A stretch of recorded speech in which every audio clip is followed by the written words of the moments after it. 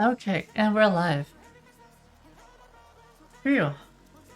Took a little bit today. Sorry for that. Alright, so today the plan is not dynamite improvements, it is a side project day.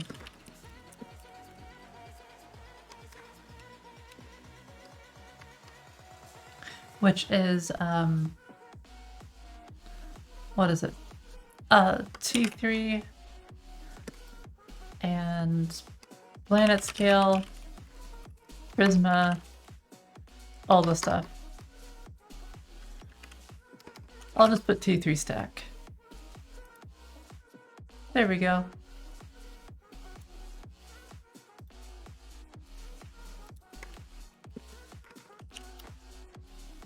All right.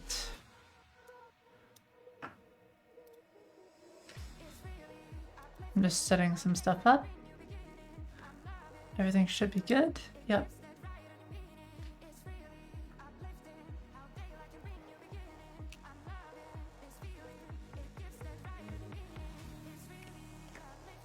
Alright, so before we jump into the side project, I want to make one small change.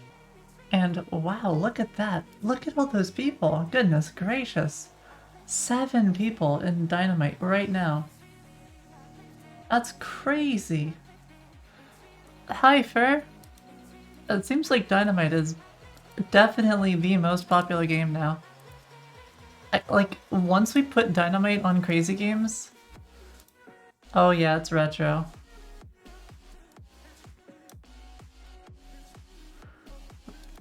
Goodness. Panama howdy. Okay. So, I'm gonna try to reproduce one bug in Dynamite, which is for the invisible bombs. After we do that, we're gonna jump into the side project, and I'm gonna spend a lot of time learning about Prisma and Create T3 and all the other stuff, because it's like all new to me, but I'm good to go. And yesterday we didn't stream because I got my vaccine, and so I was feeling a little under the weather, but now we're back. I got to rest my voice, and we're ready to go. All right. So in order to reproduce this bug, I think what we have to do is go to Dynamite Scene or something. And there's something which does like a call or something, and it's like Dynamite Move. Yeah, it's one of these. So in order to do this, I think all we do is we don't do a Dynamite move until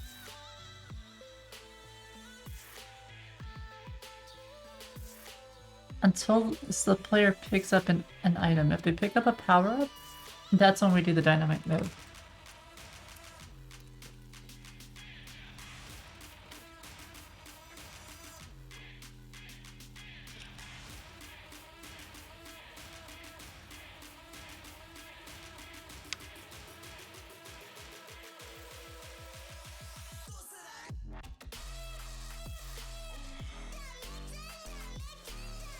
Here we go.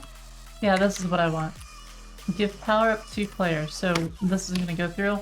It'll give the power up to the player, and I think this is what's going to cause the breakage. Hi, Green. How's it going?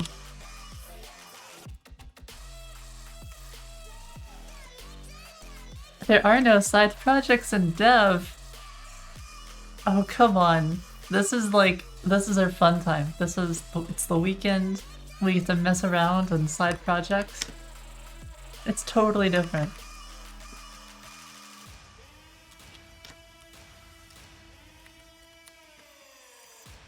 Okay, so game session ID, which comes from here.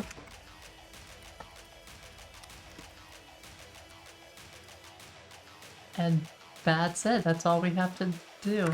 It should be very happy. This is fun time. Yes, this is fun time. It's like Stockholm Syndrome. You do it long enough, it becomes fun. No, but I just enjoy it, you know? It's kind of like after a while, you don't have to think about it as much, and so it no longer becomes this mentally taxing thing. It's just you start creating stuff, and it becomes fun. Now, we're not quite there on the side project, though, because there's so much that we're learning. We're learning Prisma, Planet Scale, Next.js. We're learning Tailwind. So there's just so much. I've got like soil in my fingernails because I got a plant over there, as you can see. Hi, Sick. Morning to ya.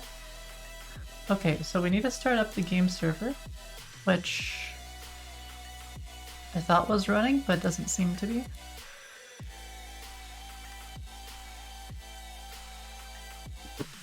Silva, morning to ya.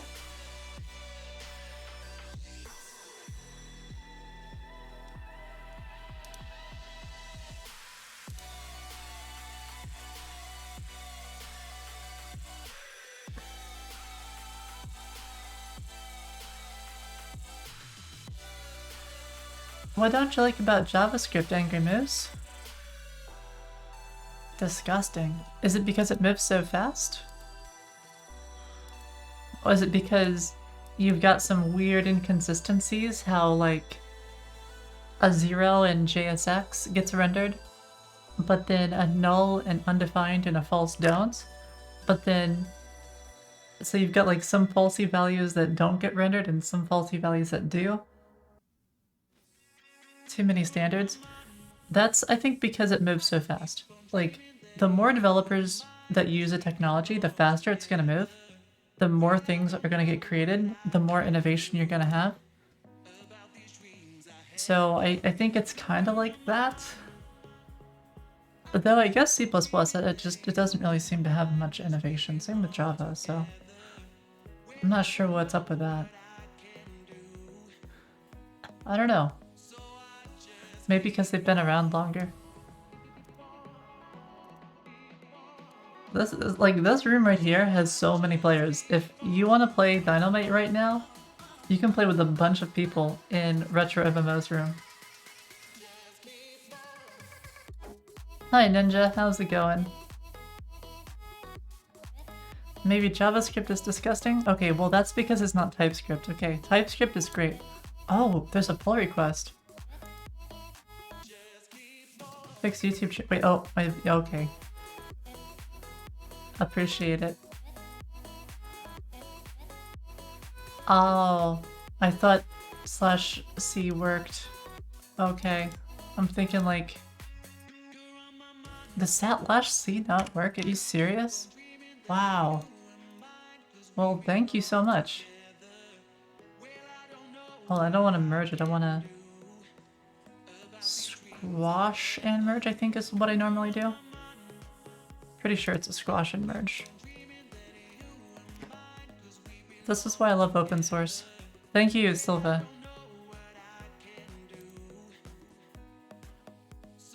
Let me see.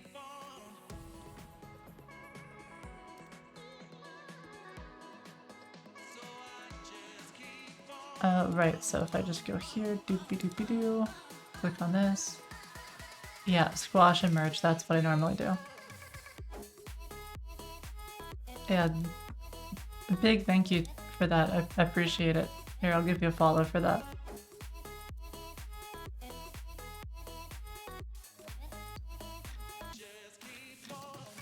Oh, we've got achievements for battleships later on. Okay, let me test this out. Oh, you know what? This doesn't do quite what I need it to do. Because I need it to do a dynamite move, but I need it to, with a very, very specific action. And that action is bomb. So what this will do is as soon as I move on top of a power-up, it's going to pick up the power-up and then it's going to immediately place a bomb. I'm just gonna one-line this just so it lost lines here. Professional fitness and full streamer? Yeah. I'm thinking about changing that. I just didn't want to do a commit yet. I want it to say professional pool fitness streamer, just because it's a little more concise, even though the meaning is slightly different.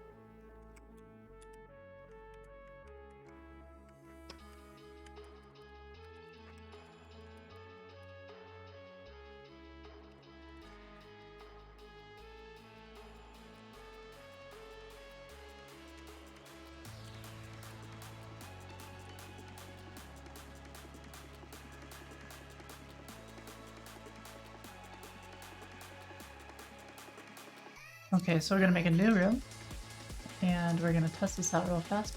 Do.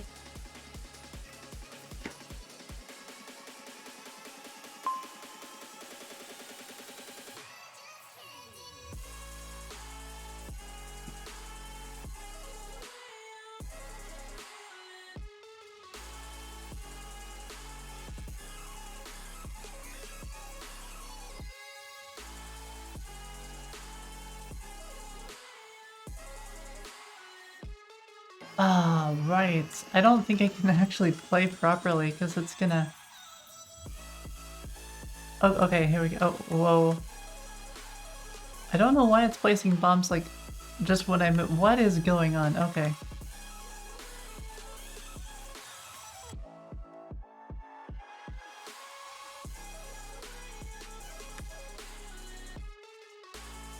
Yeah, you see that? Invisible bomb. Okay, we got it to replicate. We figured it out. There was an invisible bomb on the left, but it showed up on the right. This is good. It's good, but it's bad, but at least we can reproduce it. The odd thing, though, is that this is only supposed to happen if power-up. If there's a power-up on this tile, give it to the player. Okay, let's do this then. Console.log, power-up.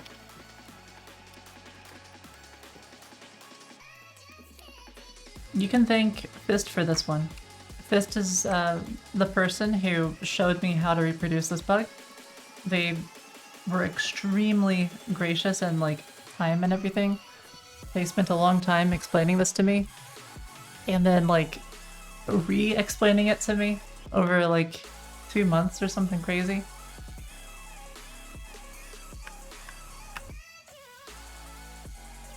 Oh, power-up can be empty. Okay. Maybe get power-up at position. I didn't realize this can return nothing. How does that work? Returns metadata power-up.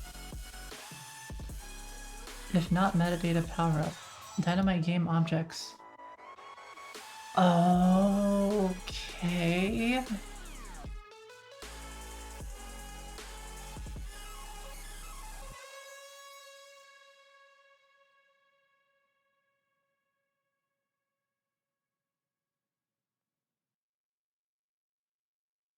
Oh, I found the bug.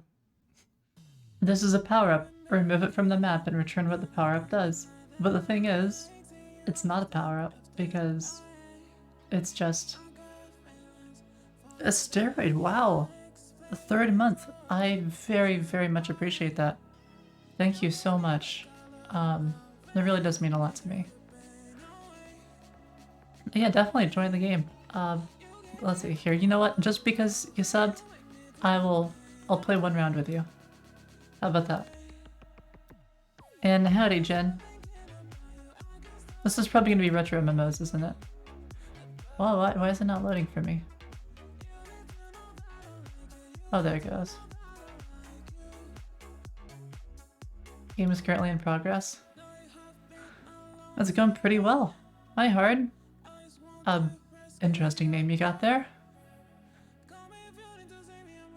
But it's going pretty well. We just managed to reproduce an invisible bomb. Of course Retro wins. This Retro over here. Just too good.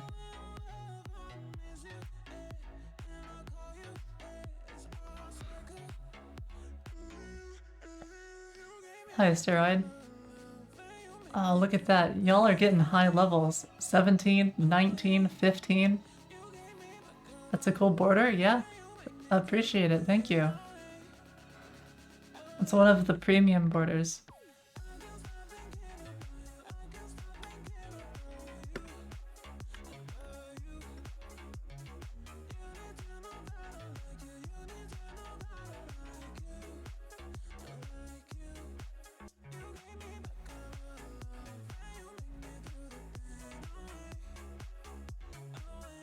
This is still really close. Did I not deploy the latest version, which gives us more space? Oh, come on, it was so close.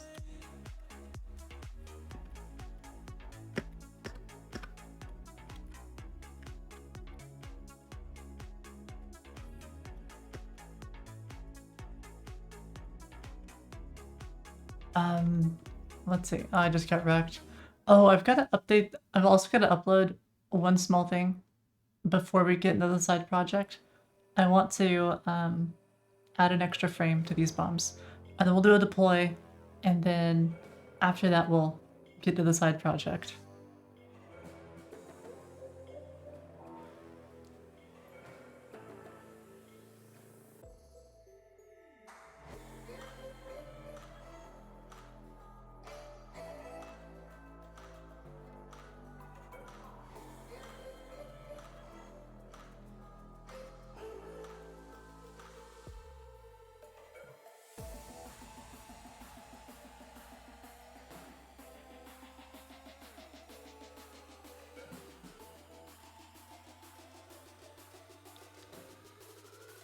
Yeah, I don't think we updated the server. Goodness.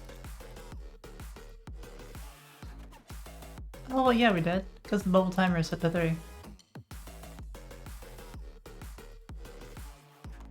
Okay, so dynamite game objects can be empty.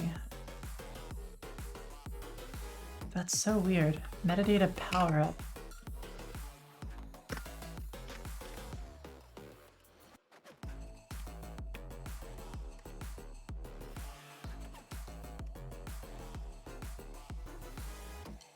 Okay, we've got to figure out like how this works.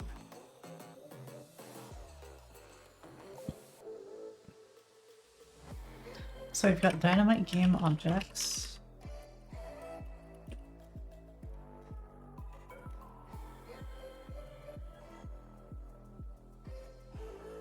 Wait a minute, what?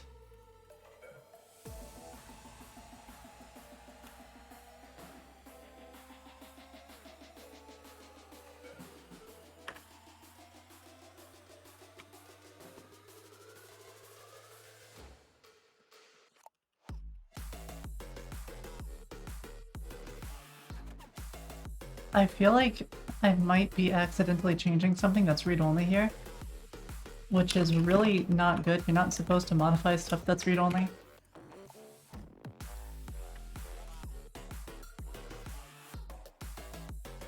I mean, this should just be as const. Can I do... I wonder if I can do this.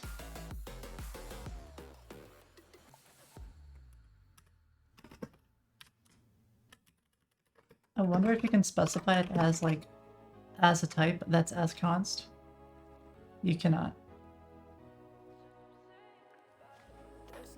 Oh wait, you can. You can do this. You can specify it as this type, and then you can say that it is read-only, and now it's const. Basically the same thing. And now it should catch me if I'm trying to modify it somewhere. Well, unless I call it inside of a function. Hi, Scientific. Hi, Jumpy Lion. I saw you play in some Dynamite, Jumpy Lion.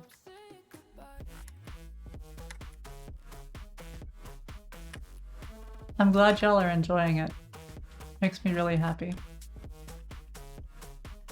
And there, we'll set that as const. Those should have been as const.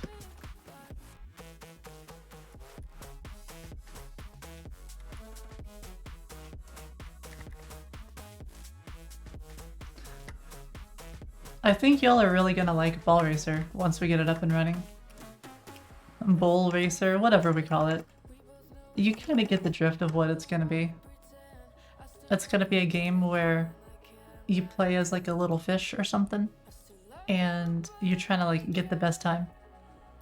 A bubble shooter on Footy, not yet. I was also thinking about what we can do to get oh, what is it? Like single player games or something on Foonie, as in like allow other people to upload games to Foonie.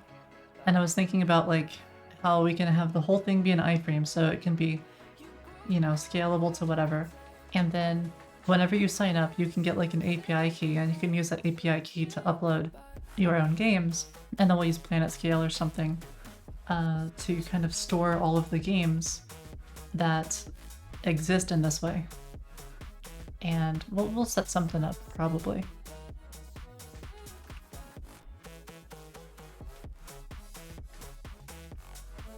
You're really good at bubble shooters? Well, we'll have to make one eventually.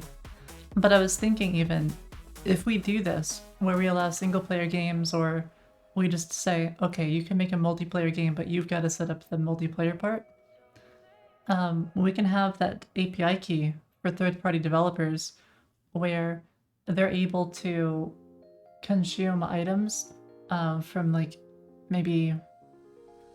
Oh, I guess we gotta be careful about that, because what happens if you have a rogue developer who says this user wants to consume all of their items?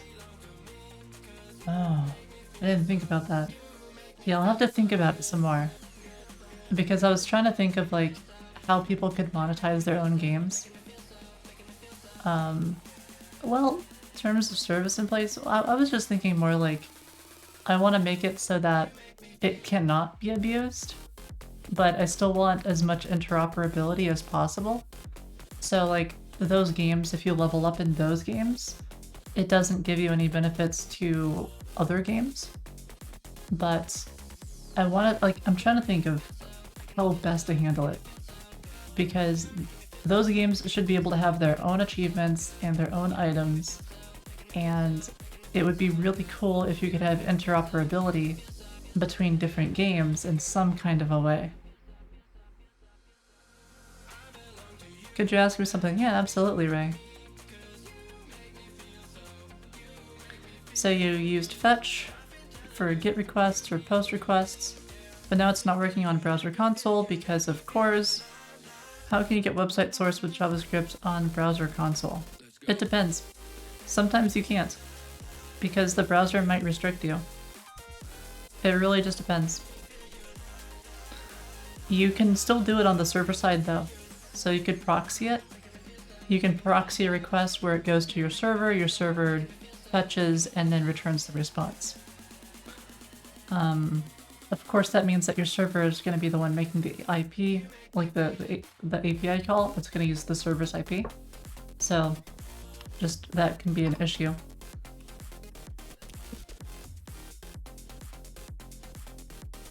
But see what headers it's returning, because it's based on the headers that it returns.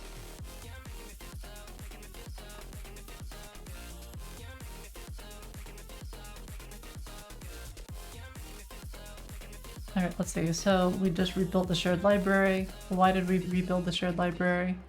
I don't remember.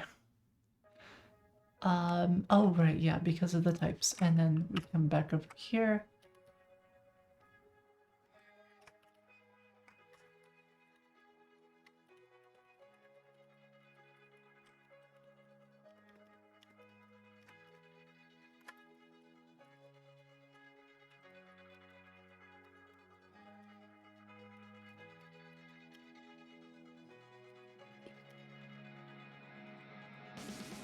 I get the feeling that one of these game objects is having one of its keys deleted, accidentally. And that's not supposed to happen.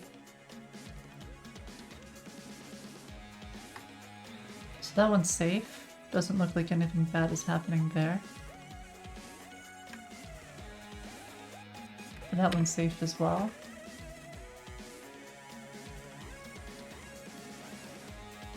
I'll need to double check that extended game objects is safe. Delete this.last game objects.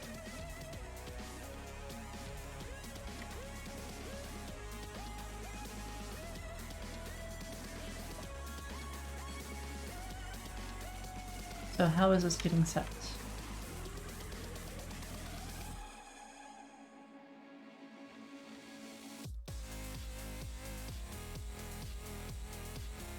Let's explode deep. That one's safe as well.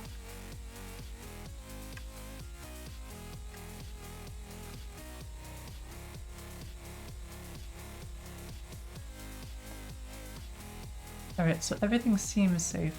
This will tell us more info about it, at least. But we can at least do this for now. F is empty. Power up. This should make it a lot easier to reproduce this bug without just wasting all sorts of weird stuff. Okay.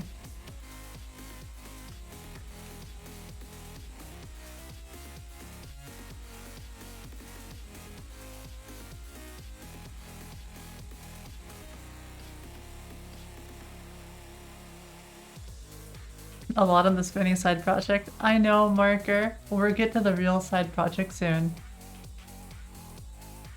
This is the thing we do Monday to Friday. It's just, yeah, you know. Oh, friend request. Oh yeah, I'm also gonna make it so that followed users doesn't show up. It's just gonna be friend requests. Or friends. Because there's no reason to have both followed and also friends. Profits, howdy! The VIP graveyard. I know, it's been one day. One day. It's already a graveyard. Goodness. What if I take like a real break? Yeah, you see that right there? We got it to reproduce. How's it going? Pretty good. Check it out, we've got invisible bombs. I'm allowed to take real breaks? I mean, if the chat has anything to say about it, definitely not.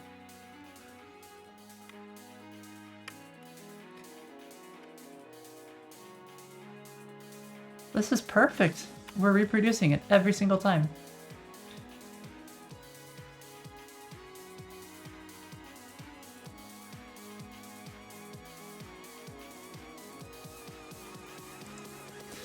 That's gonna happen because I have like an actual vacation coming up in October.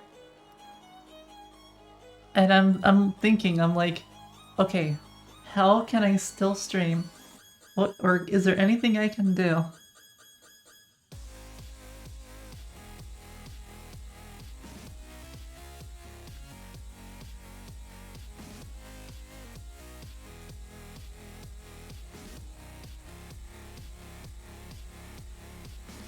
Don't give away your VIP seat. Don't worry, Profits, it is reserved. Okay, so we've got metadata at position. So what's happening is it's saying that it's an A. I'm so glad we can reproduce this bug though, thank goodness. Invisible bombs are going away. Finally.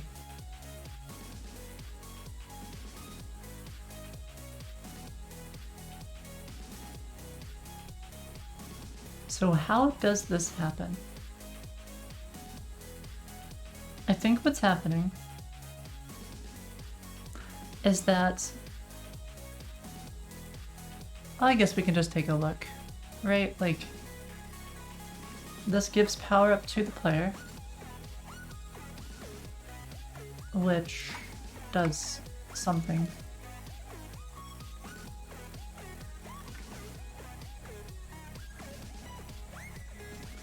So it removes the power up here.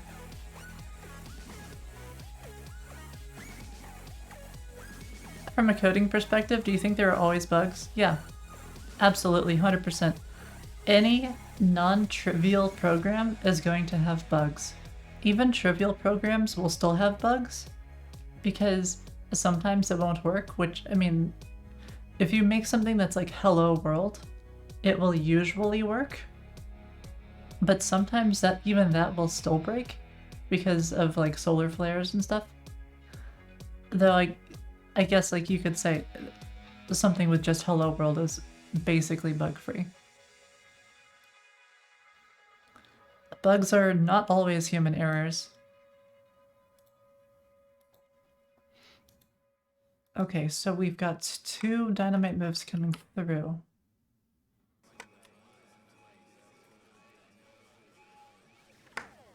I'm so glad that we can reproduce this. Like, this bug, this is the first time we've been able to reproduce it. In like 2 months.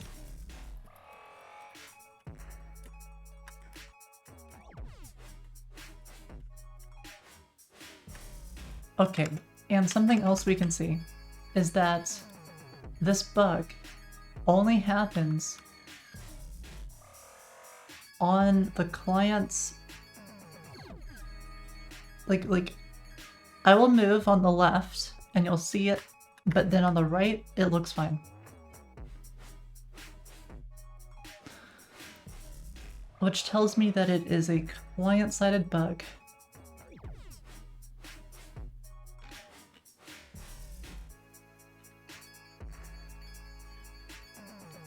Those reddish stones, they're supposed to be meteors.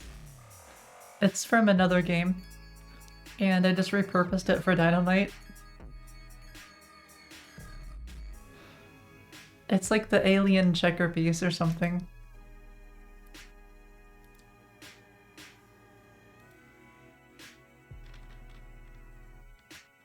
Oh, you can't even get it yet. Okay, well, it's one of the pieces for this game, just unreleased. We'll release more soon.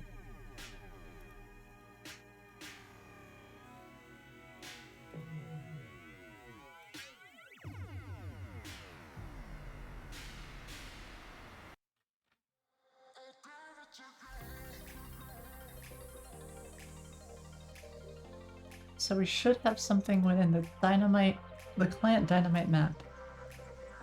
And that's gonna come through, that's gonna update the game objects. Which I believe is this.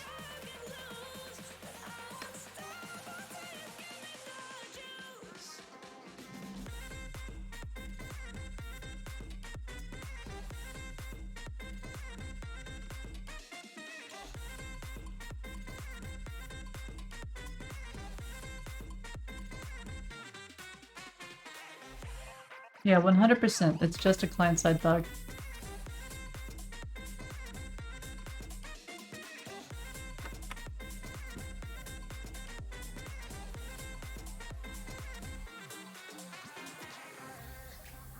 Okay, so if I loot this, what I'm expecting is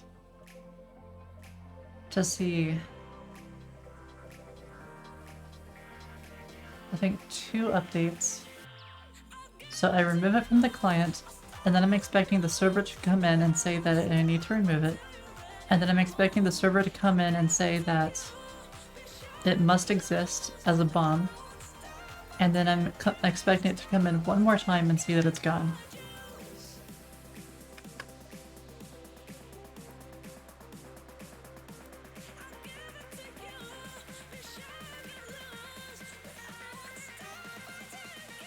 Your monitor has a line of dead pixels, but only on the left side. Oof. Hey Sean, good morning. Welcome back.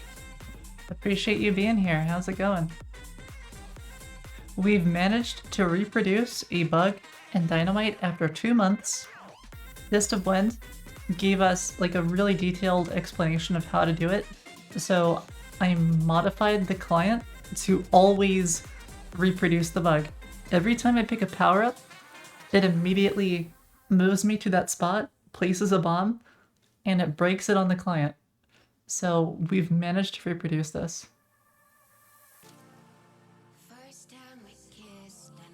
Okay, so here we go. We're getting new game objects at 6:10:0.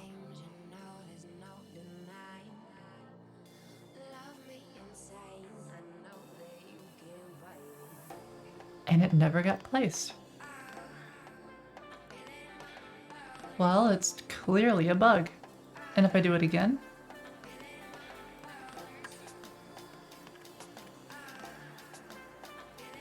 it says new game objects. and it has the bomb. Okay, we know what's going on. It just never got placed. So why doesn't it get placed?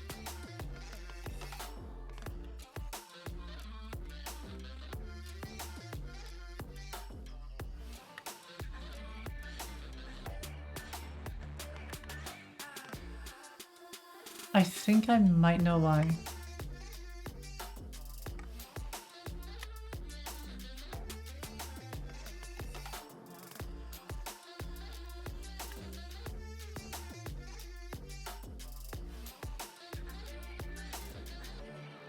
The background music in Dynamite? I'm glad you like it. Corey would be very happy. He's the one who did the sound and music for Dynamite. He just makes like really like awesome tracks. I'm so happy. Very cheerful? Heck yeah. Have you heard the chess background music as well? That's one of my favorites.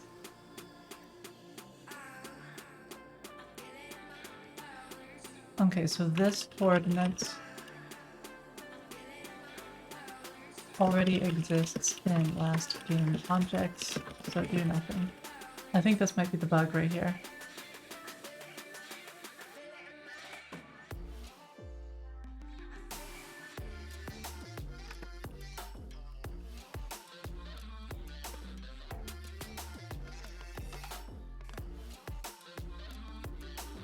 Oh yeah, I wonder if Retro MMO likes the sounds. You were dancing to the tune? Nice one. Yeah, let me know what you think of the sounds and music for Dynamite. I'm very curious.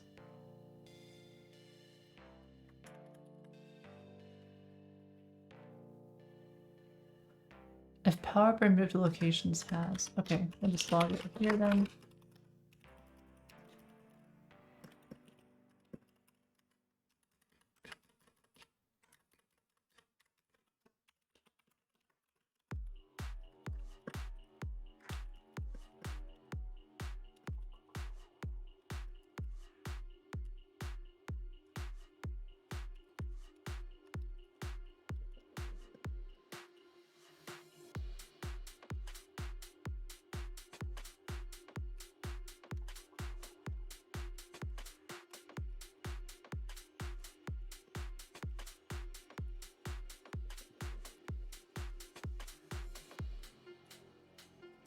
Really excited when I wake up before the sun and I can be watching as the dawn. Okay, so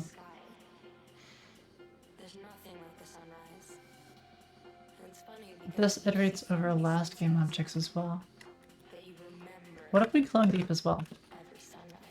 Let's clone deep the last game objects just so that we know what is really going on. This will help me follow it like mentally, because we can't really set a breakpoint very easily since this is very real time.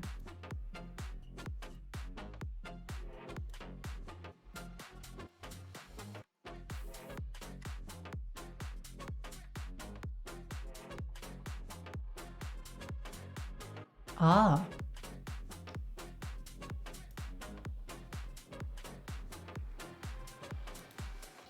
Love is an addiction. Sex is a drug. You're my dealer. Can't get enough. Take me higher. 780. Pain. Pure ecstasy. Then you take it away. We can talk later. I want you now. Don't concern yourself with the why or the how. Just one more hit. Removing power up at position. 780. Quit you. After sunrise.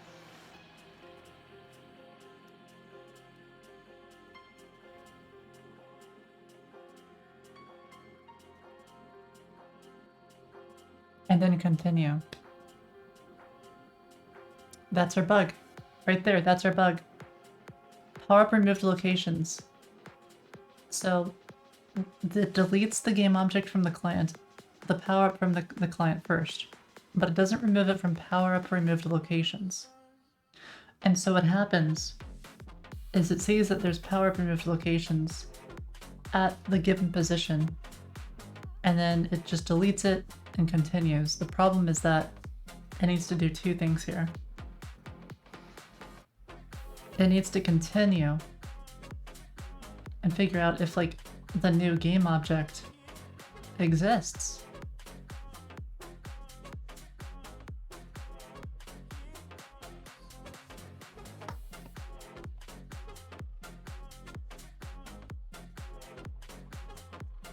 So I think I fixed it.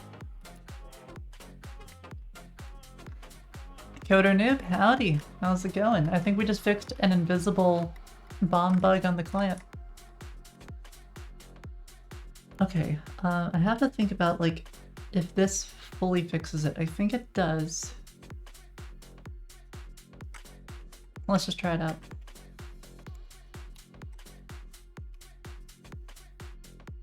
Good morning to you too, Seraph.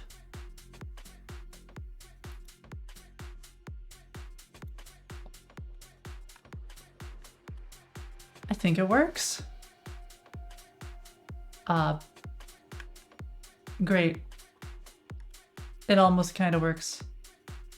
Huh?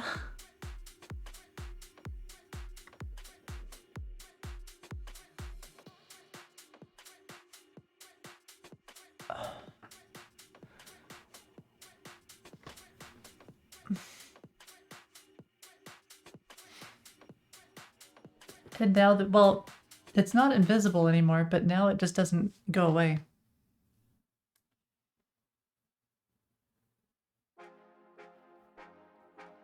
Now it shows without exploding. How is that possible?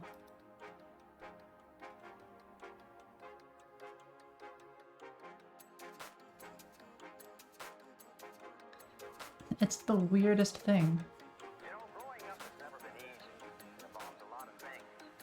I think it might be this.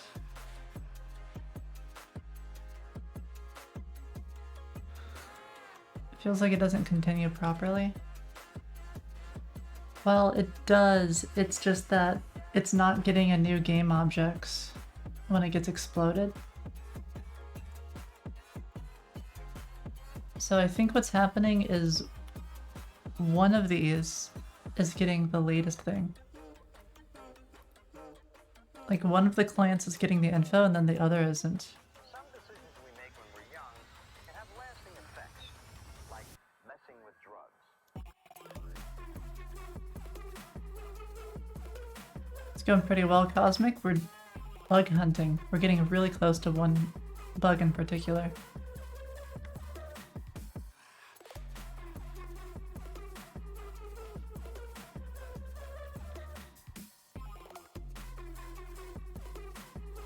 Okay.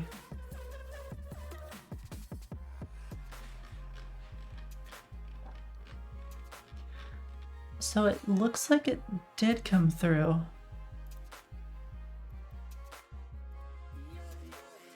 So if I pick it up,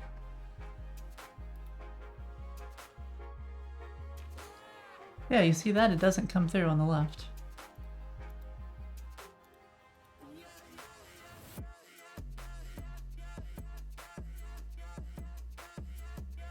But it comes through on the right.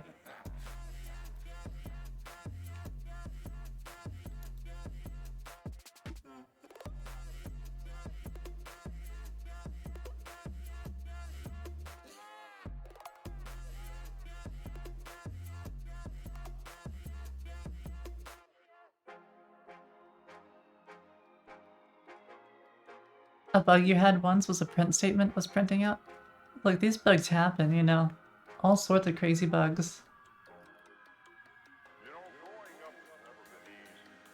Involves a lot of things. Some decisions we make I think I know what's happening. have lasting effects, like messing. I think what's happening is it's not saving the last game objects. Google wouldn't have fired you for that. Look, there are people at Google who have taken down Google search for like 15 minutes and have cost like hundreds of millions of dollars. They still don't get fired.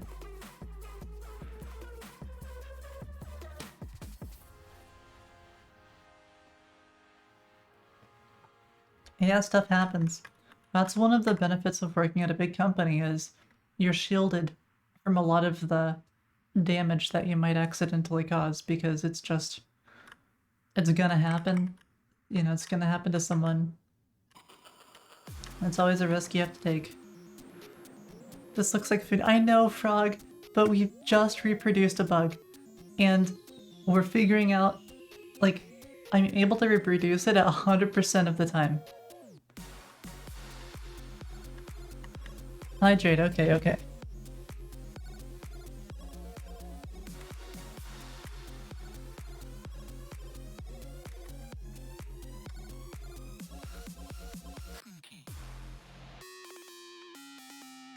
Okay, I figured it out. I know what's going on. It's because we're removing the power up at a position and then it's deleting the game objects at XYZ. It shouldn't actually do this.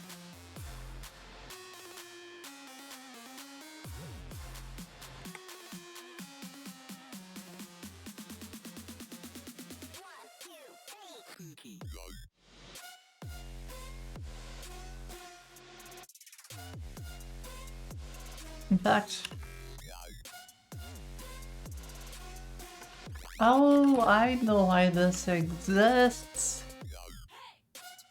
XYZ. Look, it just... Sometimes it's XYZ, sometimes it's XYZ, okay? Look, I'm on the internet a lot, and part of being on the internet means that I hear things that are not just American.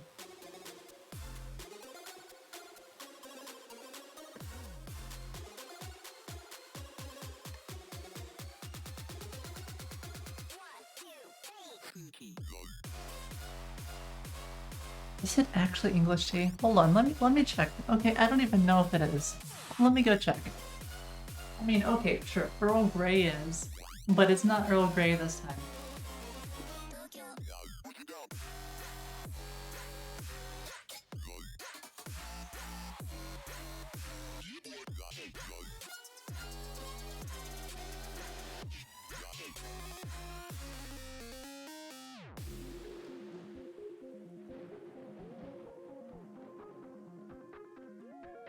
Oh look, it's not even English tea, it's Breakfast Assam.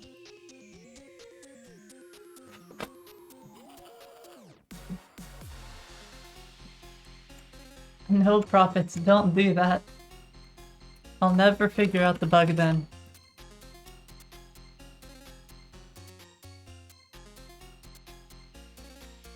Yeah, it's this stuff. Get ready to dance? Oh goodness.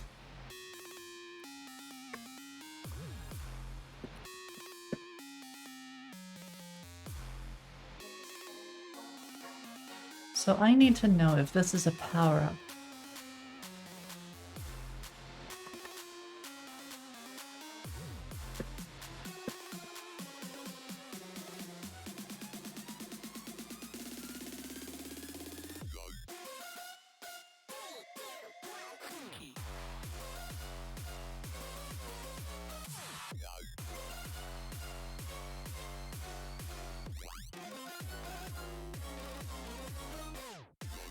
New plant? Oh yeah, you saw it? Yeah, I got a little plant. That's super cute. And I thought it was gonna be bigger, but yeah, that's a tiny little plant.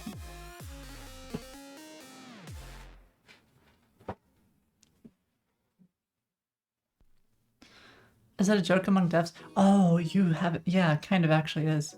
So at Google, for example, you get real used to Control-Alt-L or whatever the shortcut is for you. Because if you don't, there's this go / I don't remember what the URL is anymore. And sometimes people would sneak over and they'd enter that real fast, which is basically like a rickroll for you if you didn't lock your computer. It's like an I was here kind of thing. I never did this to anyone, but it was a thing some people did. Why not programming in C++? Because I like to ship things. And if you're coding in C++, you're doing fast code, but you're not doing it fast.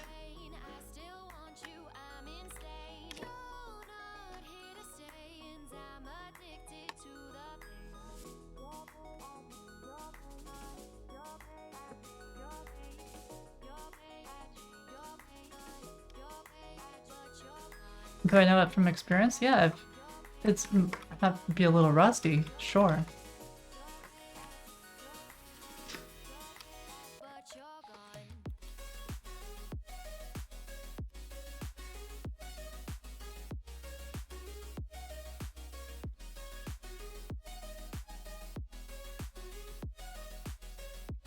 And that should be good, I think.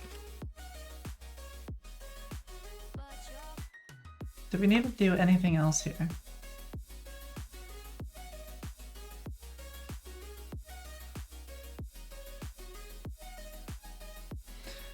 So if the power-up is removed at location, we delete the game objects bracket X, or XYZ. And then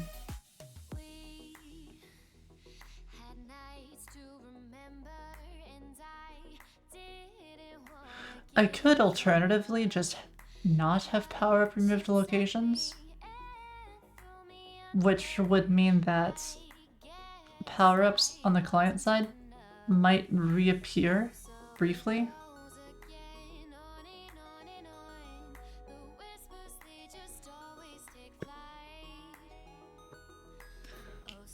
You remember playing a joke on your friend? Every time he opened his browser, it brought him to Scooby-Doo. That's awesome. He was the antivirus guy? Oh, I love that. That's so good. That's wonderful. What's production environment variables?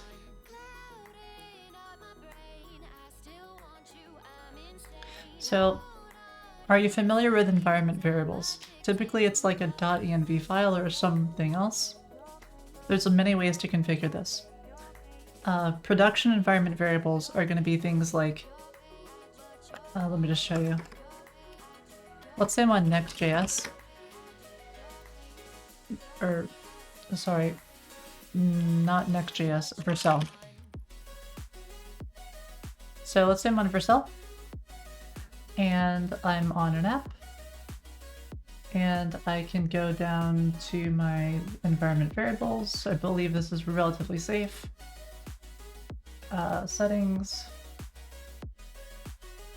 environment variables. Yeah. So here you've got different environment variables. This one's for production, development, preview, etc. You can configure some of these so that on like a staging server, which I believe is preview here, you've got certain environment variables so that you're connecting to maybe like a different database or something else which isn't like your production database. So if you accidentally do the equivalent of rm-rf or something, your production database, the thing that's alive and serving customers, doesn't go down as well. So typically you'll have like your main deployment, your production, and then you'll have a staging server where you do QA or quality assurance and stuff to make sure everything's working. And then eventually you move that staging server to production. And then you have development, which is the stuff that you're iterating on like constantly on a day-to-day. How many tickles does it take to make an octopus laugh? Ishan, I would have no idea. I'm guessing 8 because they've got like 8 arms or however many arms. Not sure. Goodness gracious, 10 gifted subs. Thank you so much. Yeah, that's amazing. You're almost at 250 now. Thank you very much. Wow. I'm lost for words. Thank you. Great explanation, environment variables. Appreciate it. On April Fools, you did the same. Firewall rerouted them. Oh goodness. They totally fell for it, gents? That's terrible. Good way to get Bitcoin though. Used to make games with the Unity Cutlass. I think that's pretty cool. I really want to learn Unity at some point. How many points for me to wear a Popeye's biscuit hat in cosplay? What the heck is that? Please tell me this is not a thing. No. This is a thing? Okay, we could, I don't know. If chat figures out a good amount, maybe we can set that up.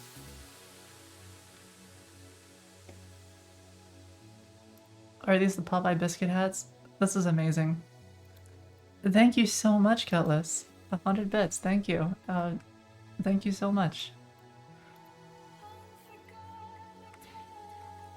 And welcome to the chat.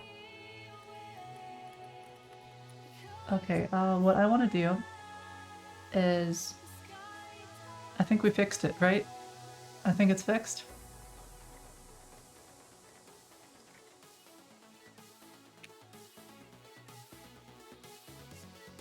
Yeah, this is a good point, Frog. Why wear a Noogler hat when you can wear a Popeye's biscuit hat? I mean, one of them you can eat. I don't know how you'd eat the biscuit hat, but I can definitely see how you'd eat that hat. But it would take a while. So it should hopefully work. Oh, finally, it's fixed. The head shave. This is not a thing. This is not a thing, Prophets. I'm actually going to the salon in a few days. The first time in like a year and a half. So expect my hair to change a little bit.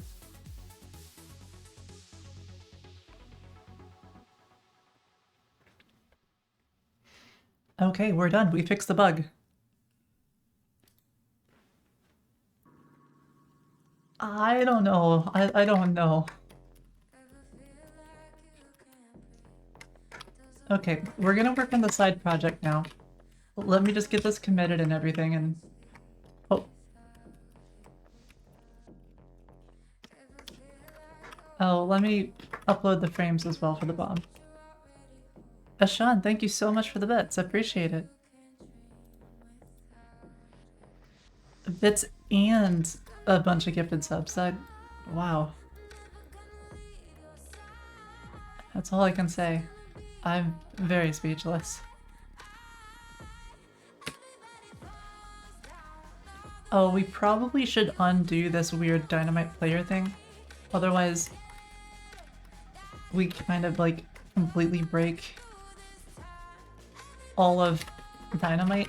You can't really play if there's no API calls being made, so let's just undo that real fast.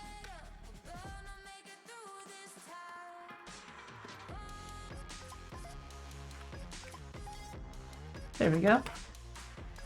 It will be soon, James. I just need like one change. Just one more thing. We're almost there.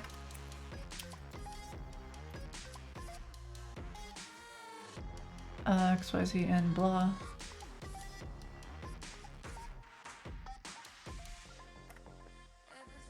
Okay.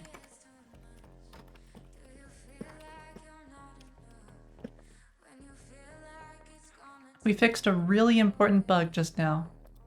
There are no more ghost bombs.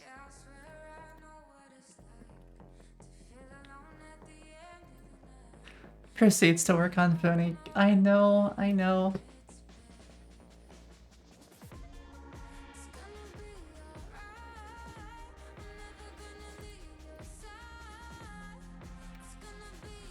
We're almost done.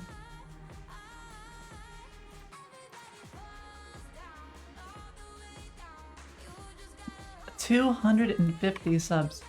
250 gifted subs. Goodness. Thank you, Ashan. Is it Whizzle too? It sure is. Okay, I think this is everything we need. Which is 1, 2, 3, 4, 5, I believe.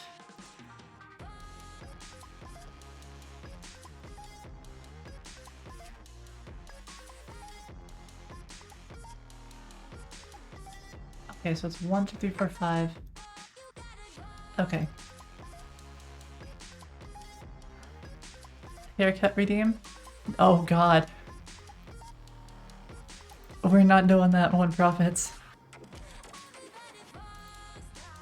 What, you want me to like actually look like a squirrel? Hi, Array. Welcome back. Didn't realize you were one off. I appreciate it, Ashan. Thank you. Okay, so 1, 2, 3, 4, 5. Go back over here. Design. We're almost done. As soon as I finish this, I promise we will do the side project.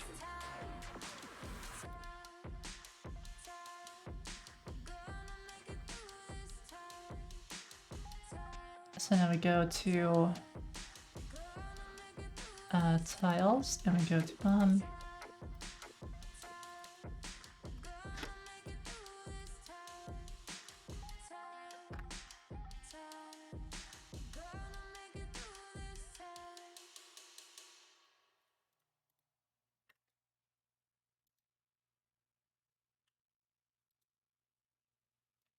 Oh, you meant Whizzle to Whizzle is as bad as sequel to Wait. I could call sequel Squirrel. No, we're not gonna do that. Is Whizzle good? It's pretty good.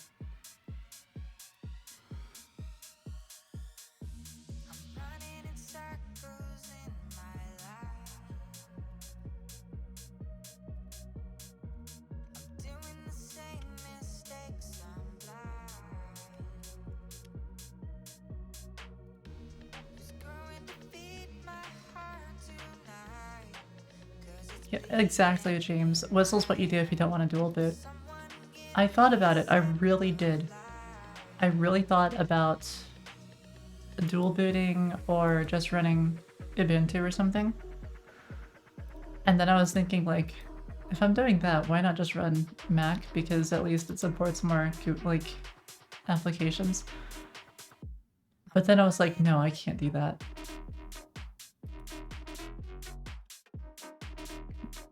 I like Linux too much to do that. You don't get the hate? It's not bad, but I like having a custom computer. With Mac, you're really locked in a lot, and you pay a huge, hefty premium for that.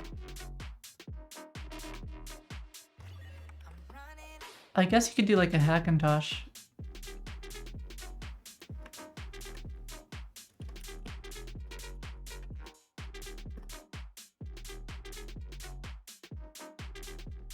Let's see. So, add extra frame to buttons.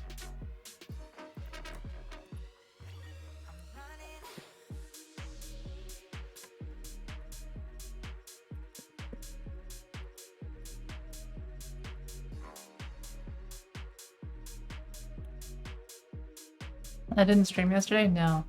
I was busy getting my vaccine. And, well, I got the vaccine like day before yesterday, right after the stream. And so yesterday I was just under the weather and there's no way I could have streamed. I would have been a bore to watch. I was just like sitting there, barely staying awake. Busy buying the plant. Actually, I had that shipped to me.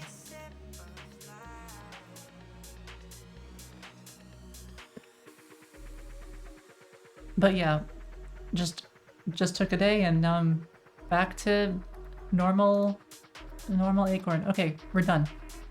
Let's go ahead and deploy and work on the side project.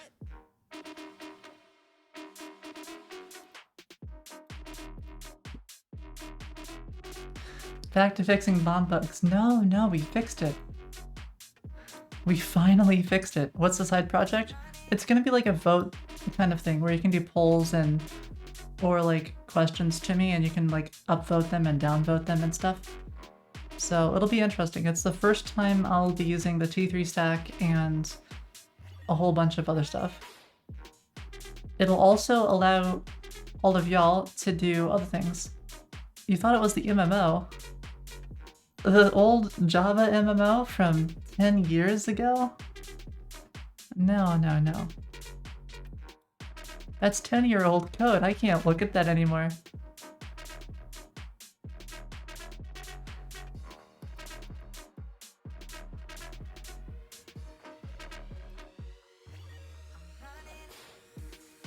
Let's see, what is this?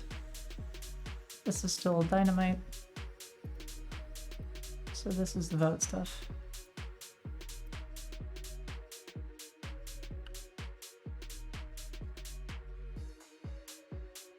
Exactly, Array. Hi, Nex. I see you join as soon as I start on the side project. How's it going? How come I'm not using Linux with Wine? It's tempting, Cosmic. It's tempting. It's just that, like, applications, they work on Windows. Just started? Yeah. We just fixed a bug on a Dynamite, actually.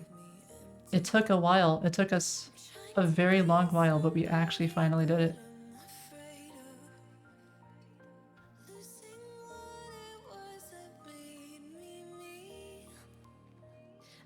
Linux has gotten much better.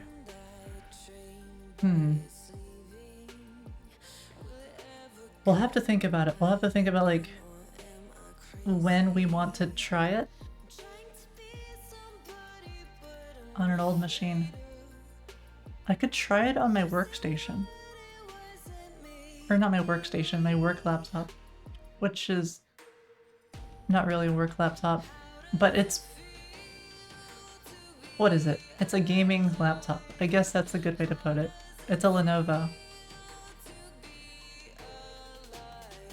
DevTools, yeah, far more reliable than on Windows. This is totally true.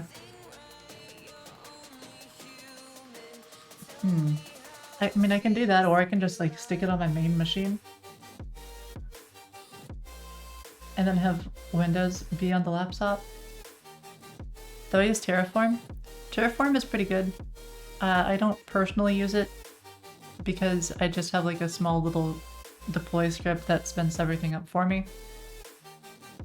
Is my tea cold? No, it's still pretty warm. Almost all apps apart from Adobe work. I need Adobe Photoshop though. But I normally run a Photoshop inside of a VM anyways. So maybe I could just continue running Photoshop from a VM, not run it from just native anymore. Just stick it back in a VM again and call it a day. It works well enough.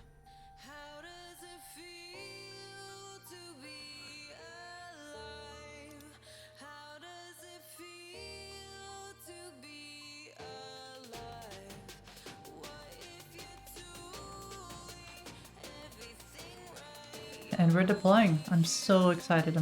I hope that this fixes out all the bugs.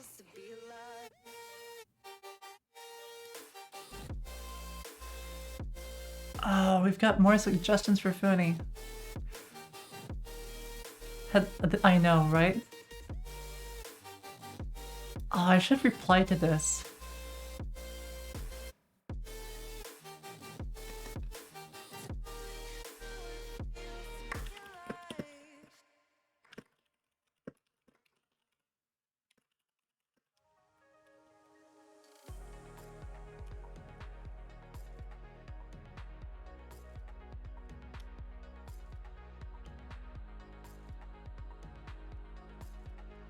Alright, how's that? Is this a good enough reply?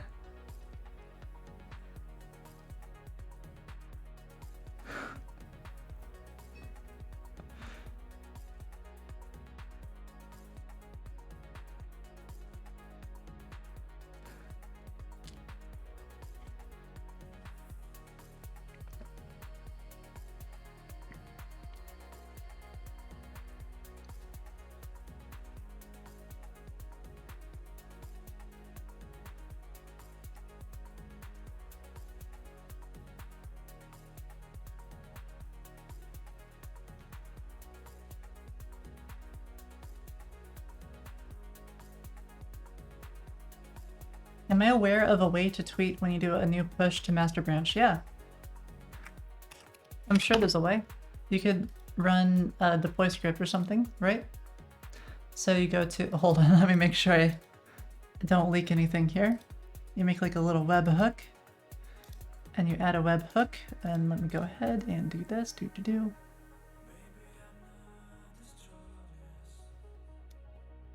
So here you go. You're gonna go here to settings, webhooks, and then they will send a post request to the URL below.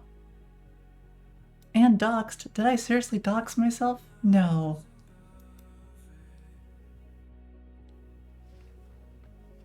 Haven't made your project yet? Guess you need Kubernetes? That's the spirit, Nex.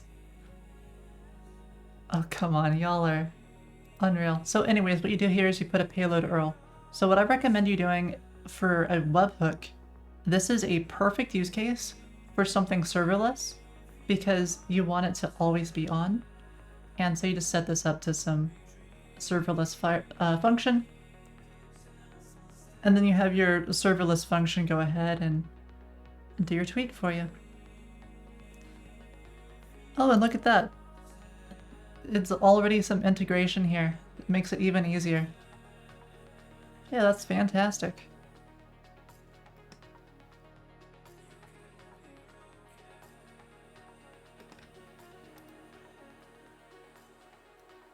And deployed. Okay.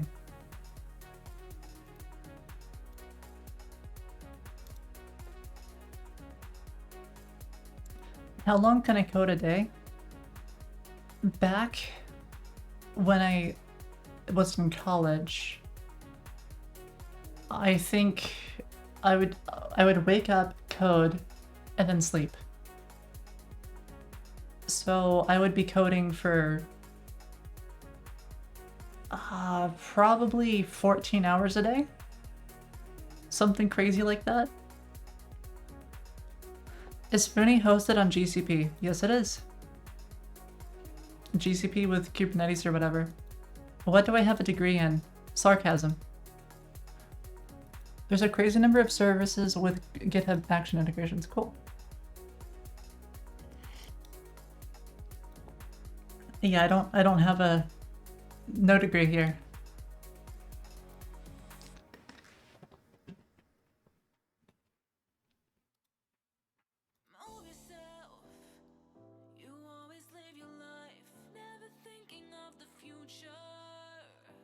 Any thoughts on GCP versus AWS? So I think GCP has less confusion, like it's easier to set up. AWS can be a little confusing. So it's probably going to be a little less frustrating, but it's also going to be more limited. AWS it's very, very flexible, but both of these have a very expensive egress, meaning that it costs a lot to like outgoing bandwidth. So like downloads from to your users and stuff, it's expensive. So just keep that in mind.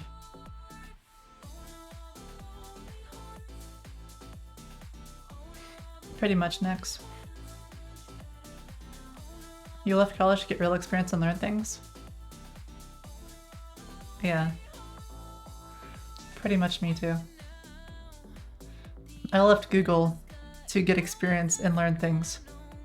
Not quite. You learn a lot at Google, but I feel like for front end and all this other stuff, the learning is just like so much faster when you're just working on big projects and stuff. At Google, there's a lot of internal tools, so you have to learn the Google way to do things, and it doesn't really transfer outside of Google. So inside of Google, you've got Spanner, but still, you've got I think a couple of other databases, but I think Spanner's like the really big one. You've got Borg, which is kind of like Kubernetes in a way, but it's a little different. You've got the internal CLs, which is similar to pull requests, but a little different. You've got Blaze, which is similar to Bazel, which nobody actually uses outside of Google. I mean, I guess maybe a few people do. I broke away from being Googleized, basically. And Tmunk, are they better than... ooh, they look fancy. Is Tmunk better than PSource? So this is what I use currently, Ashan. I mean, this looks fancier. I do like the way it looks a lot. Everything is in like $750 for that. That's expensive.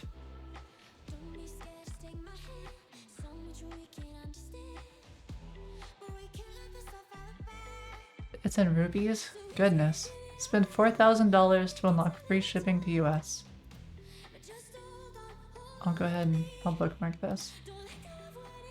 I know it's not dollars, come on. Giving you a hard time here.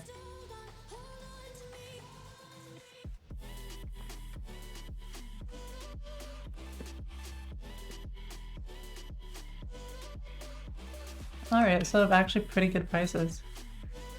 Do you know how they compare to T-Source?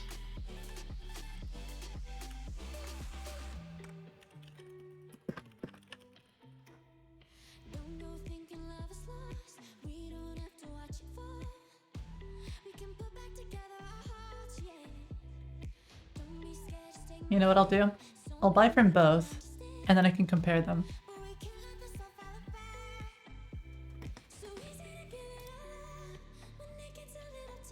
So let's call this start.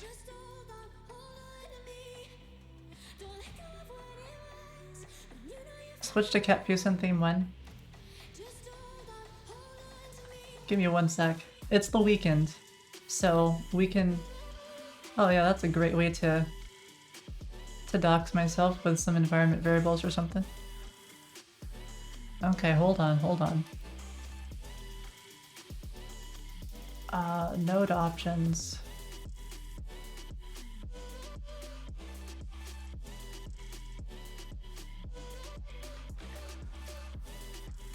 Oh, no wonder it's Mocha. I was like, where's my NPM stuff? That's what I wanted. I think I want dev.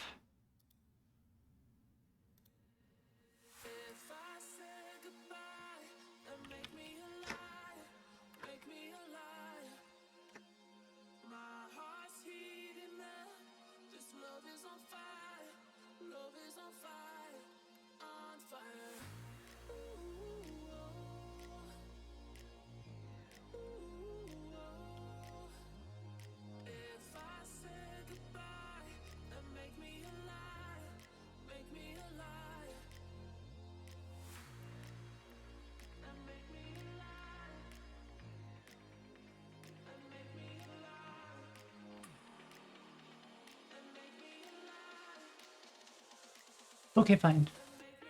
Actually, hold on. There is one thing I want to use. Oh god, I don't know what it's called though.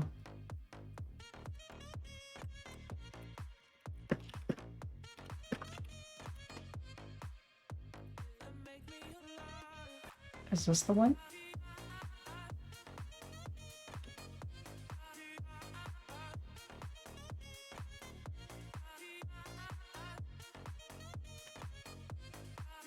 I want it to be like the one that like burns your eyeballs. It's like super duper red. And I don't know what it's called.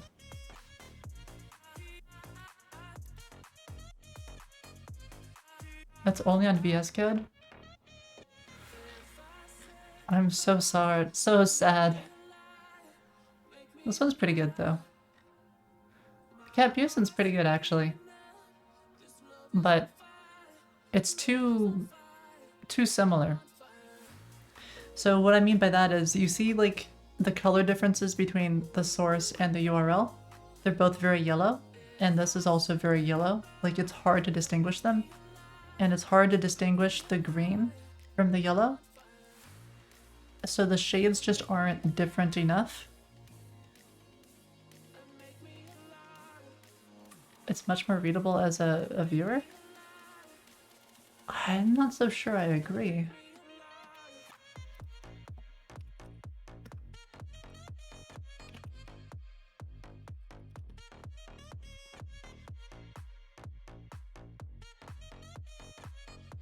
I'm not a viewer. This is true. Well,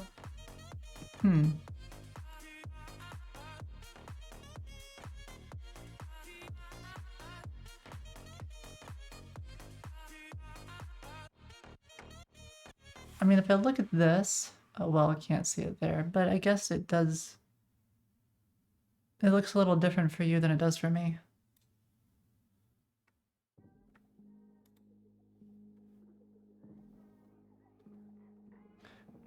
But this one seems pretty good. It's not compatible.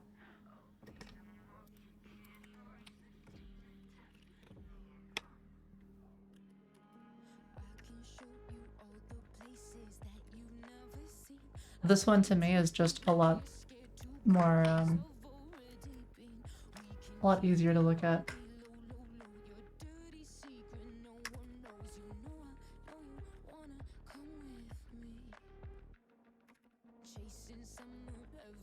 This is Webstorm. Similar.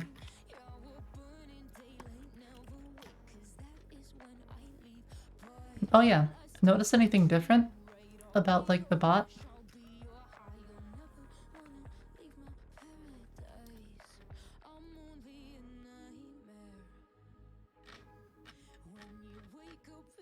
Yep, I changed it.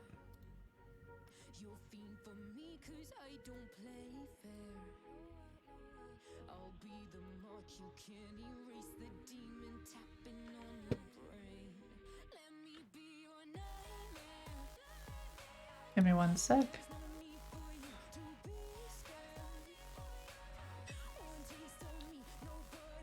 The dev of Fossabot is really cool. I'm glad to hear that.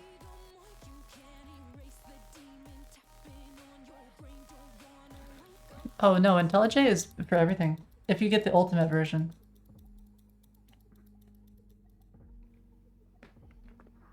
Well, not quite everything, but most things.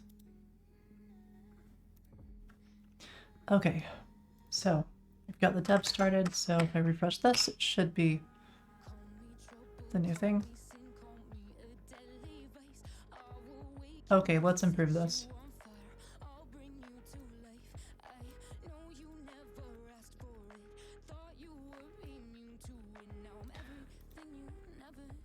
So, I need to look at the... Probably need to remove this. I just don't know what I want there. Have I gotten the hang of TRPC and stuff? We're about to. Today we're gonna work on it. Dashboard team projects, let's go there. Why is this over large?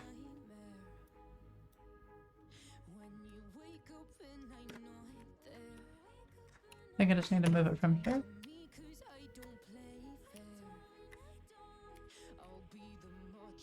A dark nav bar. I don't think I've used dark nav bar.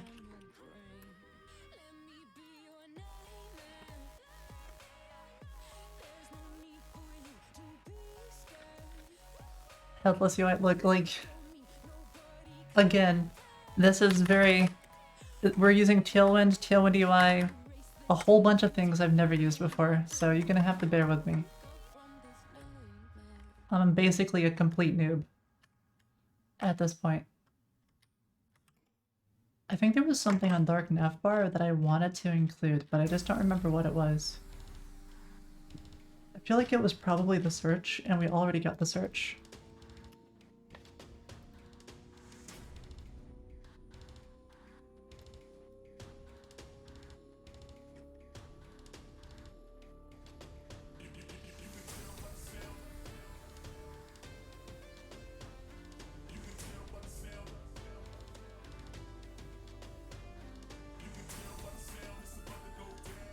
What am I building again?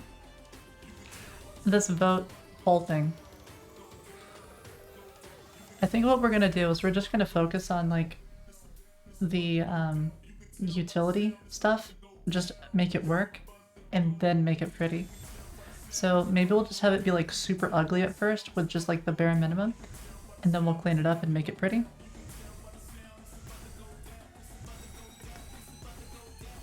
I think that's what the design book said to do.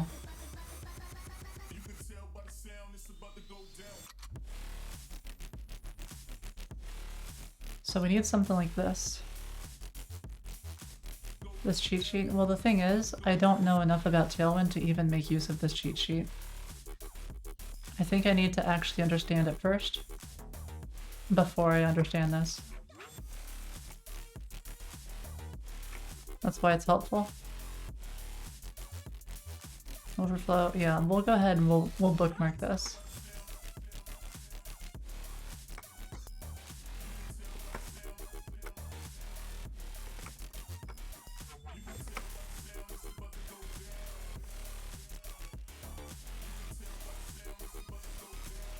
Vanilla CSS but shorter. Yeah, I mean that's what I thought of with it anyway, so it makes sense to me. Wait, we need Tailwind UI. Does Tailwind UI have a dark mode? Because that would be fantastic.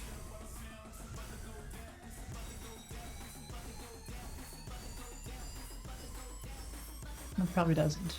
It does not. That's unfortunate. We'll just move this over here real fast.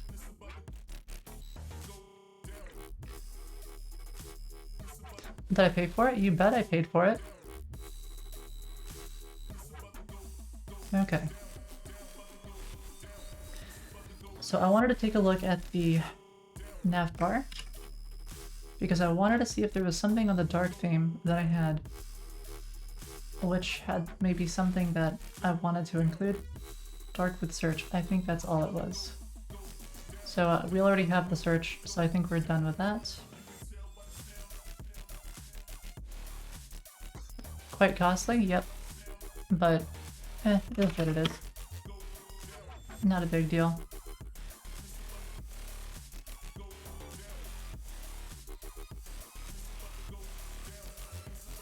Alright, so I think I wanted a button somewhere.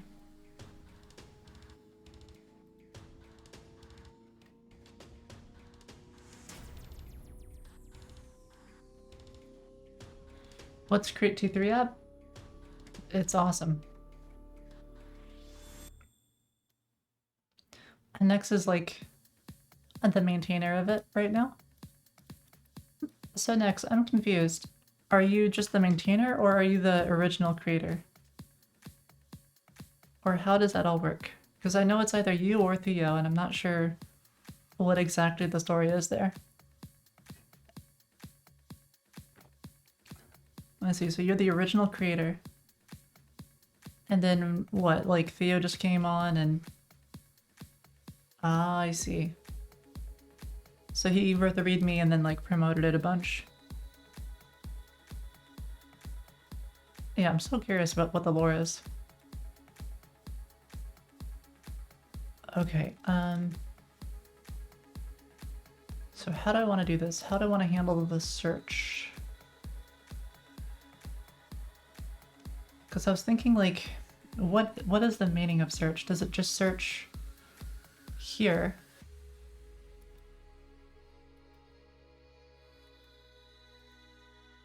The Acorn Congress? Basically, so y'all are the board members. Y'all are the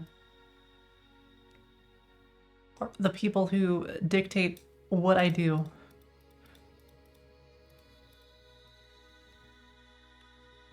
Can you you can't fire me, okay? I have veto power. Only way you could fire me is if you voted to fire me and then I agreed to it. And why would I do that? A dictatorship? No. Okay, so we need like an about. I guess I don't really need an about, not yet. We'll just have...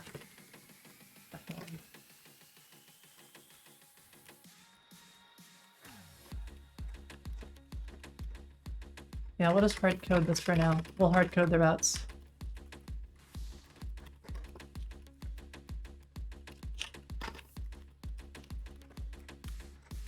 So, okay, what all do we need? You vote to remove that rule? Come on now. Remove veto power? Okay, well, once we finish the project, you can start voting and stuff. And making polls. So we're gonna have... We'll have Home, we'll have Acorn 1010, and Fooning.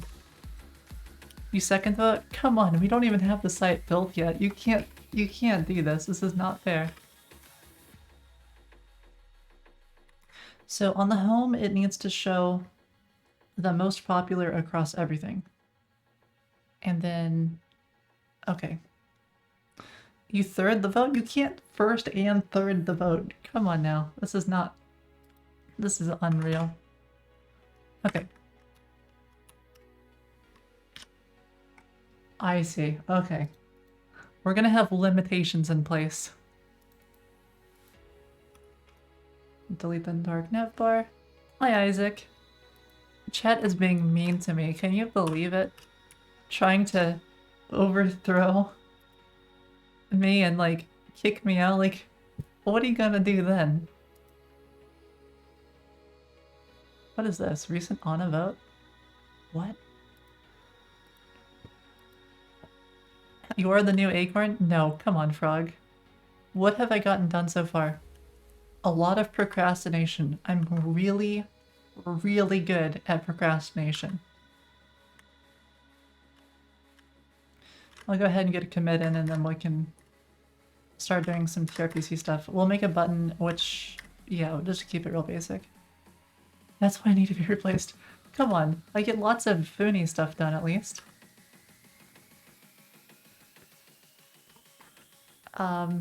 So what does this do? Add a napkin. I guess that's all we did.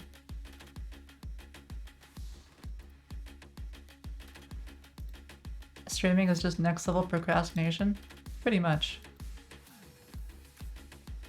Not even coding in Fortran. If I code in Fortran, I'm never going to get anything done. You don't want this. Or maybe you do, and I just don't know. Okay. So I think for now, until we surface stuff, we'll have home actually just show the different routes that we can go to.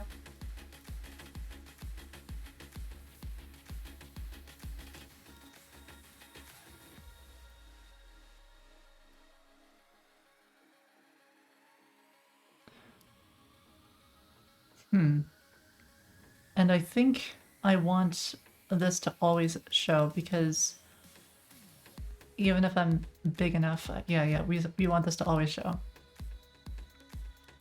I just code for entertainment value. No, I code for all sorts of value. So that would be under the nav bar.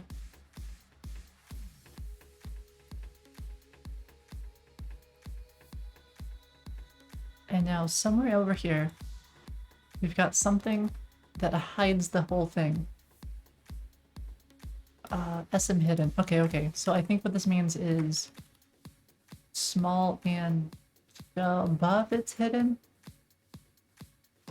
or something. I'm not sure. I don't know what SM hidden means. What am I making? A mess. We're doing a side project today, so you can follow along by going to GitHub. Have I seen this? Yes, oh yeah, I've seen this. Hold on. You can follow along here. It's my really awful GitHub repo. It'll be better. I don't know why it says it's failing. It's not, how is it failing? It's just all checks have failed. That makes no sense.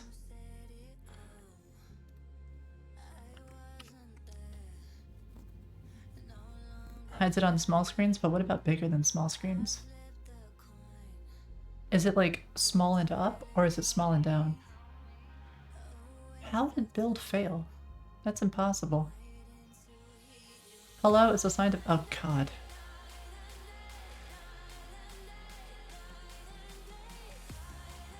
Okay. And this is why chat is voting to fire me. Look at that. Oh wow, what a deal. 1017. Please don't buy boilerplate.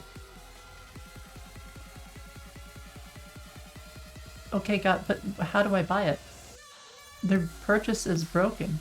I want to buy this. I have more money than sense. Where is the buy button?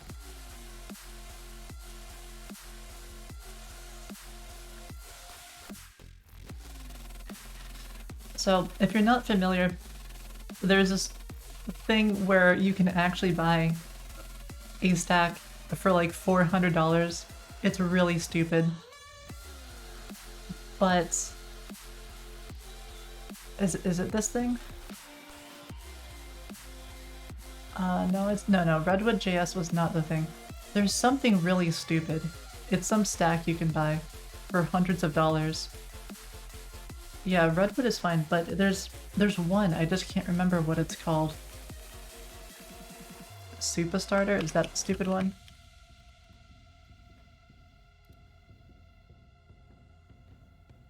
Oh god, this is stupid. No, there's something even worse than this. This is stupid, and you shouldn't buy this. But there's one that's like a couple $100 and it's super ultra predatory.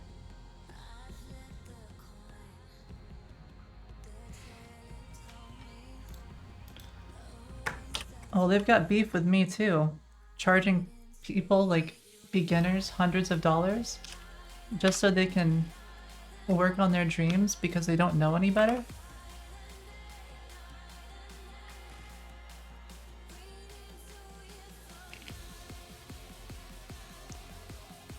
Okay.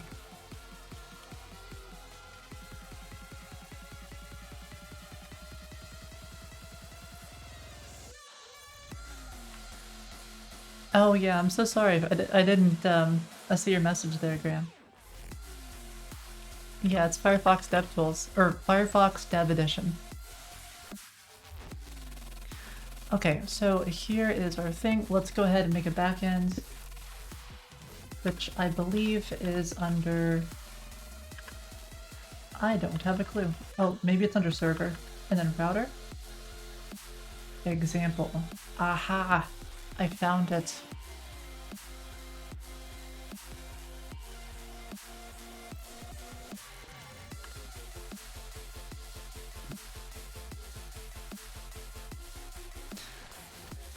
Okay, so how does this all work?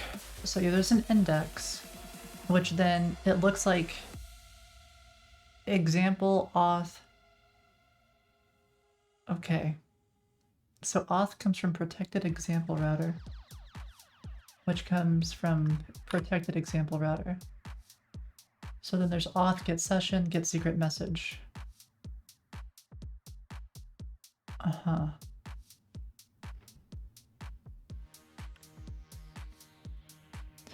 Is backseating from non-maintainers allowed? Absolutely, Daniel.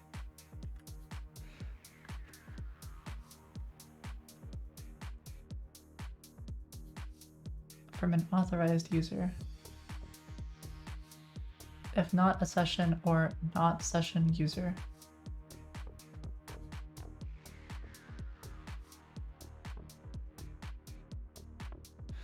And then eventually I will learn how all of this works. Hey Chowser, how's it going? Sizzy? Oh god, this is disgusting. The browser for web devs? No, this is the browser for dumb people. Oh wait, no, sorry. No, this isn't. I was thinking framework. I was thinking the $500 framework. I don't know what this is. Bedrock. That's what I meant. No.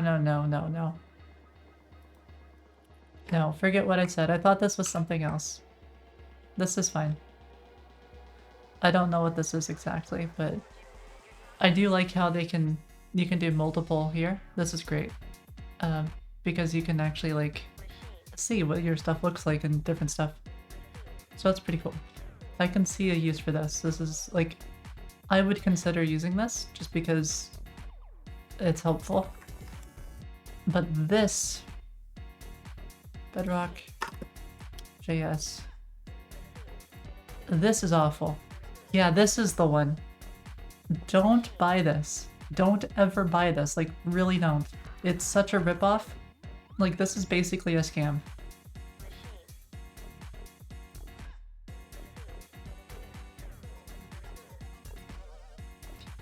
And a lot of the time, you don't even need GraphQL. Because GraphQL is gonna... It's more designed for, like, large projects where you've got multiple teams and... Oh, God. You don't even want this. It's just not...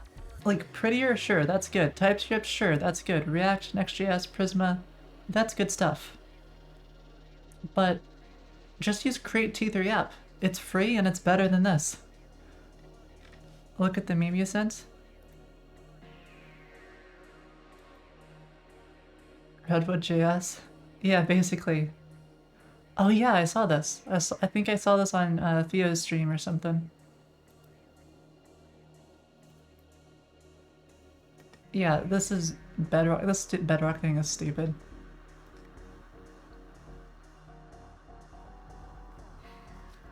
Saved yourself some cash? Oh, please tell me you weren't thinking about actually buying that thing.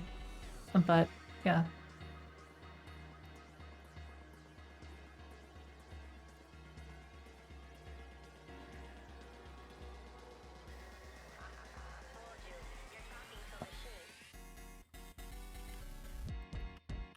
Okay, how does this all work? What is context and...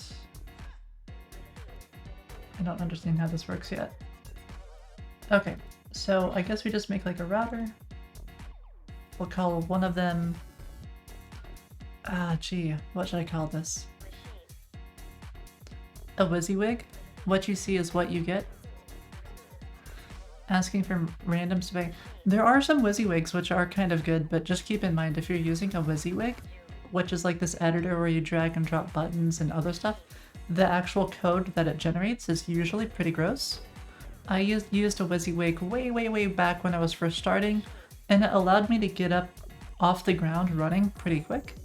I would kind of compare a WYSIWYG to kind of doing like the more MUI kind of thing, where they give you all these components, and it's really helpful for someone who just doesn't know a lot, or is just trying to get off the ground and they don't know how to create their own button, or they don't know how to create their own card or other stuff. So maybe it's a little easier to get something out there. Whereas with something like Tailwind, it's a little more in the weeds, but it's far more customizable and it can get you farther. Kind of like that. A WYSIWYG is going to get you pretty far, and you don't have to know a whole lot to get there.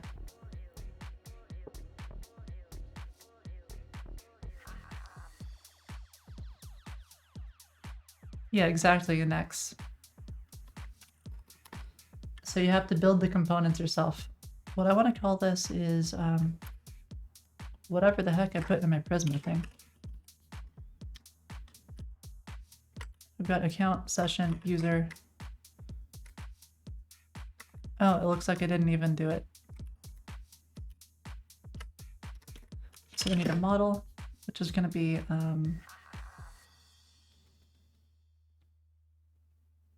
I guess like a thread.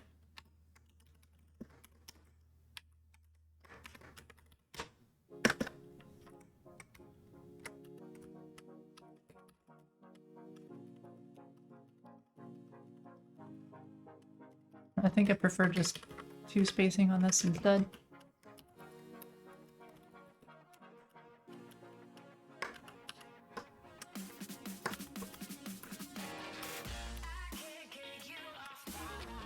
What do I think of using Angular to create games?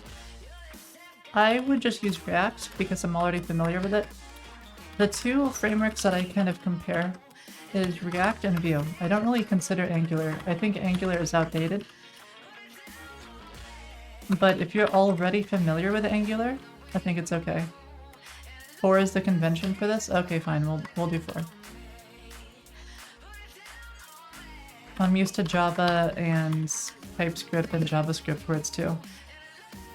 Yeah, I wouldn't consider actually learning Angular nowadays. If you don't know it, don't bother.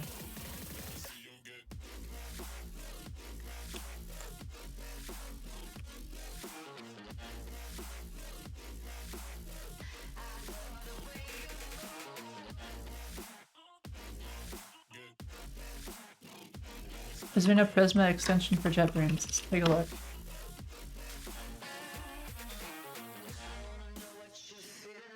Oh wait, I've got 2 of them.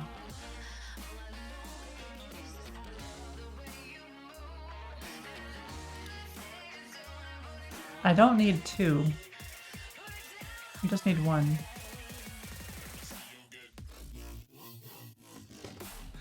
But I think it's not as good as...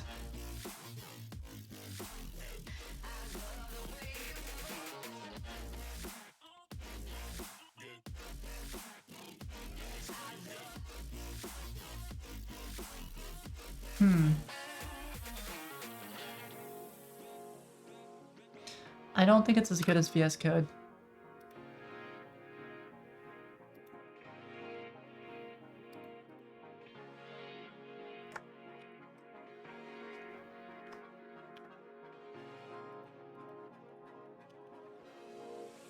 Remove Prisma. Wait, hold on. So just Prisma and not Prisma support? Okay.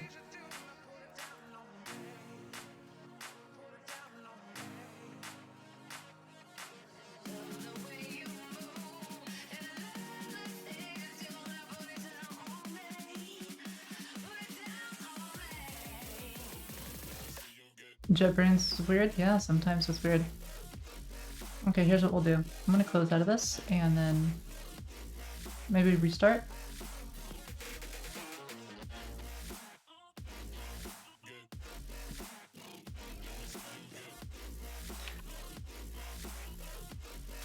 This is, again, one of the things, right? Yeah, we'll restart it, Sean. This is one of those areas where VS Code is better. It's got better plugin support because it's got more developers and stuff working on it.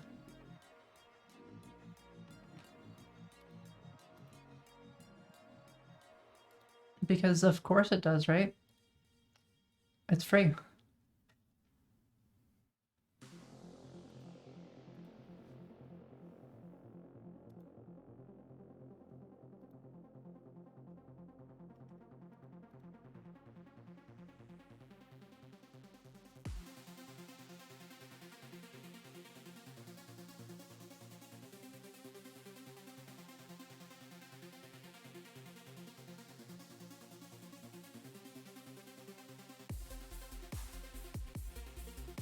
Okay, so what do we actually need here?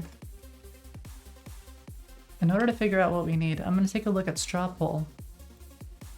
And that's going to influence the way I want to build this model.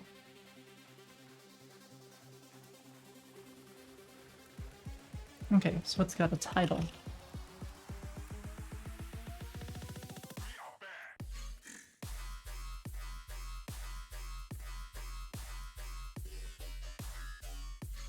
Which will be required. I think it's just a string, right? It will auto format? Okay. Okay. Description is optional. Which looks like it's another string. Is there a limitation on if you hit auto formats? Okay, if I control del it auto formats. Cool. Hi Dan, how's it going? Or Danny boy? Alright, we are working on the side project today. If that wasn't immediately obvious. Alright, so what are we unique on? We are unique on... well, really just ID, which means I don't think we actually need this.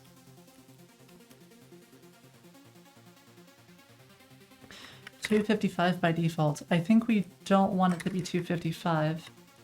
We want this to be DB text. That way it's not limited to 255 characters. Okay, so it's optional and now it's no longer limited. Okay, voting type. Multiple choice, image poll, or meeting poll. I kind of want to use an enum here, but I believe with enums in MySQL, anytime you want to add an enum value, it has to redo everything. So adding to an enum could be expensive. I'm not sure. Is it expensive with planet scale?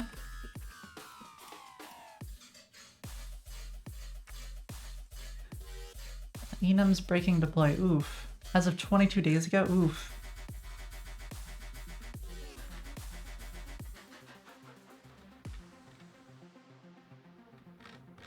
Enums are fine.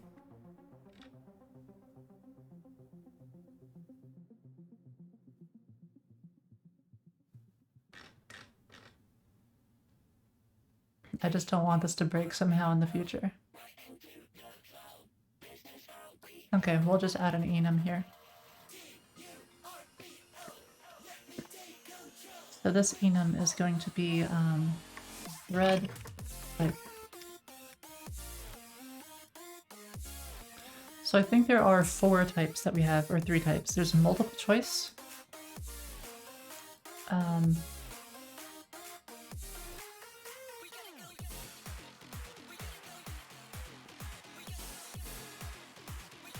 You can't see what I'm typing? Oh, it's too low. Here, is that better?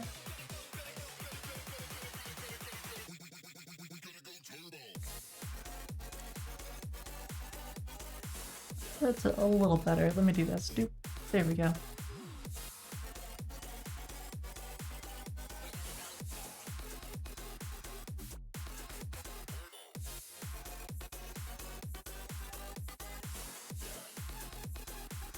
Okay, so we've got multiple choice.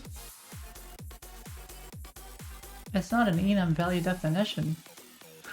Oh, it doesn't have commas. We've got image poll.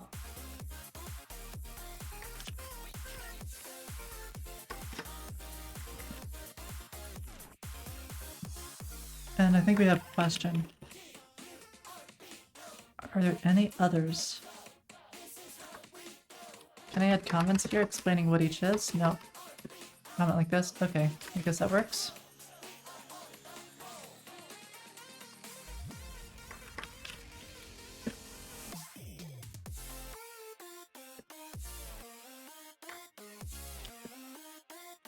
Okay. If we create a poll, or do you want it to be where you can add extra options to a poll? Or once a poll is created, it's fixed in place and you can't add any extra options to it? Control slash? Okay, cool.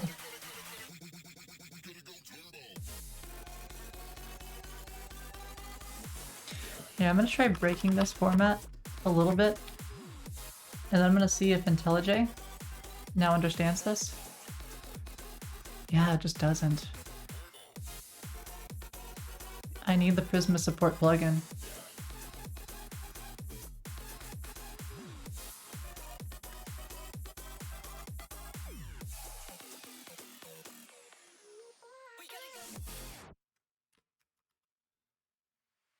I guess we're just gonna use VS Code for Prisma because it's better.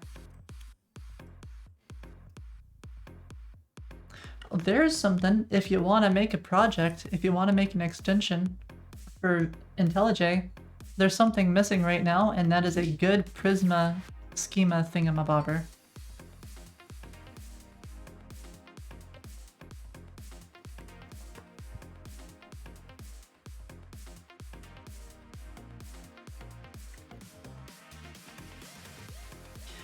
Okay,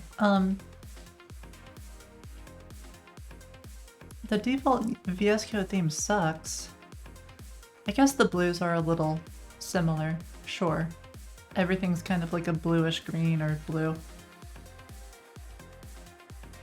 What am I drinking? Exactly what you think I'm drinking.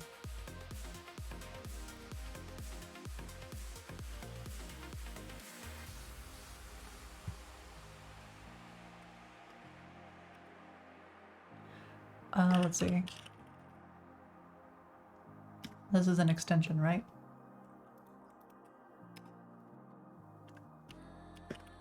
Coke and whiskey? I mean, if that's what you think I'm drinking, it must be. Okay, what theme should I use?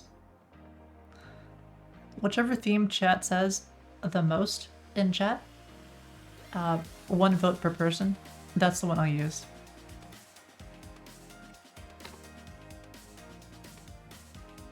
Okay, we've got 1 dark pro, we've got not 1 dark, so that's 0 for 1 dark. 1 for IU Mirage, 1 for Rosepine, 1 for Peppermint. Peppermint so far sounds the tastiest, so we might go with Peppermint. Cobalt 2, Moonlight, Dracula. Okay, I think we've got 2 for Dracula. Come on, y'all have to like work together to pick one, because if everyone just says a different one, then it's gonna kind of be default light mode. Andromeda. Peppermint? Okay, we got 2 for Peppermint. How do we get a theme?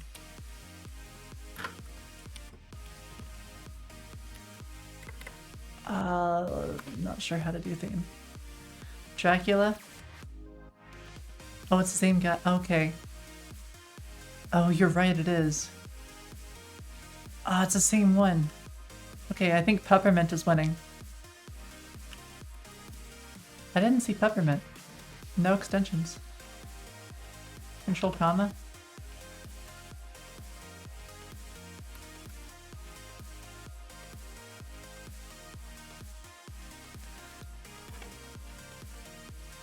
I think peppermint is winning though.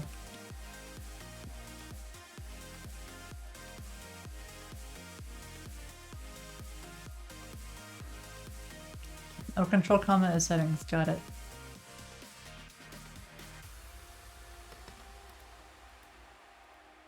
I am searching under extensions. Yeah, Darkula shows up, but peppermint doesn't.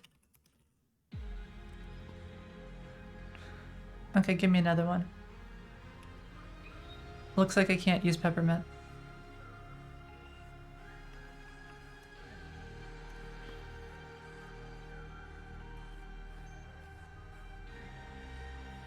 We got a winner? We don't have a winner. Come on, Summer. You're the only one saying Darkula.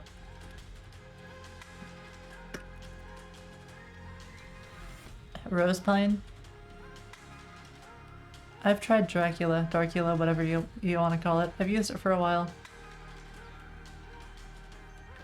But you're the only one saying Rosepine next. No one else has mentioned it.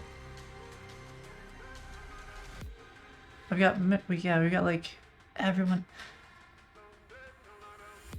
I'll let you change the. Let's see. Darkula? Okay, I think we've got majority on Darkula. Oh no, Rosepine. I think Rosepine has majority now. This is not better. This is worse. Ashan, you too? Oh, fine. Okay, that's Rosepine. Oh god. Oh god. Help. I don't... How do I get back? Help. Oh god. Here, I'll move it off screen.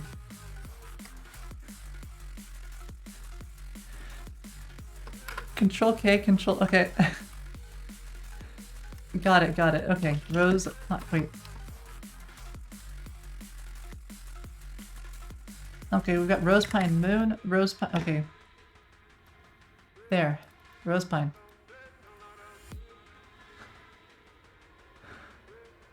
Capucin is also good. Look, it said it was like the dark one. So I was like, oh yeah, it's probably gonna be dark. And then it was like blindingly light.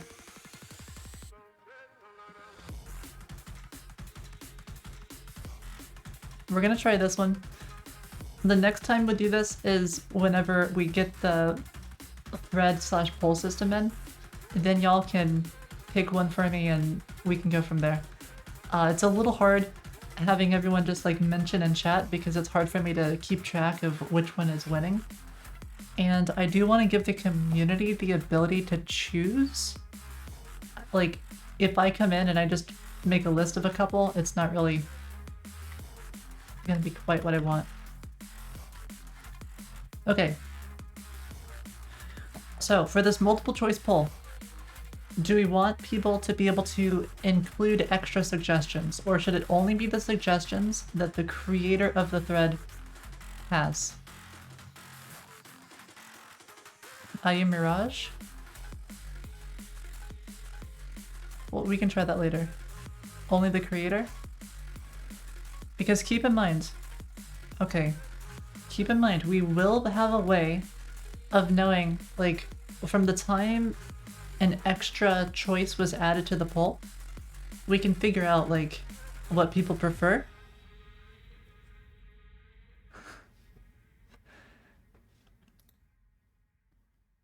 Can have a comment section? Yeah, we'll have a comment section. But, and you'll be able to vote on comments, like up or down.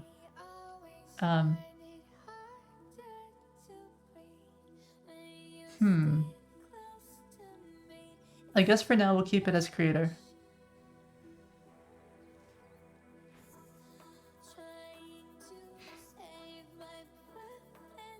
Online democracy simulator. Yeah, we're gonna try.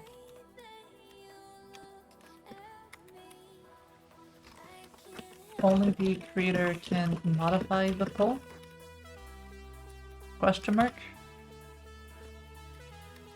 Okay, image poll. Multiple choice image poll.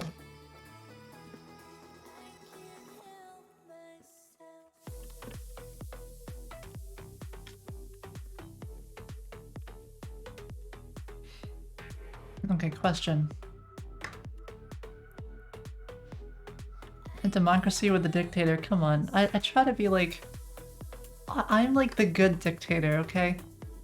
It's not Rome all over, this is the good dictator. Friendly dictator.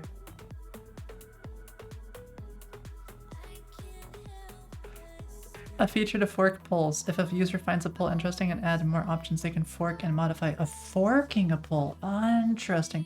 So if you fork a poll, then how does that work?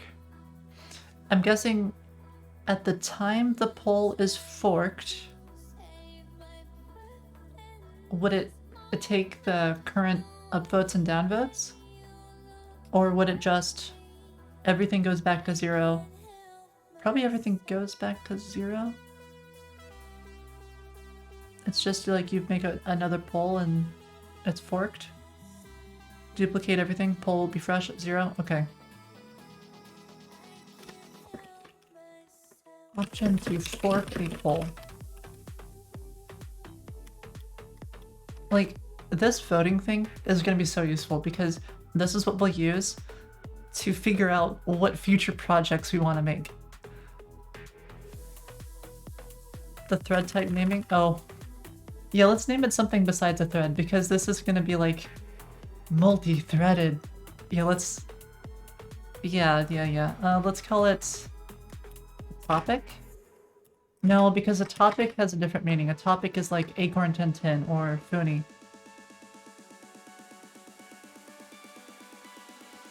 An ad is repeating again and again. I'm so sorry, Array. I'm so sorry.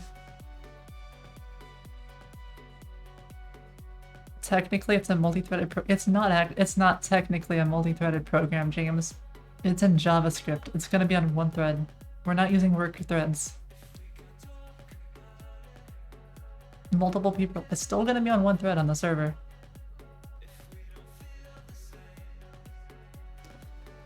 Option to fork a poll. Okay, what do we want to call this? It's not a post because it's like the first post, which is slightly different than the other posts.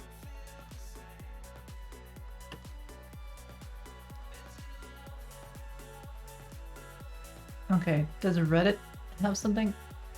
Submit a post? Submit a link. Okay, so they just call it post.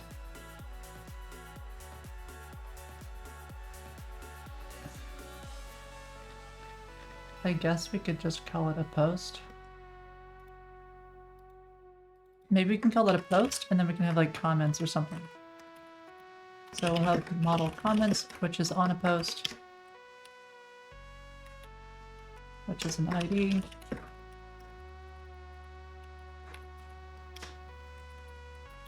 We don't really need these to be CUIDs. They could just be, oh, whatever. Ishan, thank you so much. Extremely generous. That's 12 gifted subs in one day. Goodness.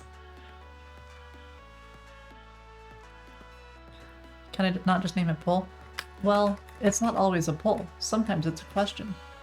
So for example, the question could be like, what color shirt should Acorn wear tomorrow? Blue, light blue, dark blue. And then you get to pick.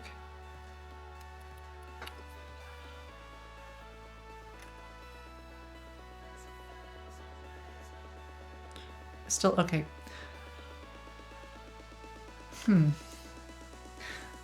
Point is, sometimes maybe you gotta just a question, you know, like a question is kind of a poll. It's like an up or down. It's like it's not like multiple choice in the sense that you name each of the things. It's more like you just have upvote, downvote. But I figure it's still useful to differentiate them. You could say, I guess, that a question is a multiple choice poll with no multiple choice.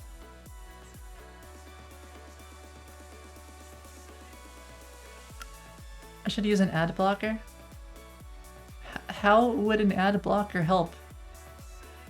What? It's OBS.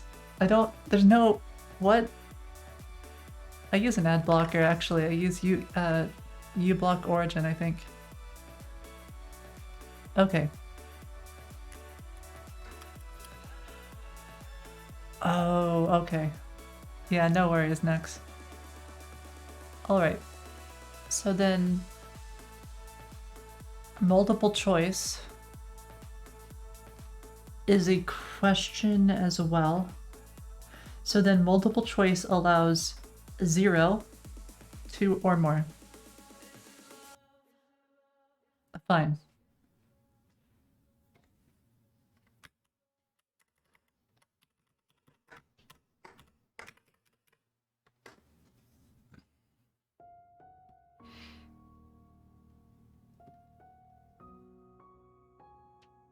I guess this now is post type.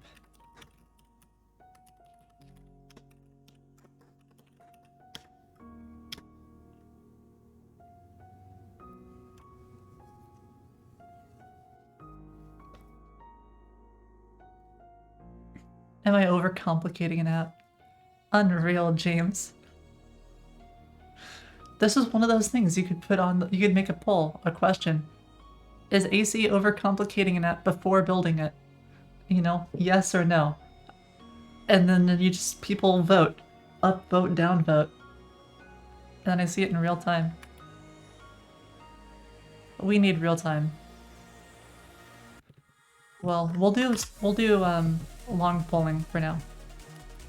And then we'll make it more real time later.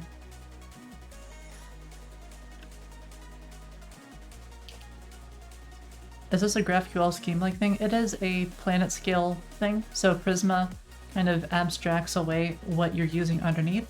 It works with planet scale, PostgreSQL, whatever, and a bunch of different things. So all you have to do is just think about Prisma. This is kind of like writing to an interface instead of writing to your particular implementation. So this is just kind of like a good programming strategy in general. And Prisma is going to really simplify a lot of that. So if we ever need to switch away from PlanetScale, like let's say PlanetScale gets bought by Google and gets called FireScale later on or something, and we don't want to be on FireScale, then we could move off of it. Or something like that. Add Kubernetes. God. No, Nix. We don't need Kubernetes for this.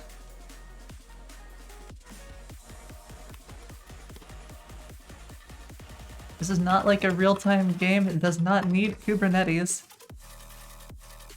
Okay. So, allow selection of multiple options. Is that... I guess we can have is multiple choice Boolean. Require participants' names. No, we don't want that. Voting restrictions. I feel like voting restrictions should just be a default and should not be changeable. Because it gets kind of confusing. Like, let's say somebody makes a poll. Here, let me show you what I'm saying here. So on straw poll, you're able to specify voting restrictions. I think this makes sense for straw poll, but I don't think it makes sense for us. Because somebody could come in, they could add a poll with unlimited votes per users.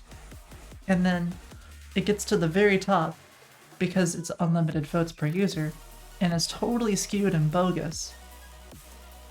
So yeah, I don't think it makes any sense for us. Allow comments. I don't think this should always be on for us. You should never be able to turn off comments, I don't think. Results visibility, I think always public. This is a democracy. It needs to be open and public. Edit vote permissions. It's gonna be like admin, as in maybe I can change it, but nobody else can.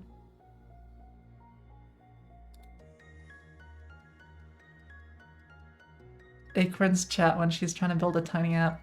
Kubernetes, God. This is gonna be Rox. Rox is gonna come in and comment and be like, oh yeah, it's time to use Kubernetes.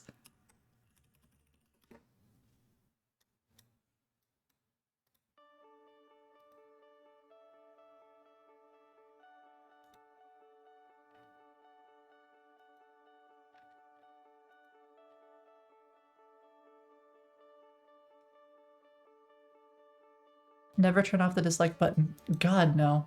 We need the dislike button.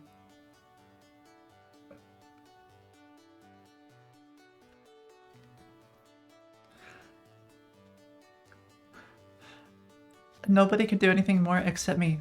That's how it works. It's a special kind of democracy where some people are more equal than others.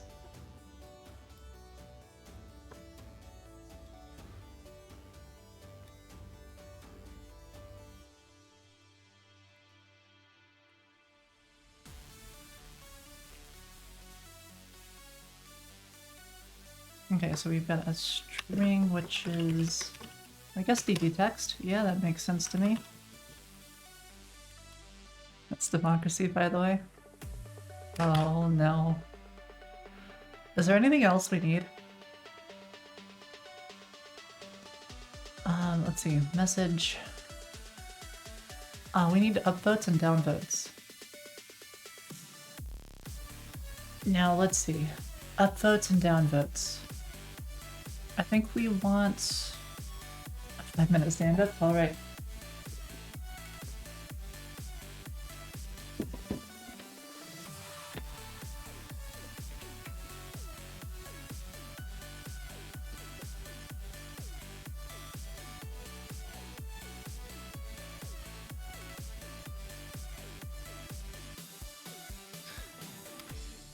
So both posts and comments need an upvote and a downvote. And there also needs, a post needs like, well, all of its options, or whatchamacallit.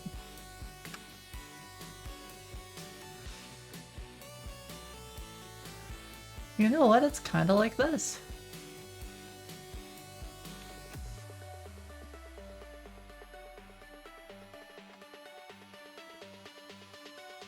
Wow, I'm getting a lot farther to the splits. If I keep working on it, maybe I'll be able to do it one day. Let's see.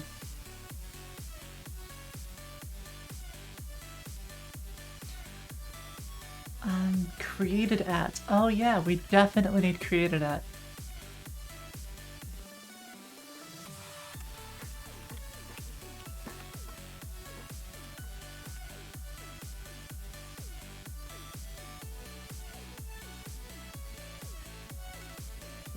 We definitely need created out for user as well.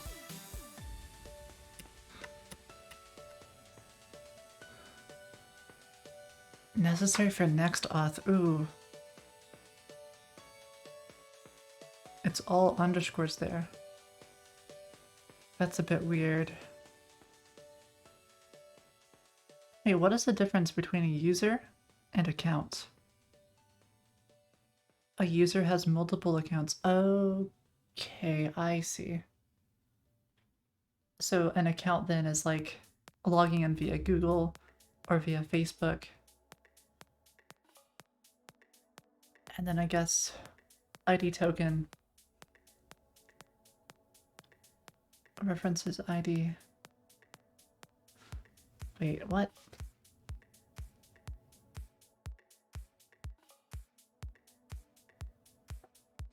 Are users with an older created at date getting more votes? I don't think so. I think... Oh, how do you want to stop? Yeah. I don't know about that one, James.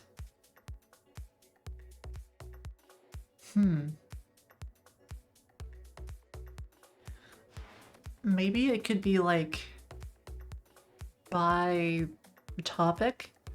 Maybe the topic admin could set like your account must be at least X days old or must be verified in order to do something.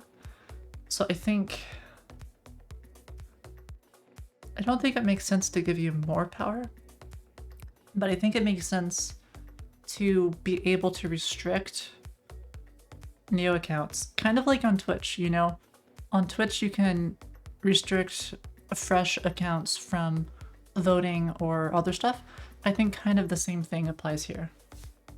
Not voting, you know, chatting.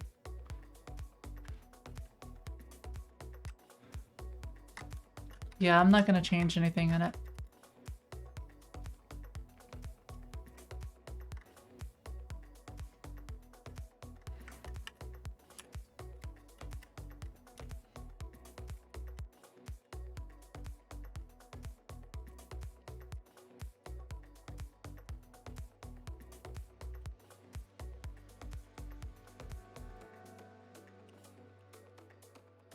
Okay, so we got the created app for both posts and that.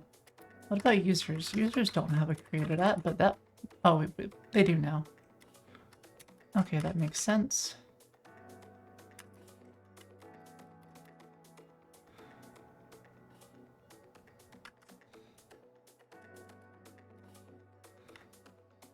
Looks kind of smooth. This is Rose Pine.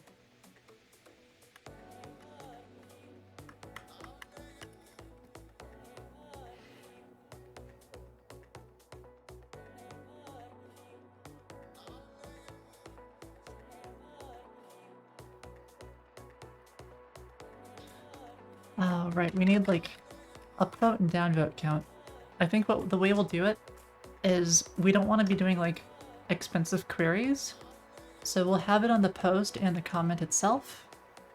And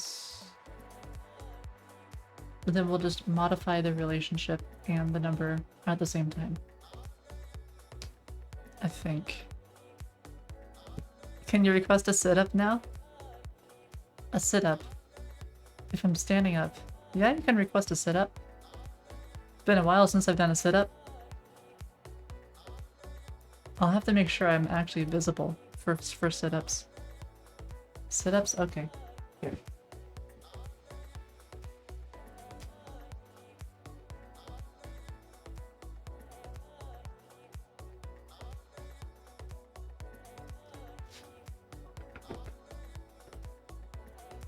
Here, let me raise it first. Oh, you can't even see me.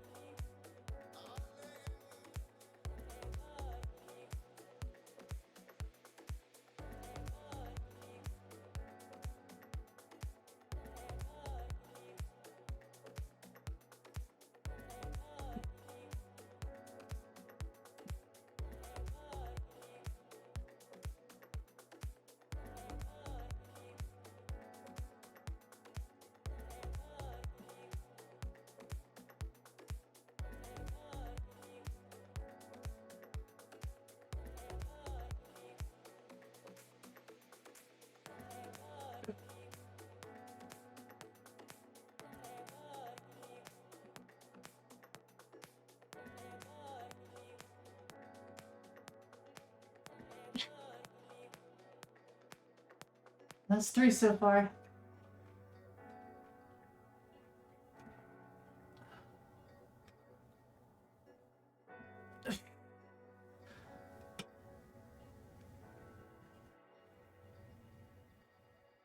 Oh, 5 so far.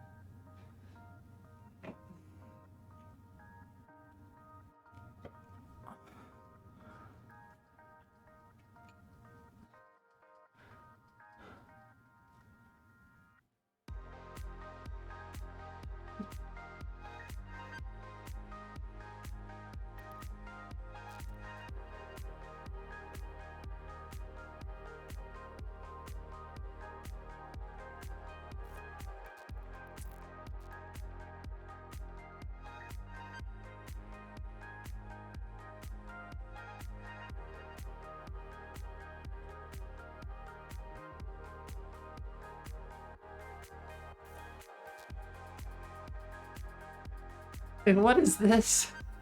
Jumping jacks. And a hydrate. Okay, we'll hydrate first.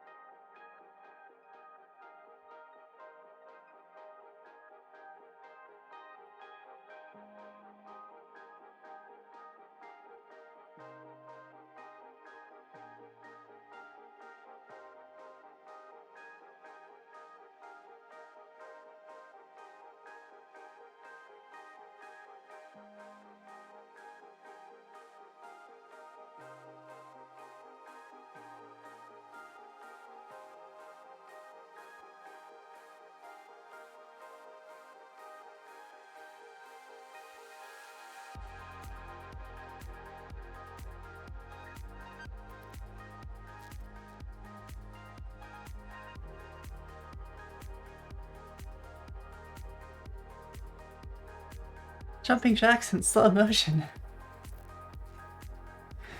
I'd like to see you do them. We'll up it to 60 FPS later.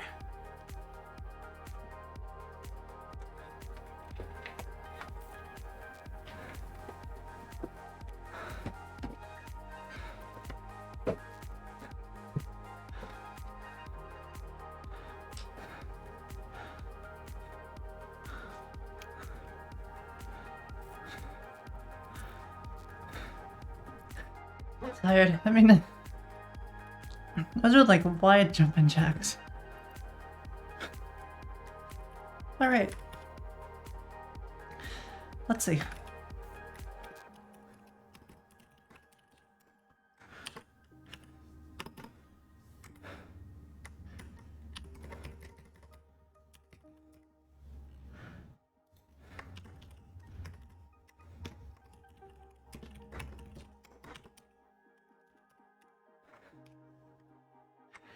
I think we should also have like an archival time. So once a post reaches a certain age, we'll archive it, kind of like Reddit does, and you won't be able to change the votes anymore.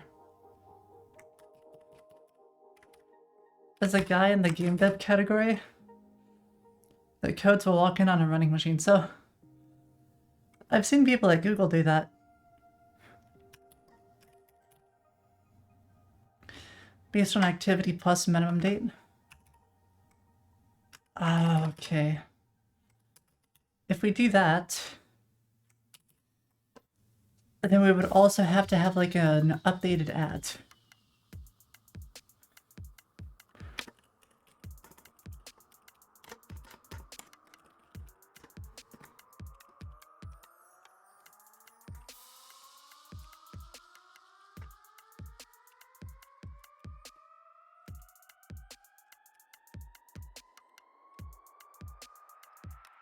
Let's see.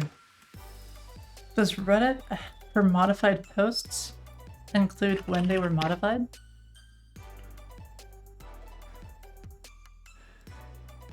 Also factor in the amount of users? I don't know about that one.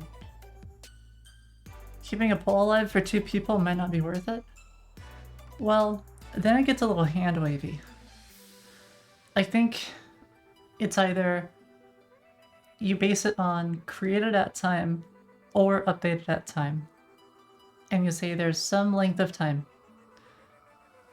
I think if you say it must be updated, it's based on updated at time if there's 10 or more active users, else the created at time, I think that gets a little weird. Because then it's like, what is the cutoff? And also you have to think about like performance and everything, so it just gets a little odd. Hi Kingpin. How's it going? I'm still catching my breath. So much for a fitness stream. Performance? Yeah, we're working on my performance, I guess.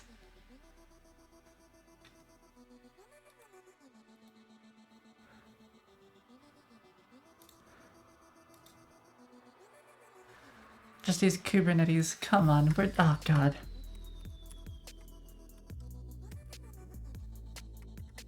Okay, so we have upvote count, downvote count.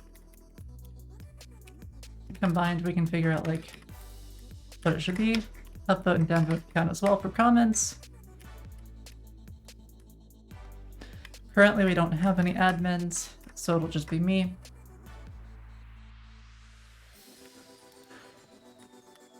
Oh god. Yeah, we're not doing that one, James. No chance.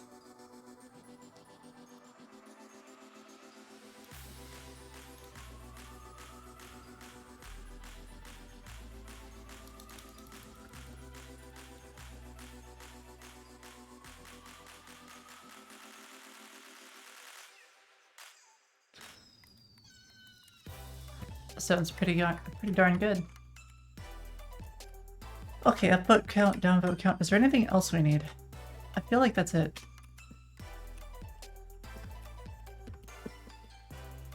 Oh wait, no. We need more. Hi, Boblo. No viewable history. We're gonna do the same.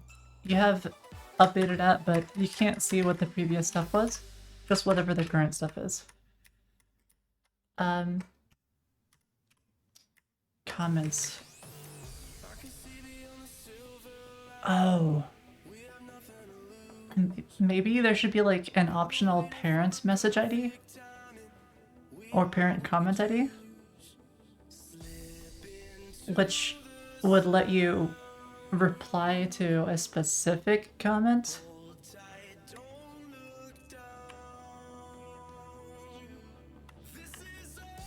Updated at field would be at updated at. Oh, it's something special?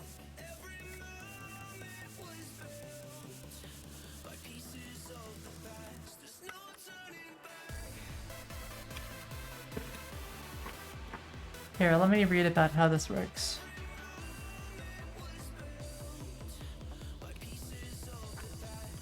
Okay. Got it.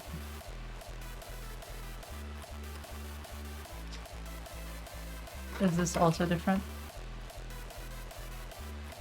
Okay, it's just default ignore. Got it.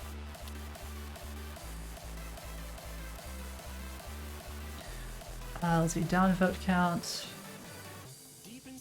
Yeah, we'll just make it so this is required.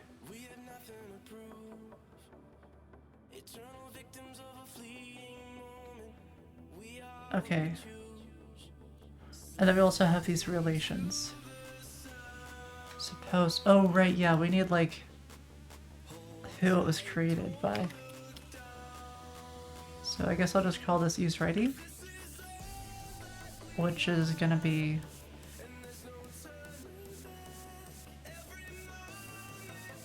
would it be user?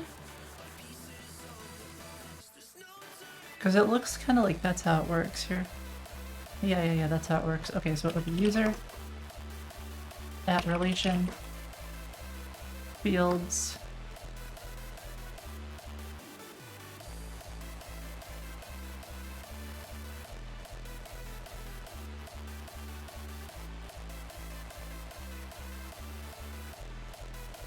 okay, this would just be user. So then I guess fields can't see? Okay. It's a little hard because, yeah. I'm trying to grab it from up at the top. Okay, so references, this would be the external, like the call or the value, the field ID on user. that it references. Fields, I guess this is the field that's going to get exposed here. Oh, then why does it also have user ID? I guess I need both.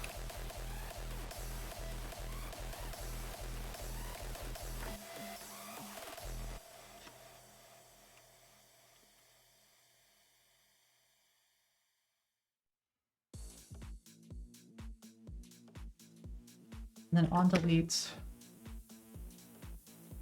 Oh. Yeah, that's a hard one.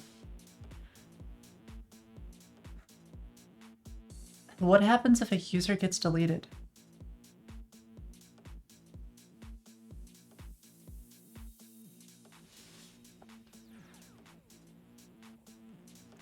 If I do user and do npx Prisma format, it will auto-generate the relations.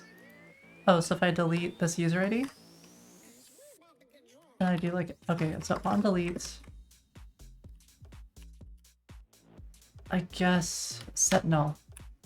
So deleting a user will clear out their comments. Like, it won't say who it's by, but it will still exist.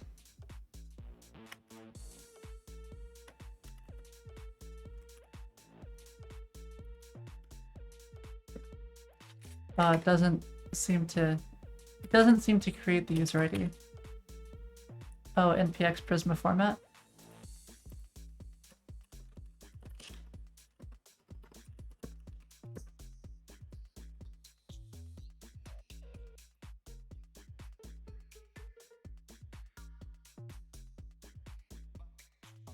It doesn't seem to auto-create it. I can just add it here. I know what it is. It should be that.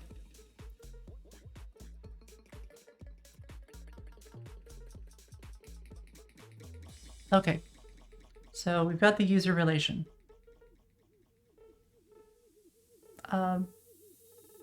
Wait, delete this relation? So if I comment this out, and then it's just gonna magically understand.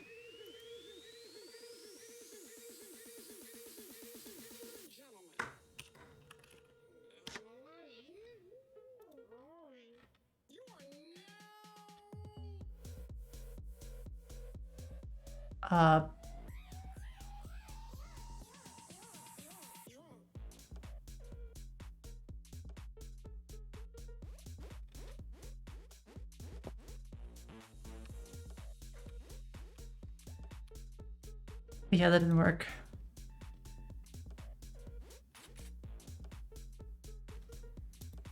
Delete the at relation. Oh, so do like this? Comment this out?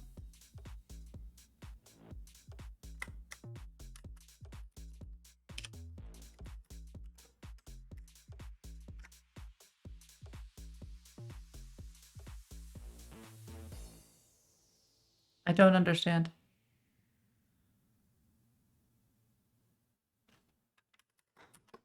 So if I delete this,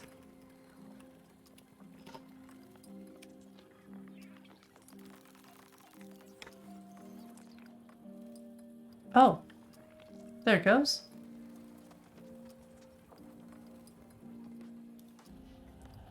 Okay, that's pretty cool.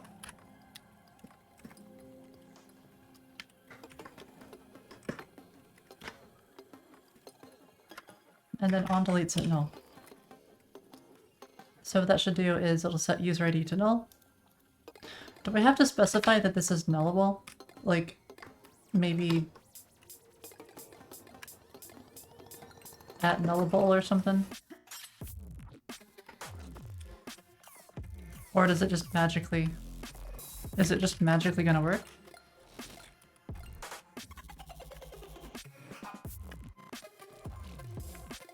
Well, if I do it this way, he gets upset.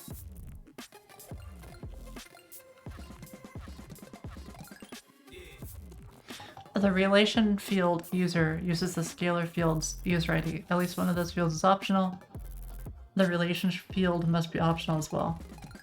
So I guess user question mark.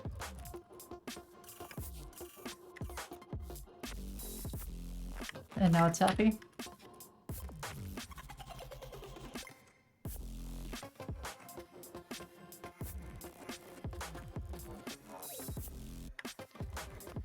There, I think it's happy now.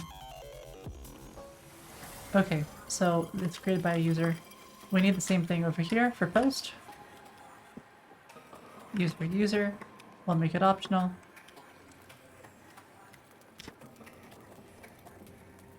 And then it magically adds everything there.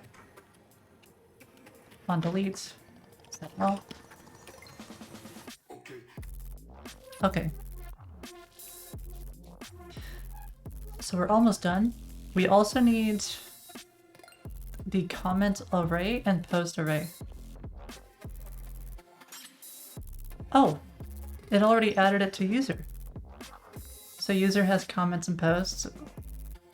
That's really cool. Okay, so then we also have upvoting and downvoting. If I just save.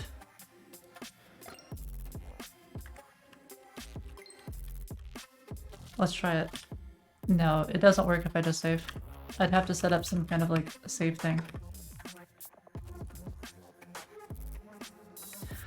So something else we have to do is we have to keep track of who has voted on everything. So I have to have like votes.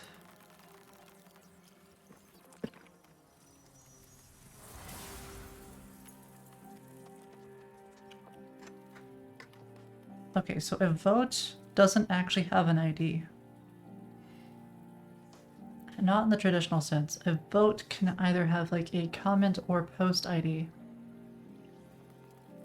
Which is interesting because it could be on either.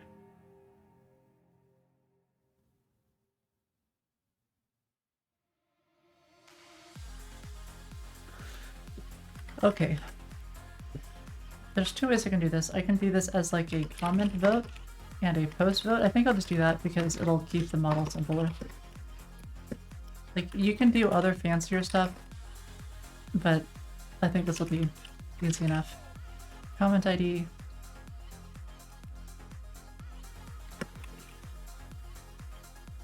And a user. And this will be a post. User.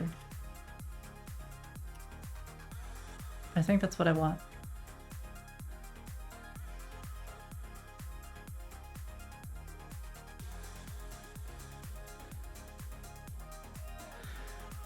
So then this would require you to actually have an account. Which, if we're using Firebase for auth or something, everybody will automatically have an account. They'll just be anonymous. And then we could do something where we restrict anonymous accounts from actually doing stuff later or something.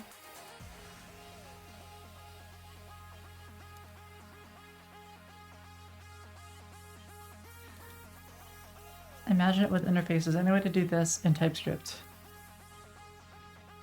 So you've got send message, receive message,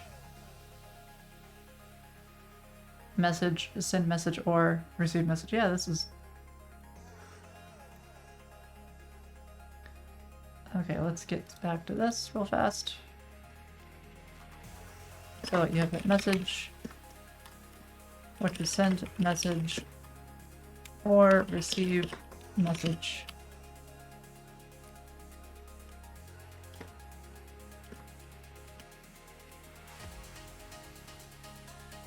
And then send message is 2 bytes.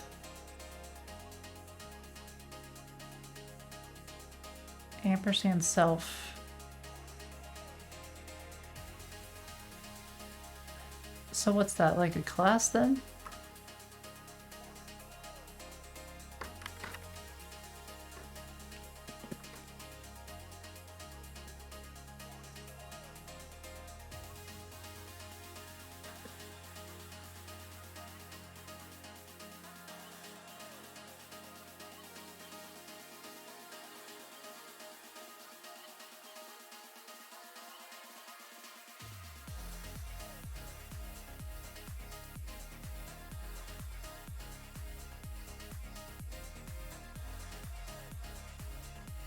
Yeah, I figure it's a this pointer.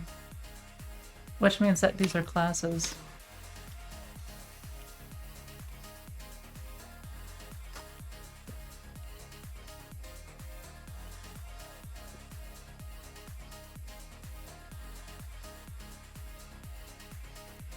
And then that would return a receive message.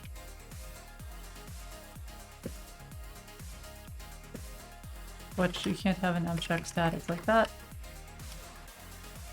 Which means it must be like this. So you'd have to actually implement it.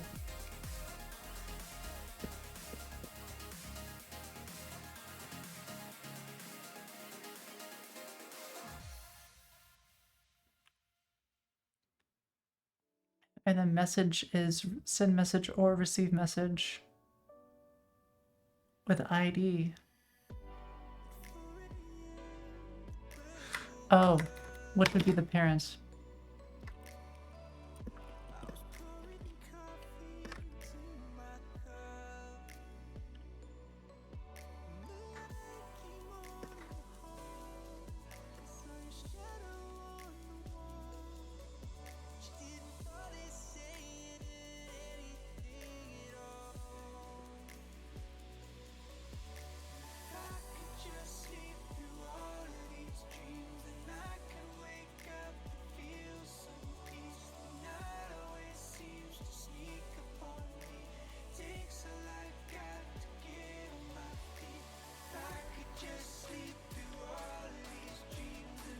So I think kind of like this is what you're going for.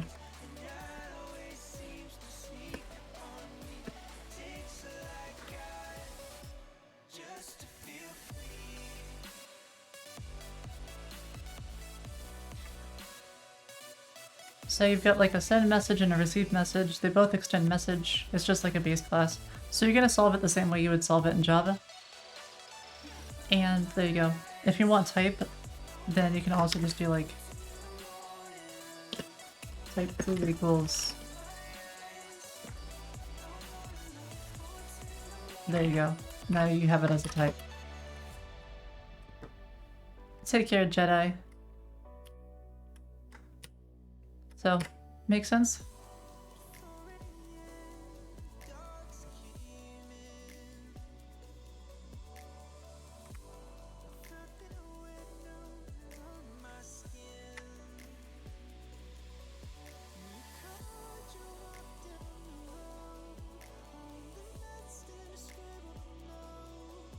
Howdy, Sharma. How's it going? We are just defining all of this stuff.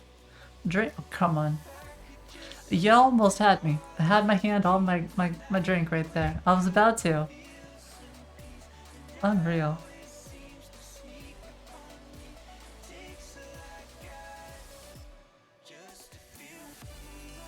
Okay. Bang push-ups? Come on now, next.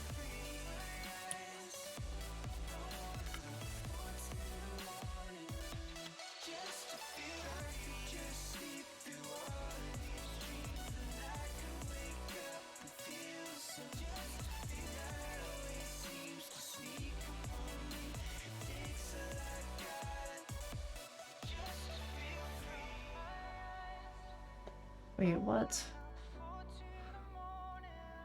Doesn't understand. Because the unique pair, it's like a pair. It's on both of them. This thing.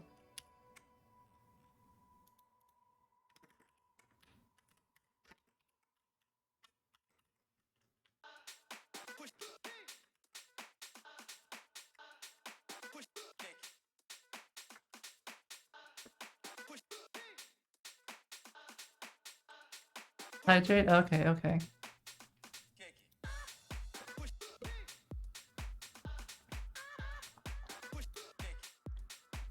Maybe that's too much for it.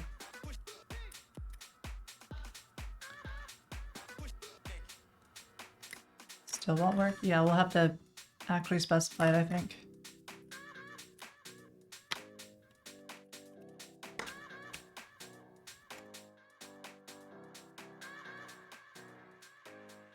Just make an ID field and then form it. Well, it doesn't need an ID field because it's unique on the comment ID user ID pair. It doesn't actually have an ID of its own. It doesn't need one.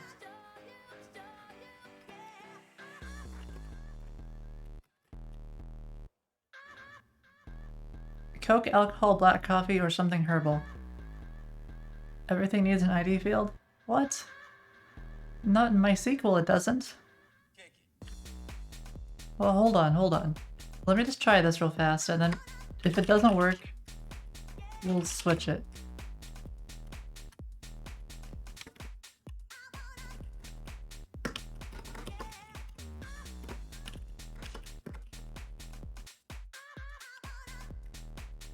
Hey, it's a composite key.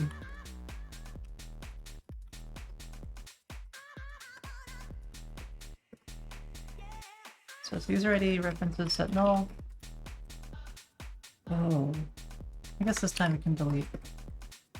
We can go ahead and cascade.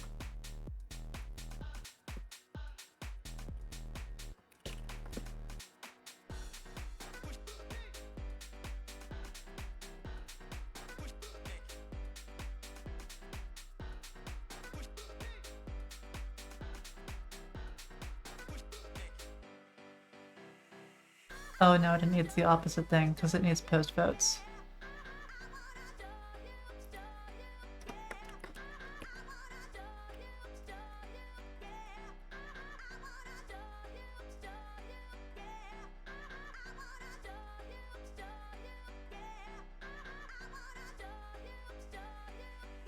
Hi Will, how's it going? Okay, so we got the post vote, comment vote there. We also have to do the same over here. I think.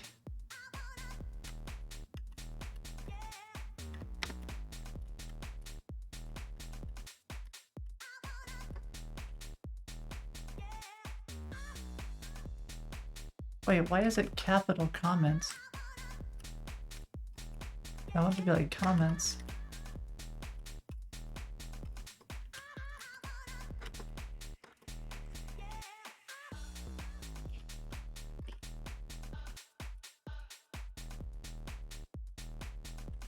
What language is this? This is Prisma.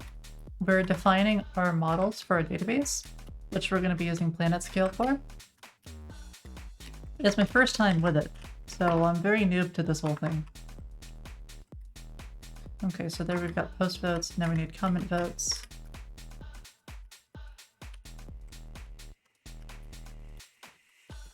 And I'm using Visual Studio Code for this because it works better than IntelliJ. The plugin support for IntelliJ, it's just not there yet. Nobody's made something good for it. Okay, take care, Nex. I appreciate all the help.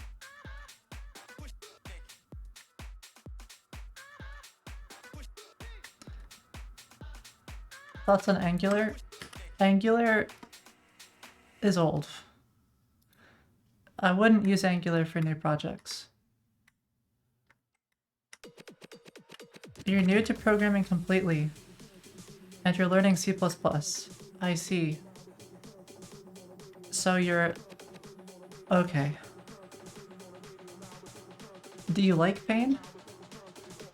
Is that why you're using C++? I mean... the C++ has its place, but you're gonna move very, very slowly with it. So, like, I would really strongly recommend that you go with something like TypeScript or Python. Python is really great if you're doing data science. TypeScript is really great if you're doing anything. C++ is whenever you have a very, very large project where your servers cost hundreds of thousands of dollars a month to run, and you need performance.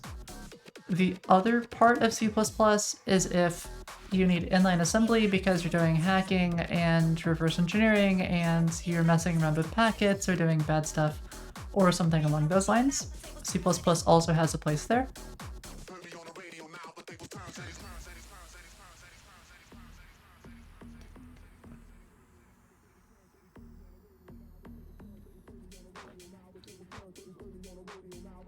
That's more of a C thing? It's actually a C++ thing.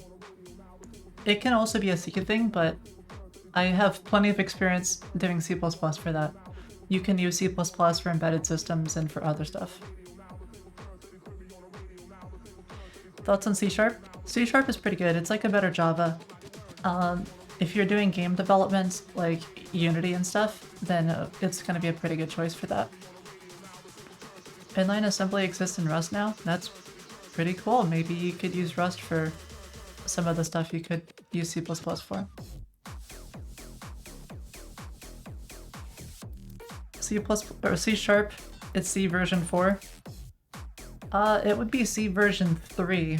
It depends, or C version 2 if you're 0 based, because it's 2 plus pluses and double plus increments by 1. So it's C++ to get to like version 2, I guess, and then plus plus to get to version 3. So I guess it would be C version 3, where C++ is C version 2 and C is version 1. What do I think about Carbon? I think just like Bun, it needs to be in the oven for like 5 years, and after that time, it might be useful. You really have to wait for the whole thing to actually kind of figure out where it's going and figure out the syntax that it wants to be. And then you have to wait for people to build lots of libraries on top of it, and for everything to really catch on. How many languages do I code in? Not that many. I've used a lot of languages over my whole career, but I tend to only focus on a few. So right now the main focus is on TypeScript and stuff, because TypeScript does everything I need it to. I can build websites, I can build desktop apps, I can build mobile apps, I can build backends. So it's just really, really great. And this is why I recommend it to so many people, because it's easy to learn. It can do a whole lot of stuff. There's a lot of job openings for it. And it'll get you where you want to be for pretty much everything. The only time it won't get you where you want to be is in like a really big company, but at that point, you have different issues. Like, well, one of the best ways to learn is to make something, and you're not going to have hundreds of thousands, millions of dollars or more to be making stuff. You're going to be working on a very small project, and for that, TypeScript is just such a good choice. How's the performance for TypeScript? It's actually very good. Is it Rust level? Is it C++ level? No, it's not comparable there. Like, if you're a GigaChad at those languages, you're gonna make something that's way faster. But it is still blazingly fast. And performance isn't your main issue when you're really small. It's developer time. That costs way more than performance.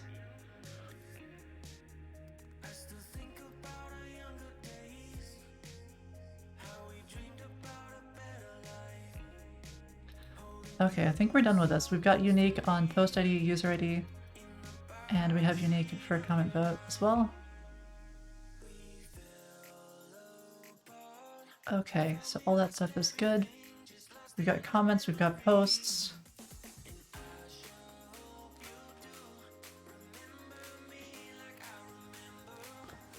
Okay, so our database is good.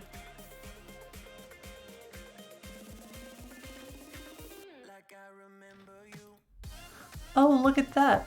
Whenever I control Alt-L, it did 2 spaces.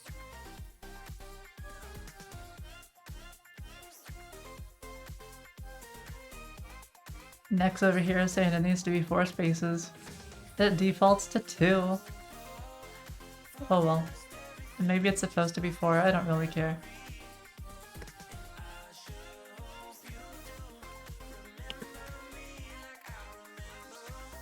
Let's see, add posts and comments to schema. Howdy Pneumatic, how's it going?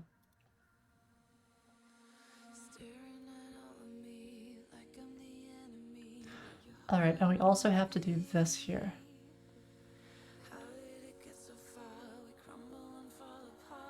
So, let's see.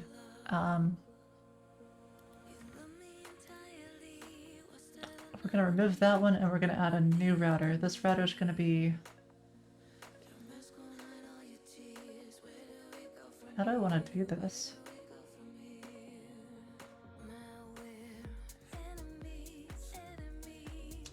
I feel like I want each part of the API to kind of be its own route.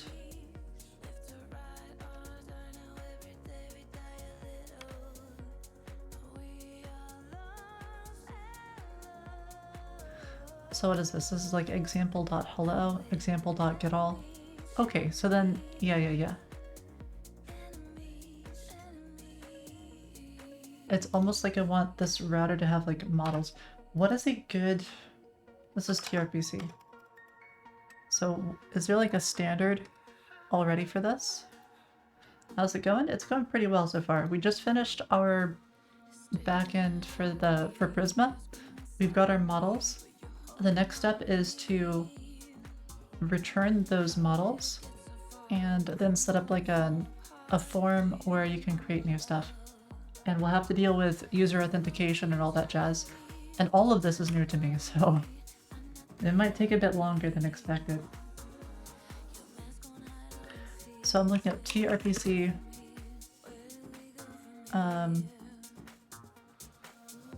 Style guide.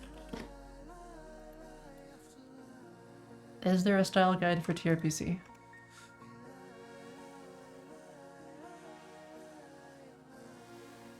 This is a cool logo. Oh, that's Ping's logo. I was like, that reminds me of Ping. But I'm not used to this IN thing. TRPC sounds like a RAM timing name? Okay.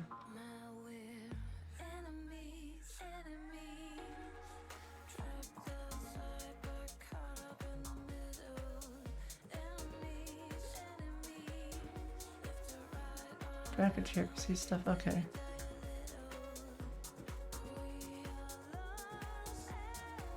I think I've seen this developer. Well, maybe I haven't. I guess there's a lot of devs with cats. What do I use to write my code in? Whatever works best. Usually that's IntelliJ. Sometimes it's Vim. Well, NeoVim. So sometimes it's also VS Code. The way I typically do it is I'll use IntelliJ for everything. Then if there's like a plugin that's missing from IntelliJ, I'll use a VS Code for those files. So like Prisma works better in VS Code, a lot better. And then if I'm on the terminal, sometimes I can just get by with LunarVim.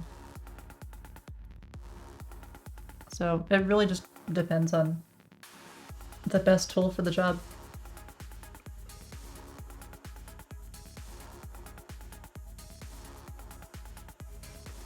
Okay, it doesn't seem like there's really a solution for this, so I think what I'll do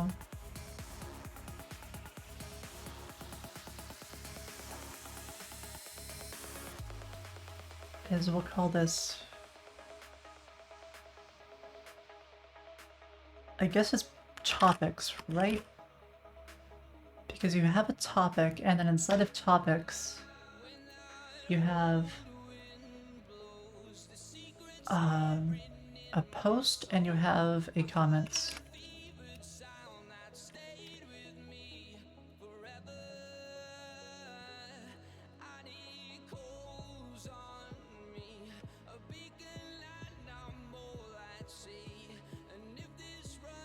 I really love this music so much.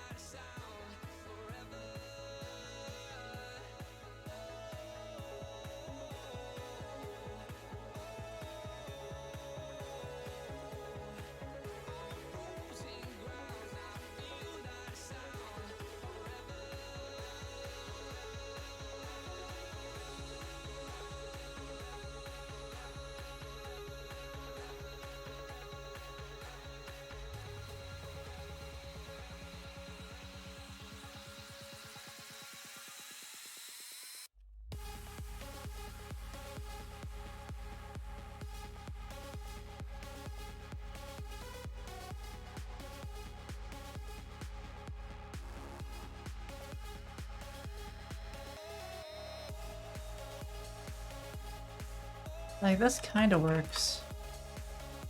But it gets a little hard to read. What if I do this instead? Is this just like the builder pattern where it just returns the same thing?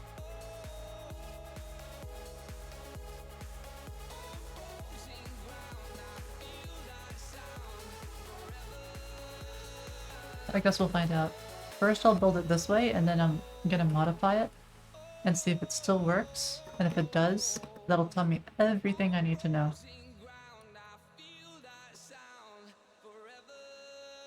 Okay, so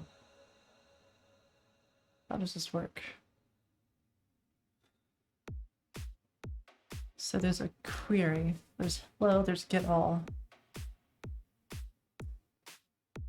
Okay, so if you specify resolve as a method, it accepts whatever the input is, which is whatever else you specify that's outside of resolve, it looks like.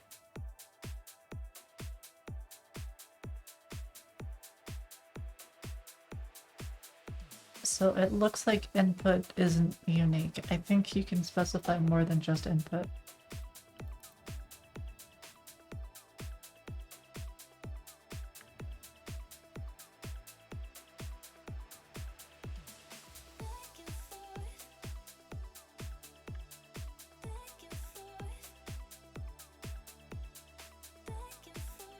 Create protected route. Okay. I see. So then these require that you are authenticated.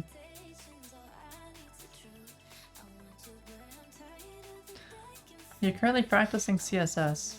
You haven't started JavaScript yet. Okay. What would I recommend you learn first?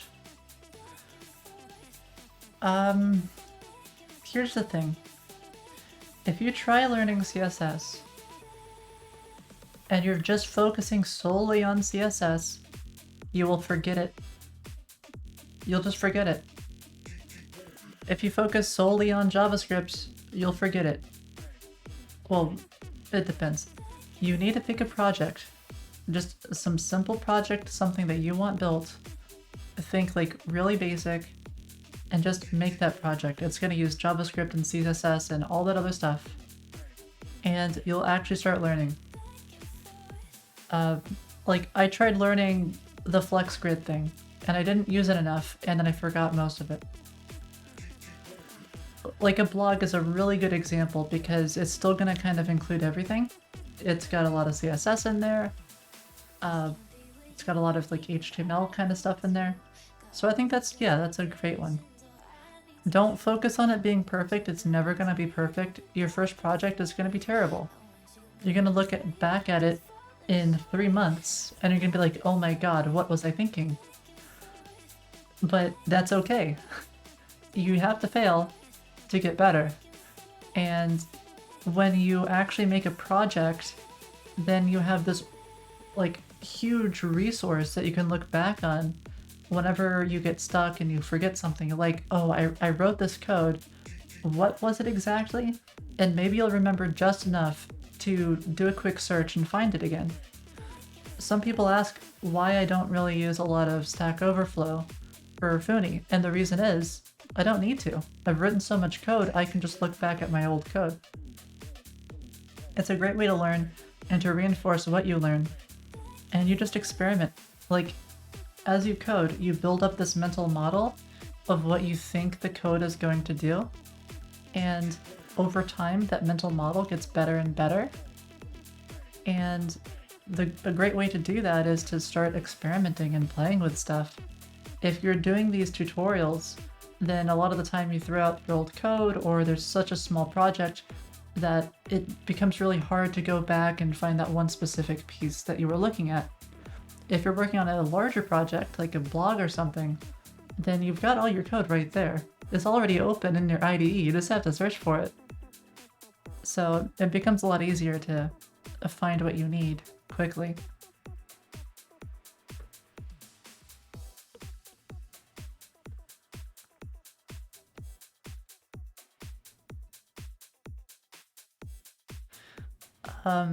So for me, I was learning kind of like web dev nowadays, and I just started with, well, I started with React, but if I were starting nowadays, I would probably start with Create T3 app. It might be a little overkill for you, but just focus on the front end, don't focus on the back end. You know, just make something really basic with it. Tailwind might be a little bit low level.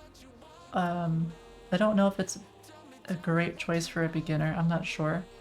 I started with Material UI, and that was decent enough. But you'll at least get something, and you'll make something better than if you were just using raw HTML.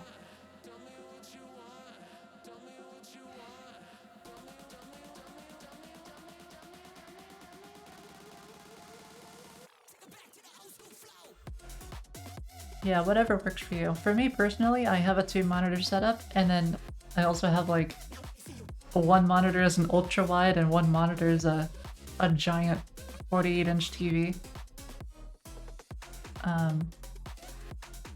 You think get a good understanding of CSS before Tailwind? Probably. Tailwind is basically CSS, but just being able to do it really succinctly, but you still need to know CSS. Yeah, that's a bit CSS, or Tailwind is a little bit tough on that part. I feel like the learning curve for Tailwind is higher than MIUI, like Material UI. But that's just me. Congrats, Daniel. Congrats on winning the chess game. One thing I've noticed is that I started with just one monitor and then I upgraded to 2 monitors. And over many years, I've slowly increased the amount of space I have for monitors.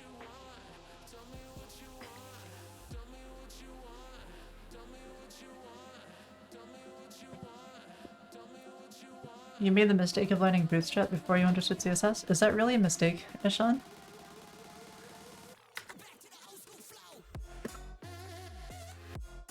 Good morning, Wolf. How's it going? The Odin Project. I've never heard of the Odin Project. I do not use multiple workspaces. Some people do.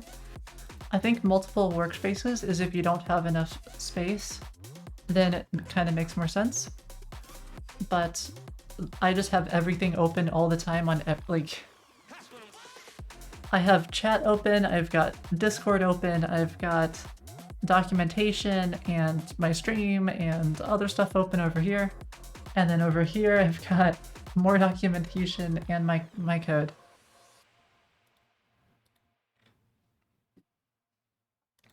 I think in a couple of years I might switch to a VR setup. But I need a little bit more first. Like higher resolution and stuff. It's probably going to be 5 years. 5 to 10 years, I think, before VR is good enough for me to like switch full time. I've never heard of this thing.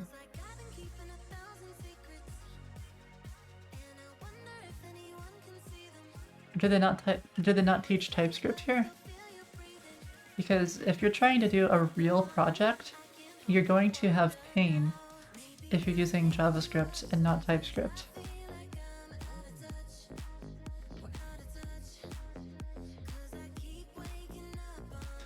This is actually a pretty good assignment though.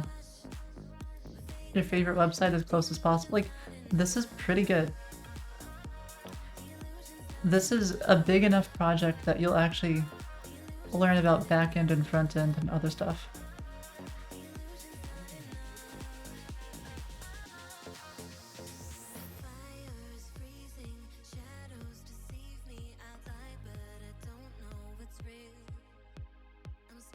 Transforms are advanced? I guess, okay. I guess as far as CSS goes, that's advanced. They do have dark mode as well? Oh. What's advanced for this? Do they tell you to use planet scale? because they should definitely say planet scale.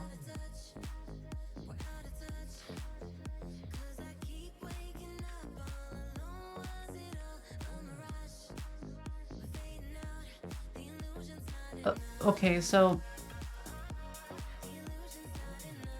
they don't seem to really teach a whole lot here. They teach you what, like an hour of info?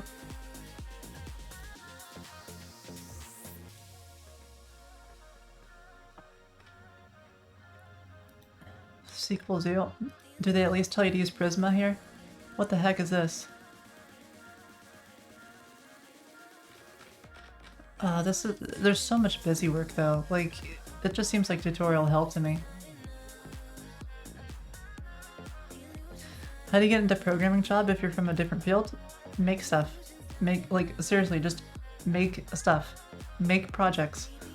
The larger the project you're able to make, the better a job you're going to be able to get, probably. You just learn so much by making stuff, you really do.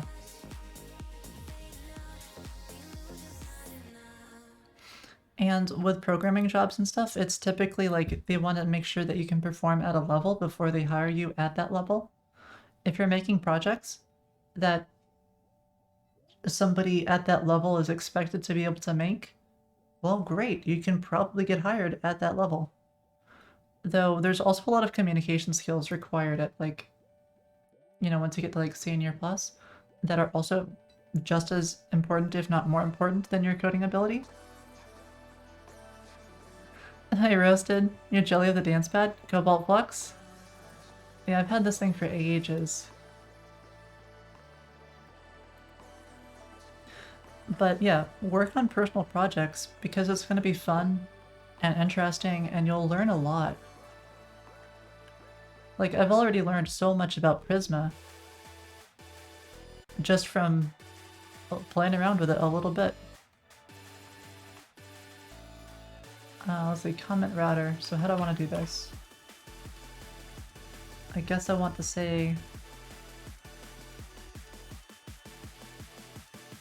Well, it's more like a post router. It's not really a comment router.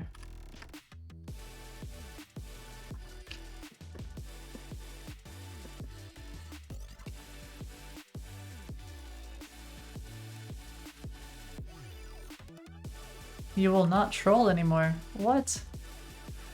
Unreal, Wolf. Who's gonna troll? You're stuck in the mid-60s? So Cheetos, I never really focused on it. I just... For me, again, you know how fast I type. If I go to monkey type, you can see. I use a computer a lot.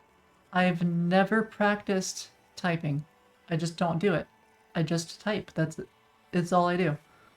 And I type all day, every day. I used a Dvorak, but I was just as fast before switching.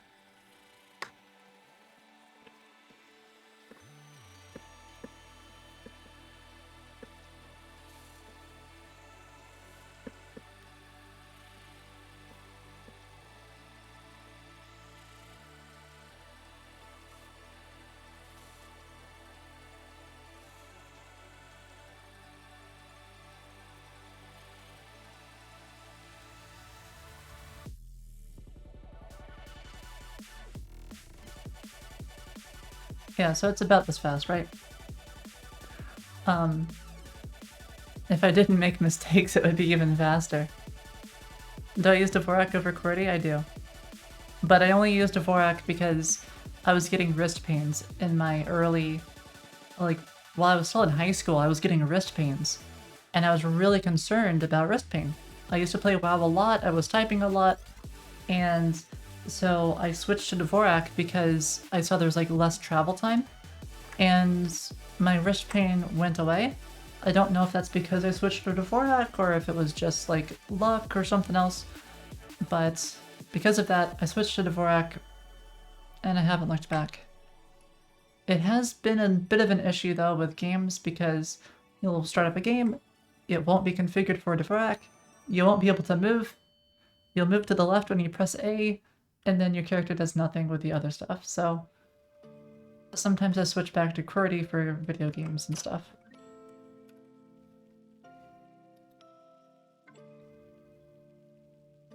You have severe shoulder pain when using a mouse. Stop using a mouse, just use a keyboard.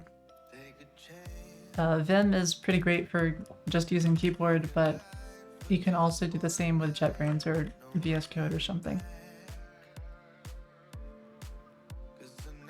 But that, maybe talk to a doctor, see what you can do. There might be some flexibility things you can do. You might be able to do some stretches or something else, but you're gonna need physical therapy for that probably. So consult a doctor. They're probably gonna tell you to get physical therapy, and you'll have to go through that. Assuming there's something that can be done. I'm not a doctor, but I would just 3 years without success. I don't know what to tell you, Summer. Yeah, I don't know. I have like something that I do is I stretch and stuff, but I don't really have a lot of pain. I know that like having your hands like your arms up can be kind of useful, and like I like to hold on to like a pull-up bar, but I don't know if that would be good for you or bad for you. It could just make it worse. I don't know. Any opinion on Vim versus Emacs? People have different preferences. For me personally, I like Vim, but you know, I'm welcoming of everyone. If you have the wrong opinion that Emacs is better, then I still welcome you just as much as if you were to use Vim, like the correct choice. Also, hi Fist. We fixed the thing for you. We fixed the thing. We reproduced the invisible bombs, we know why they work, and we fixed it. It shouldn't happen anymore. If it still happens, then maybe there's some other way it happens. But we fixed it. Picking up a power-up and placing a bomb immediately no longer causes the weird invisible thing.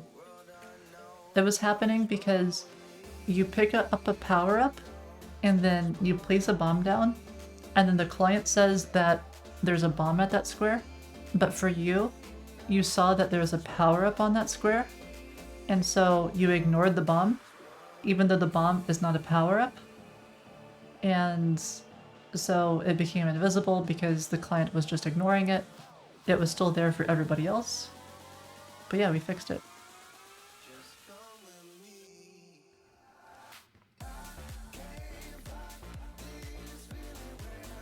One of those vertical atrocities? I have a vertical atrocity here.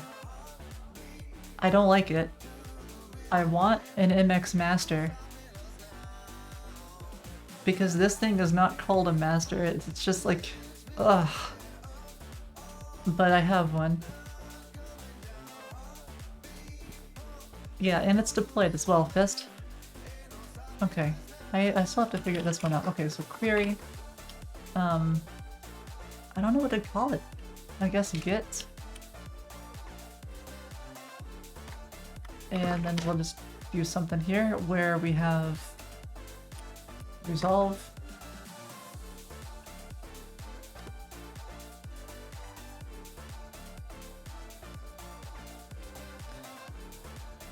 And we have to return something. Why do I use IntelliJ over VS Code? That's why. Right there. It's just better for me. I'm used to it, familiar with it.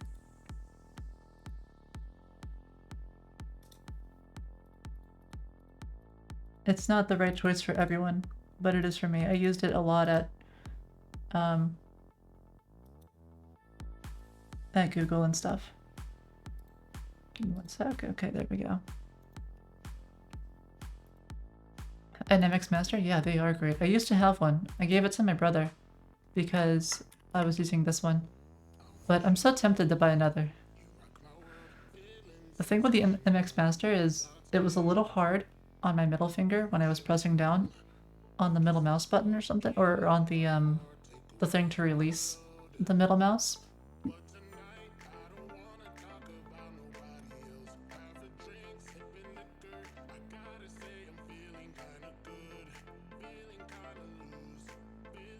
Okay, so we just return await CTX Prisma.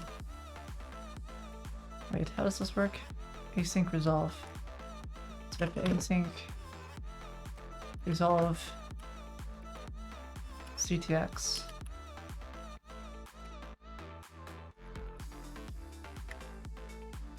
Session user. No, it's none of those. User dot.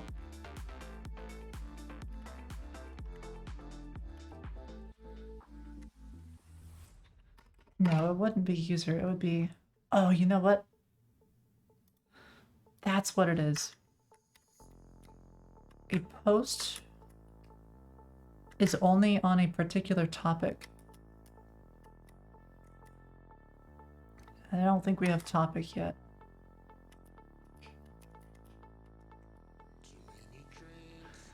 I love the MX Master personally. I would use it right now if I didn't have any pain. I used to use an MX Master 3.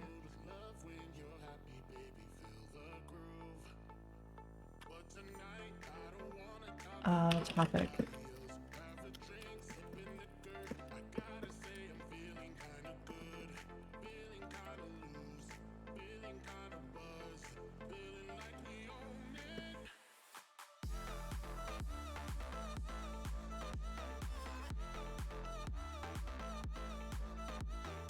He created a short video on YouTube about Unity versus Godot. I would probably say Unity is better because it has a bigger dev mindshare. So my just like go-to would be Unity. I looked at Godot, I looked at the size of the web examples, and it seemed pretty heavy enough that I wouldn't use it for web. Just, you know, personal preference, but I haven't really had a lot of experience with either, so I couldn't really tell you.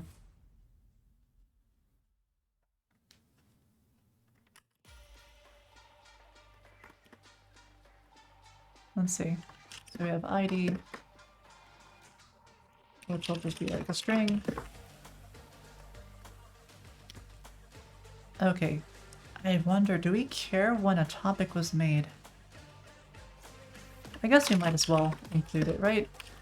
Better to have more info than not enough. So what do topics have? There's a title, or there's a topic. I don't think there's a title. But there is a user, which is optional, and the user is the person who owns it. Well, then the question is,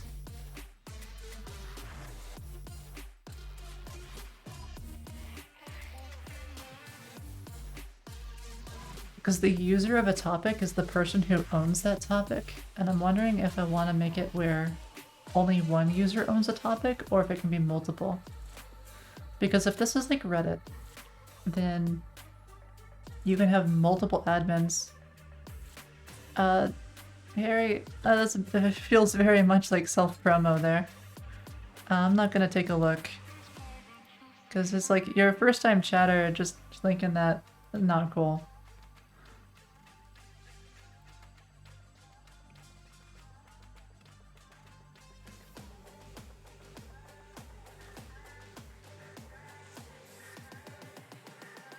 Yeah, it's okay.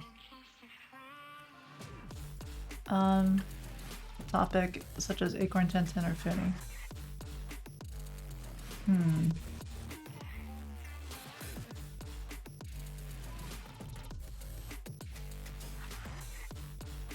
So let's see. How does Reddit work for this stuff?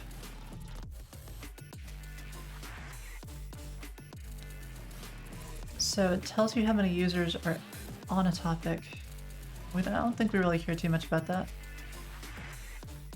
Can do an admin's relationship to topic? I could.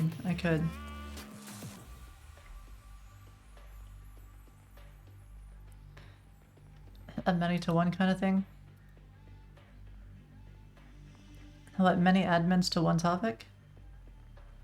Well, it's kind of a many-to-many because one user has many topics they may be an admin for, and then a topic has many as many admins, possibly.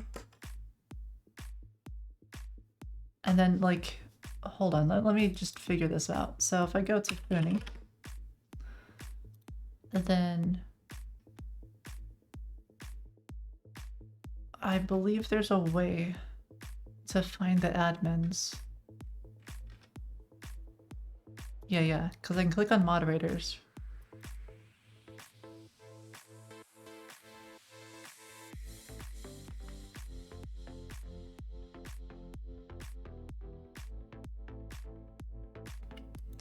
What, do you think it should just be a single admin?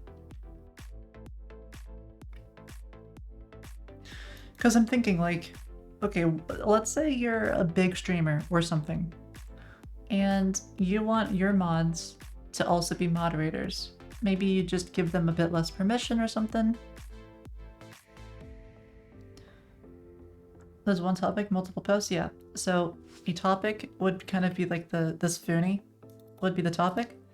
A post would be like won the battle royale or trying for bot overlord. And then comments are inside of here.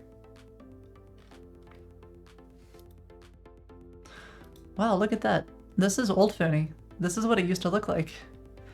This was only 4 months ago.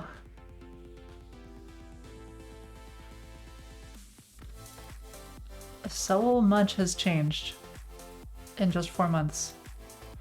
That's crazy.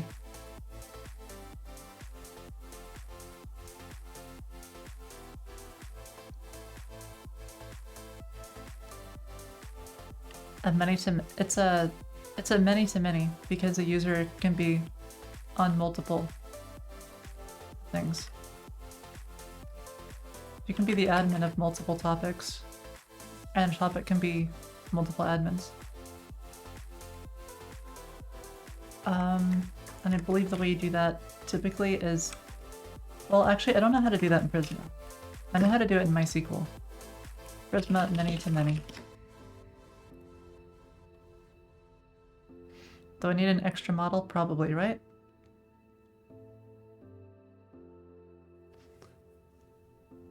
Yeah, okay.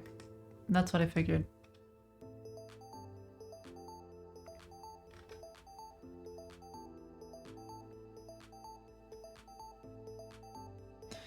So it seems like it's just categories on posts or whatever, so this will be the same thing.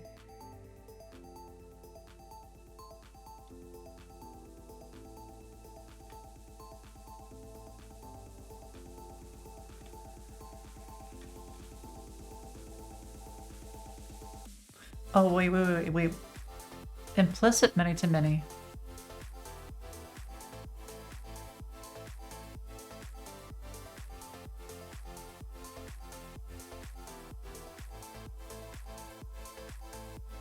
Well, thanks, Bishop. I appreciate it. The project? So, it depends. We've got 2 projects that we work on. And it will be more projects once we get this project kind of out there. This is the first project that allows the community to really direct me in a given direction. So first of all, we have Funi. Funi is our social multiplayer gaming site where you can play with a whole bunch of friends, whatever. You just share a link and you're good to go. No ads, no need to sign up, you just play. Dynamite recently received a lot of fixes and now has sound, and I'm super excited for it. We'll be able to launch Dynamite soon, do crazy games and other stuff, so that'll be really cool. We still have to do the same for like all of our other stuff as well.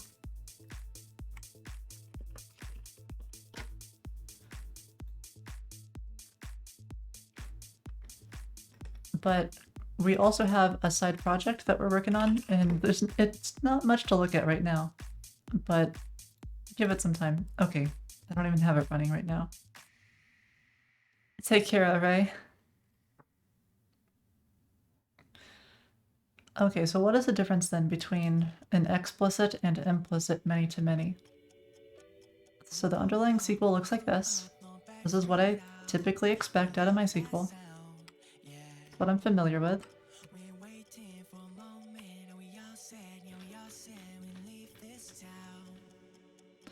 So what is the SQL for implicit many-to-many?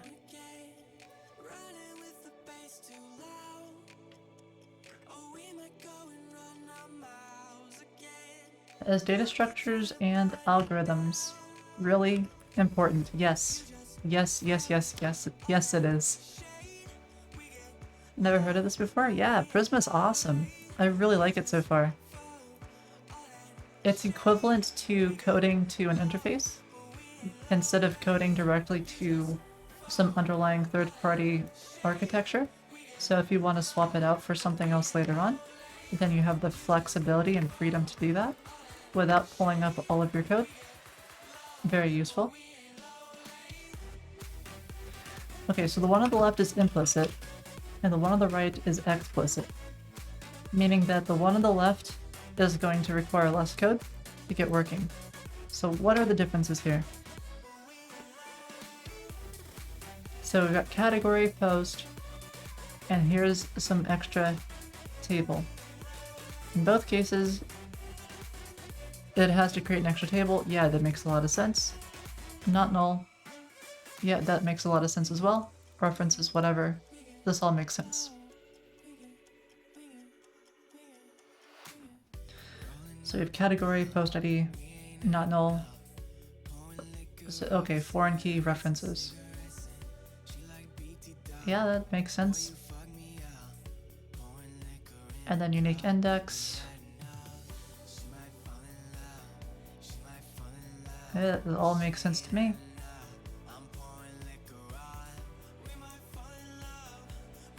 Assigned by, assigned at. Why is that necessary? I think we just want the implicit.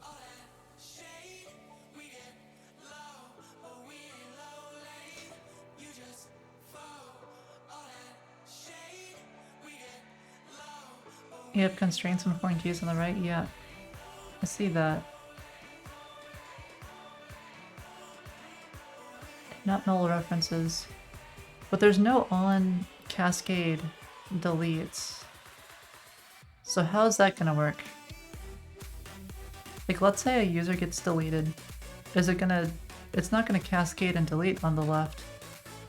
It's not gonna cascade and delete on the right either.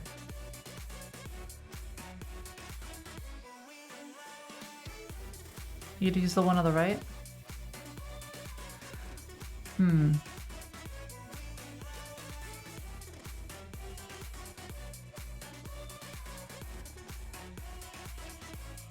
Well, maybe there's a way to set up on cascade delete.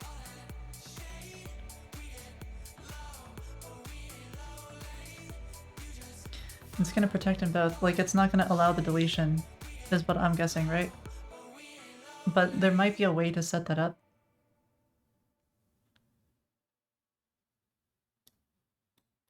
Oh, here we go. If a person's a mastermind, rocking GitHub profile, does he stand a chance to get into Google? No. If you don't have good DSA, you're not going to pass the interviews and you're not going to get into Google. It doesn't matter if you're contributing to Google's open source projects, you're still going to go through their hiring process. Like, just get on HackerRank or something and get good at it. You've got to play the stupid game if you want to get into one of the big companies.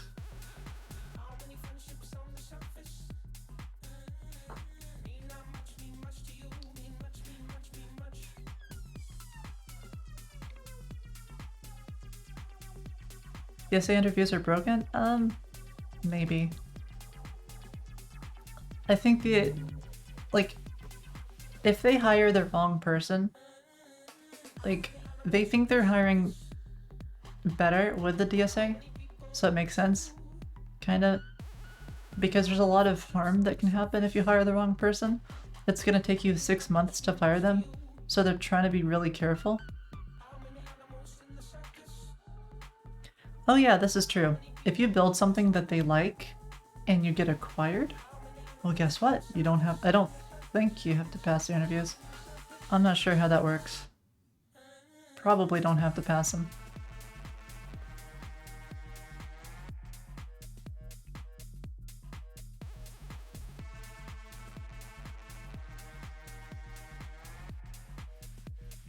DSA are about putting the hard work of the interview on the interviewee. It's definitely hard work, yeah, like... Oh goodness, I still remember my interviews at Google. I don't want to go through that again.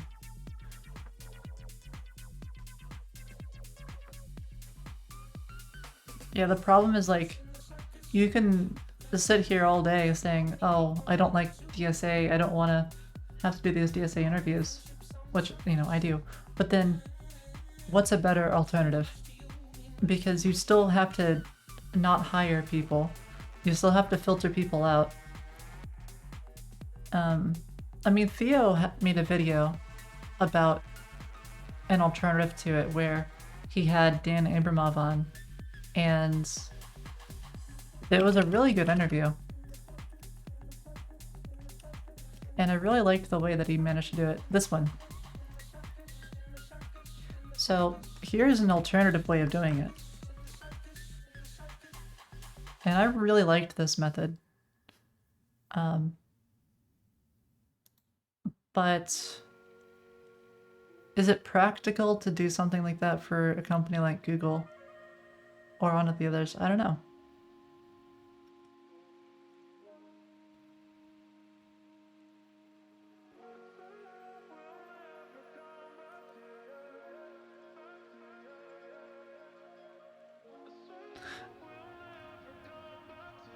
Good times when Dan was not able to center a div? Wait, seriously? Is that where the whole thing came from? Like, display flex, justify content center, align item center?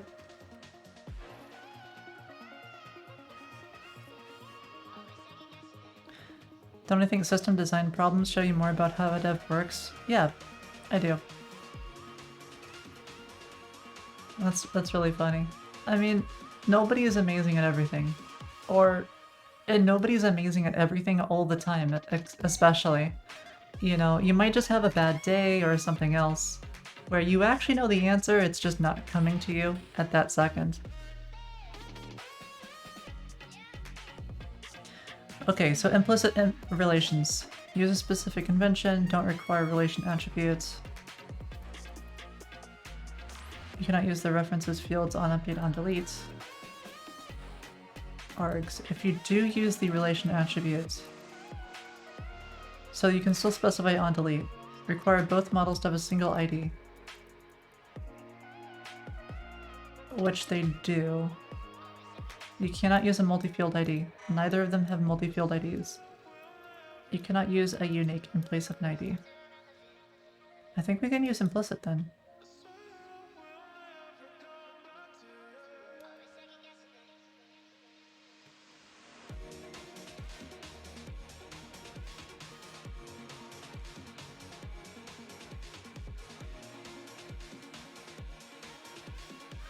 The name of the first table in alphabetical order.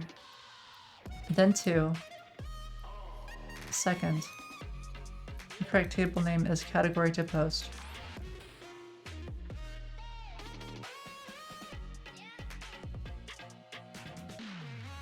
So I think it's okay.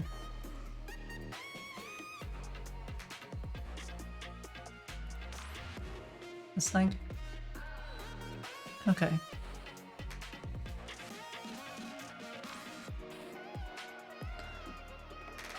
Is the lead code system applied for interviewing junior devs? Anything, yeah. Like, I think it's more lax if you're trying to get in as an intern, but I'm pretty sure interns still have to pass the phone screen. I don't know if they have to do the other stuff. I'm not sure.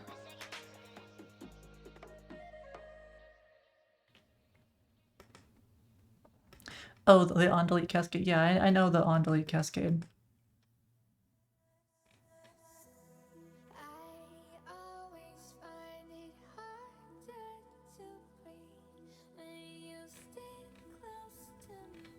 Yeah, this is already all fine.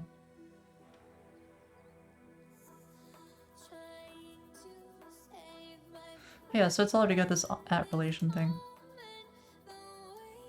Yeah, so great. This is gonna create the... This is an implicit many-to-many.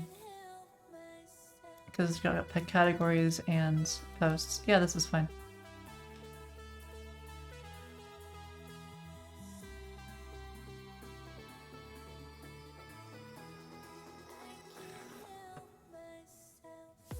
You missed my answer? I'm sorry, Rodri. So, I'm not sure if they have to do on-site interview, but you still have to do phone screen, I believe, for interns. And that's separate from junior devs. Junior devs are people who kind of like just got out of college. At least that's what it's supposed to be. But when Google hired me, they hired me as a junior dev. Even though I was like the lead software dev at like a small startup, and I had been, or not startup, but small company, and I'd already had like, how many years experience? Like 7? 7 years professional experience, and they hired me as a junior. So, yeah, I mean, I very quickly got promoted, but I do think I got like down leveled at least a little bit when they hired me. They paid me slightly more.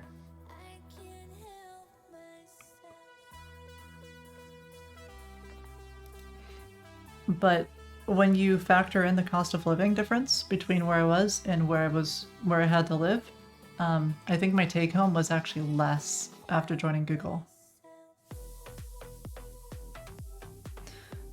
No, my day-to-day was much easier at Google compared to where I was before. Like, the place I was at before, I was defining, like, you know, the whole roadmap of, like, where we were headed. I was like, you know, mentoring people. I was, like, setting up the architecture of, like, everything. I was also coding a lot. Whereas at Google, I was just doing a very narrow, specific thing. But Google looks good on your resume. A lot better than the previous job.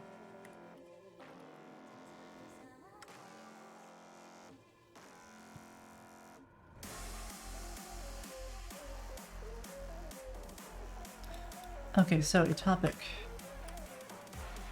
has... I wonder if we can call this admins. And then this would just be user list. And then we need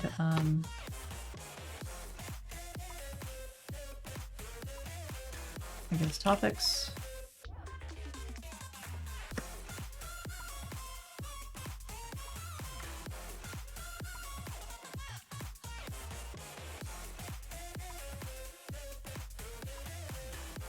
Maybe I should call it moderators. Though, if I do an implicit many-to-many, then we can't specify. Yeah, I think we have to do an explicit, because we want to be able to specify what their powers are.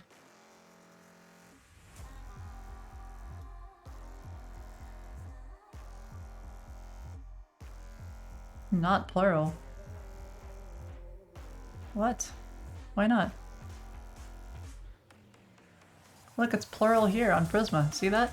Categories, posts.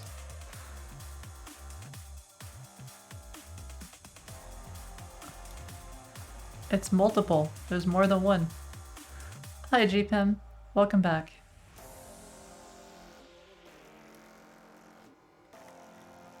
Yeah, IntelliJ doesn't have good Prisma support.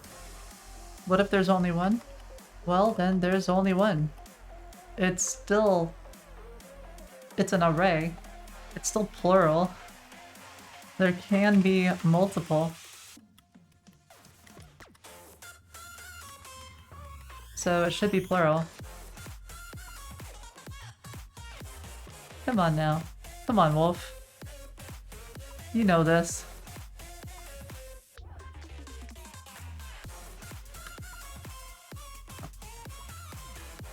When will I become an EDM DJ? When I actually learn how to do music. I don't have a music phone. Don't know Prisma? It's the same as code. It's code convention as well.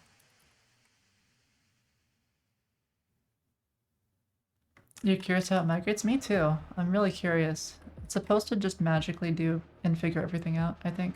What you're going to hear about today is nothing A member of BTS? Look, BTS is an all-boy band. I don't think I qualify. Plus, have you seen them? Like, look at this. You really think I'm gonna fit in to this?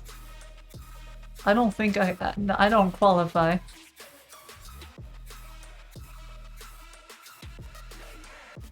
The only thing I qualify on is my like for MapleStory.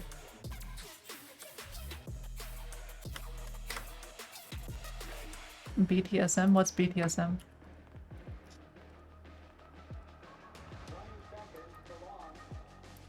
Ah, I see.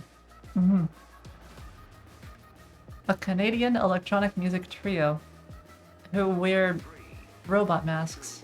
This gives me vibes of the Squid Games so hard.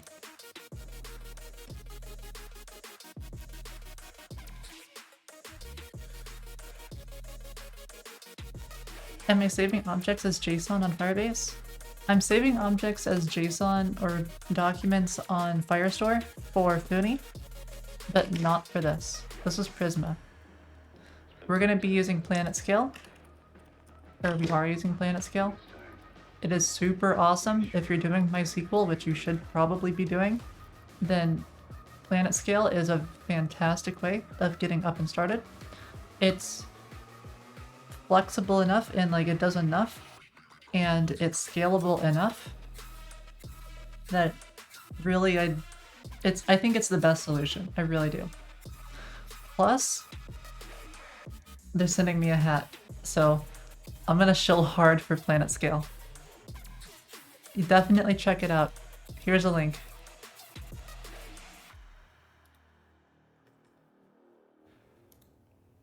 I just want the hat. Yes, you heard, yeah, you figured it out. I'm just in it for the hat. No, but legitimately, it's okay. This stream is not sponsored by Planet Scale. I legitimately like the company. I legitimately like the product. I would honestly just use this even without anything. I cleaned my room? Really? Did I? I don't think I did, but if you think I did, then sure. Let's go with that. Would I rather pick MySQL over Postgres? Yeah. That's just because there's a plant there now. Okay, so what they called it here was, I believe it was 2, right? With an underscore. I'm just gonna follow the same convention, but we're gonna make it explicit. Category 2 post, so this will be moderate or user 2. Plant covers the mess. The plant is the mess. It spilled soil all over. Well, not all over, just a little bit.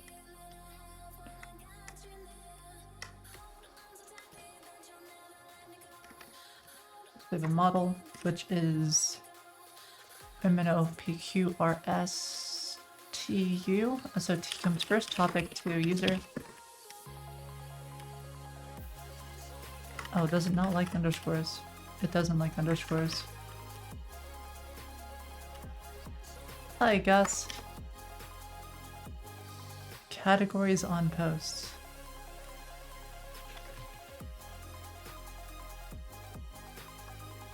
But this is gonna create a different one.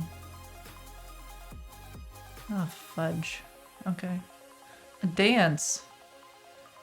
Treasure Bruno Mars. Okay. Okay. Here we go.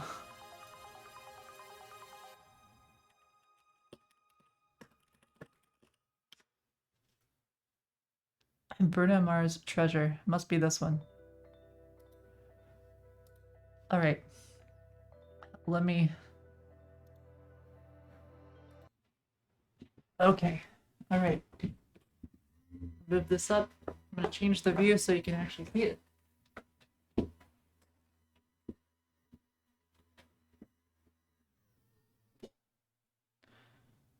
All right, let's see. It is probably this one here.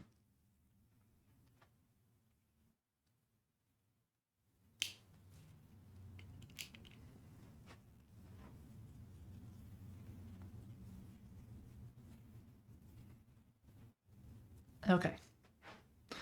I'll make sure the volume is right. Definitely muted is. Oh, A sexy motherfucker. okay. Well, this is very all right. So interesting words. All right. I've never done this before, so with headphones on, has to be with headphones on. Otherwise, I Baby can't hear it. squirrel, use a sexy motherfucker. Give me your attention, baby. I gotta tell you a little something about yourself. You're wonderful, flawless, ooh, you a sexy lady. But you walk around here like you wanna be someone else. Ooh, whoa. I know that you don't know it, but you're fine, so fine. Fine, so fine. Ooh, whoa. Oh, girl, I'm gonna show you when you're mine.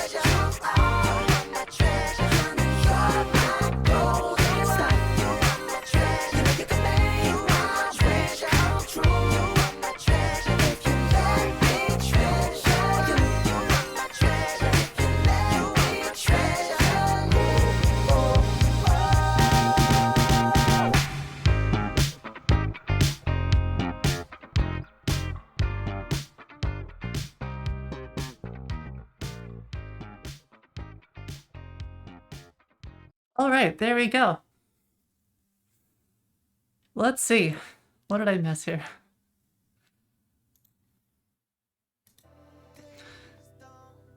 I gotta move this like camera up a little. All right, thanks for the redeem.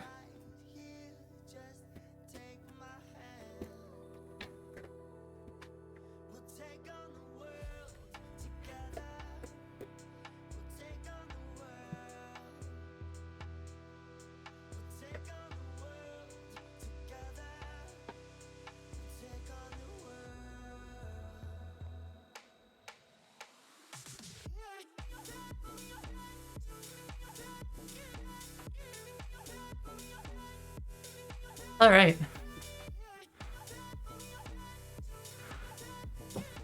Coding and dancing category happening when?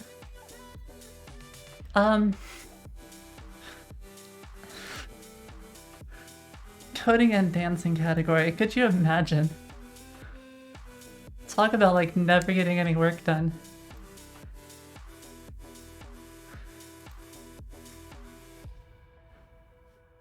What did you miss? A frog, you missed it. Should code in a hot tub. 5,000 followers we're going to.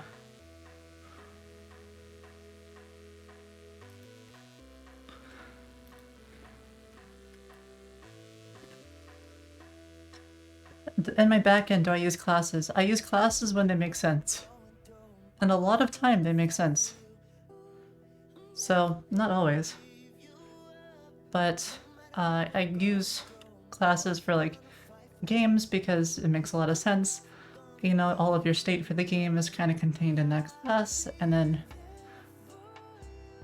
yeah, so the backend is a lot more object-oriented. The front end is not object-oriented because functional components, which is part of React, really lend themselves to not being classes. But even some of the front end is actually classes. Like the game logic is usually a lot of classes. And if I was to do WebRTC or something, that is a great area to actually use classes. Object-oriented code is not bad. What is bad is when you have extremely, like, nested hierarchies of this class extends that class extends this other class. That's when it gets bad.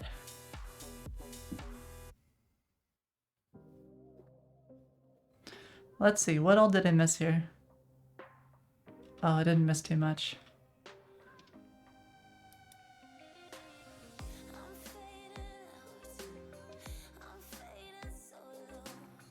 Okay, topic to user.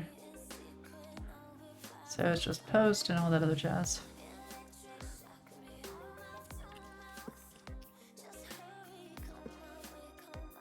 And then we need some kind of an enum here, which is going to be I almost want to call it type.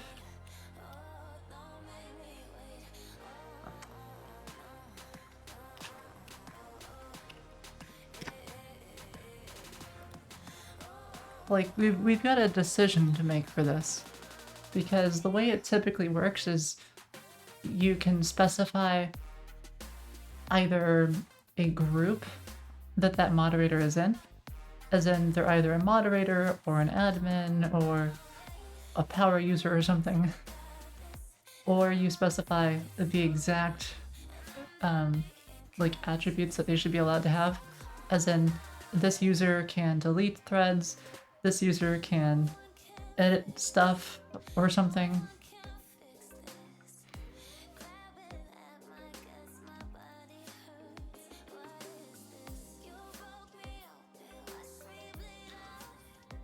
But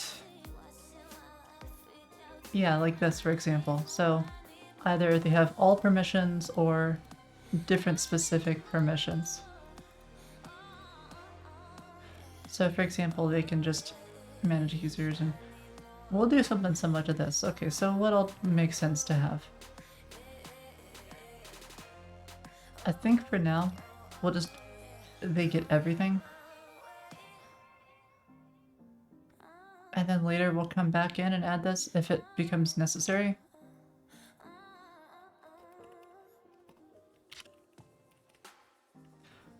So permissions. Video acorn. Add permissions. By default, we have all permissions.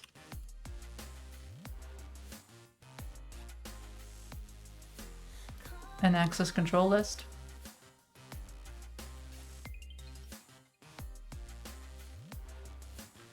Yeah, basically like that, Isaac. But we're not going to worry about an ACL for now.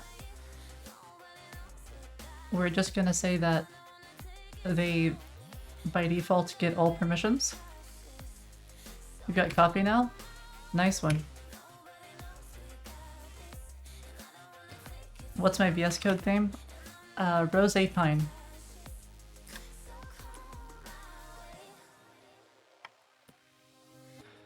Okay, so we have to do topic user. Is there anything else we need? I think it's everything.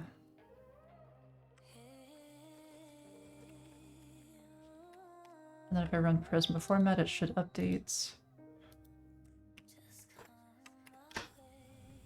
It does not update.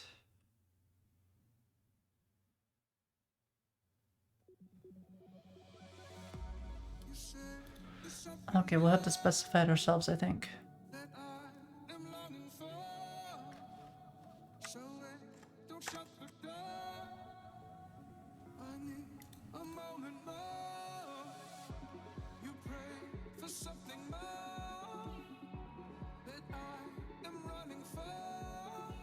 Oh, this is how you specify that it's unique on topic ID user ID. Isn't that kind of the same as what this should be? This should just be ID is comment user. Not that it's unique, it's like that is the key, it's an ID.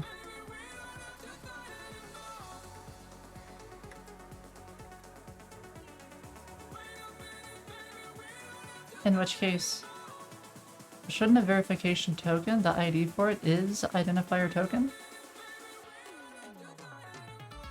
It's not that it's just a unique index, it's actually the ID.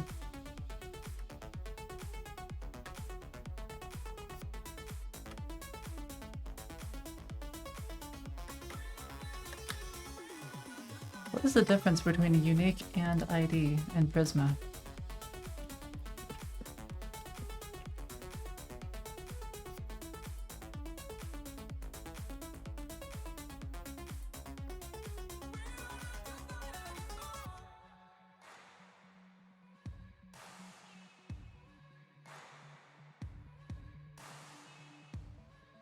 Yeah, so this is the primary key.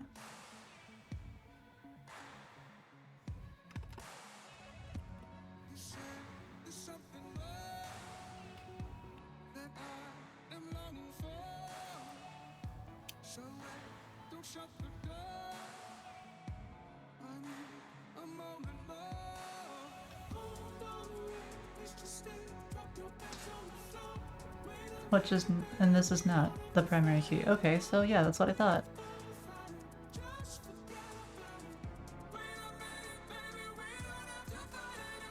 So I feel like this should also be ID.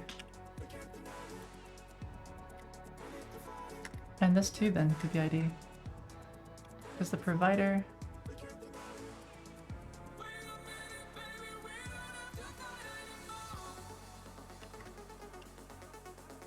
Okay, it does not like that one being an ID. Provider account ID. Oh, because it's not an ID.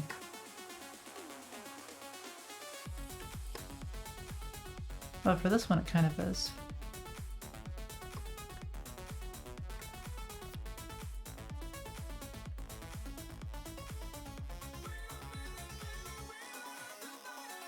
Oh, we're going to see it with this format? I like it. I like this format a lot. Okay, so now we need the topic ID, which is just a string. User ID, which is a string. And now we have to specify it the right way, which is... we have to specify the relation here.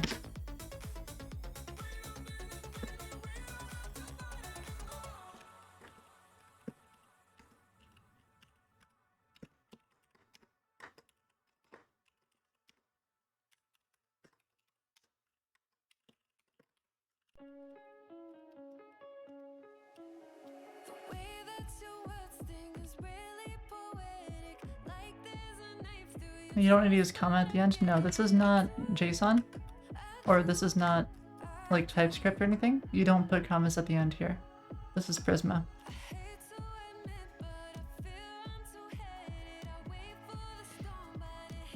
User, the relation field user, missing opposite relation. Right, we have to go and add that in too.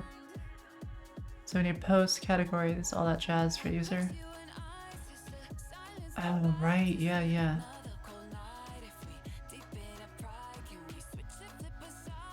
Topic to user.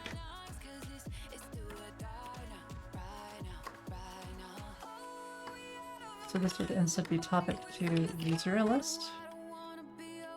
Just moderator topics, and we have to do the same for topics. Yeah, we use what's best for whatever, right? And VS Code is better than IntelliJ for this task. So we use it. I'm not married to any particular IDE, I just use whatever's going to be best for me. at the time.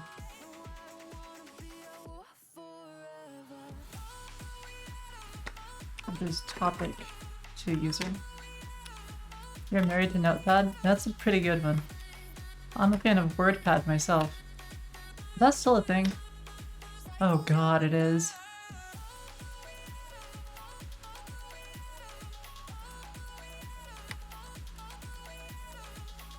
Okay. I think that's all we need. Topic ID is ready. Yep, seems good to me. So now we have comments, posts. You coded in WordPad? Please tell me now. Even Notepad is better than WordPad. Oh god. That's painful.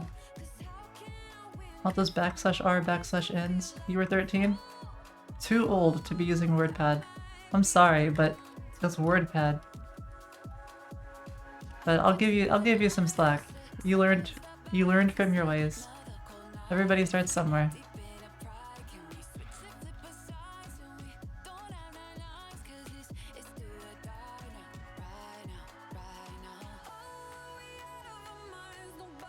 What did I code in when I was 13? I think I coded in Notepad++. I think that's what it was. Because I coded in Notepad++ before I used Eclipse and before I used anything else. So I think it was Notepad++. It wasn't WordPad. I guarantee you it wasn't WordPad. Hi, Crudo.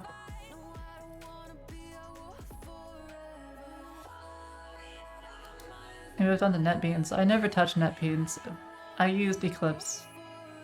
Can I get points for that? I mean, it's probably better than Eclipse. I'm not sure. I never used it.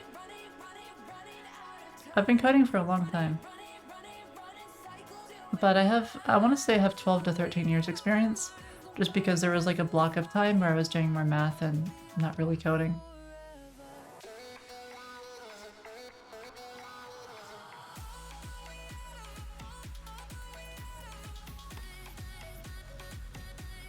Okay, so I need to like rebuild.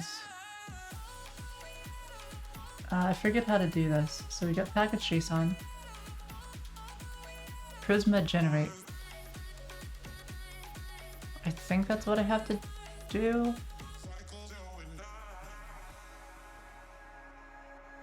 I don't know. What does Prisma generate actually do? But notice how I'm learning. I jumped into something. I used create T3 app. Keep in mind, I didn't know any of this before. All I've known is TypeScript, and I just jumped in. And whenever there's something I don't know, I just look it up. I'm not following a tutorial.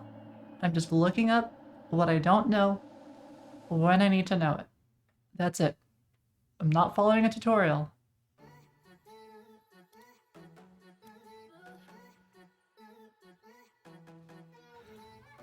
Okay, Prisma client isn't auto-generated. Okay. Generate Prisma client. So what is Prisma client? Is this what generates the models, or is this something different? Now you can instantiate. Okay, so I think it's just like part of NPM-I, I guess?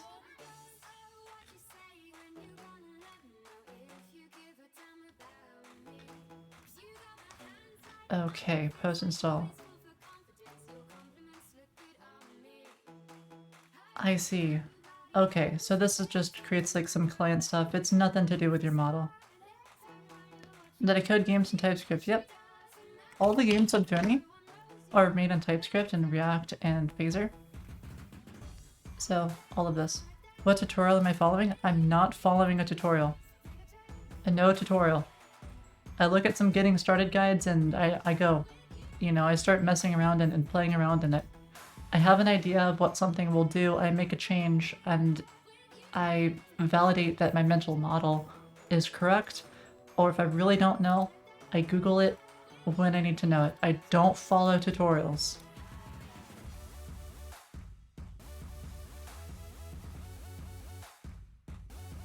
I can't say this enough. Okay, Prisma DB push. So I guess that right there, part of the deploy, is what's gonna actually... This is gonna update the model and everything, right? Yeah, schema prototyping. Prisma DB push. This is what's gonna actually create the migration, I think. Push the schema to the database. Make changes. And then push. We'll prompt you to reset because you cannot add a required field. Sure. Accept data loss because it'll reset stuff. But it shouldn't be for us.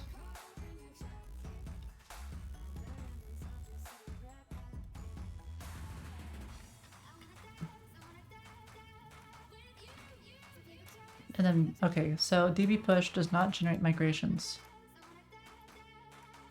I see. So there's also a Prisma migrate command, which is not specified here. So it's almost like we want to add like a migrate with an npx Prisma migrate. Let's try first with the push, see what that does. And if that does bad stuff, we'll come back and we'll add an extra command here.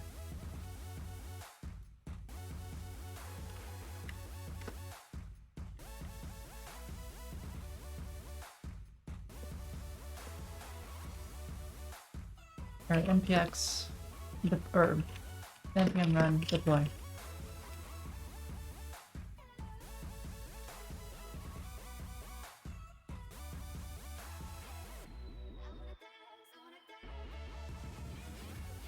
Okay. So I think it just worked. Let's take a look.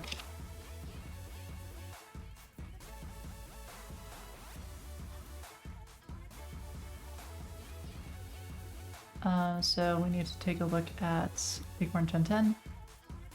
Let's just vote. Oh, look at that. We've got 11 tables. So if we take a look at our tables, we have an account table, a comment table, comment vote.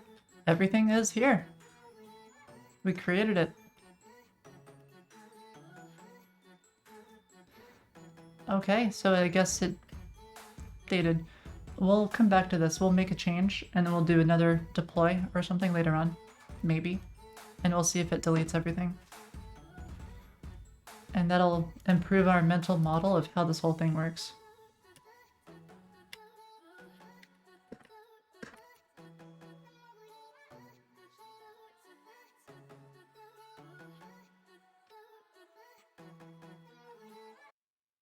Yeah, PlanetScale has a generous free tier.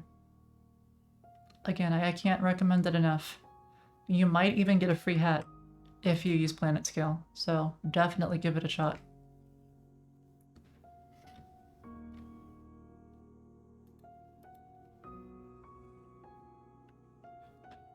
So what all changed here? Topic to user. I think that's really all that changed.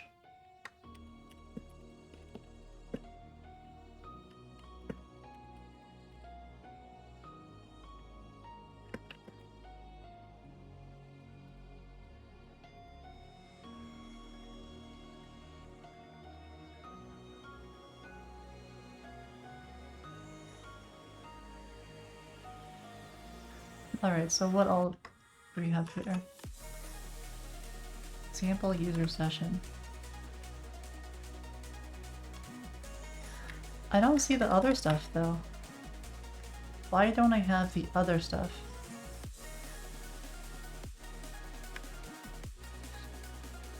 It's like it didn't pick it up. Maybe we have to use npmi. And maybe that will regenerate the client, the types for it that actually exist. I still don't have it. Links allowed? Yeah, go for it, Blazer.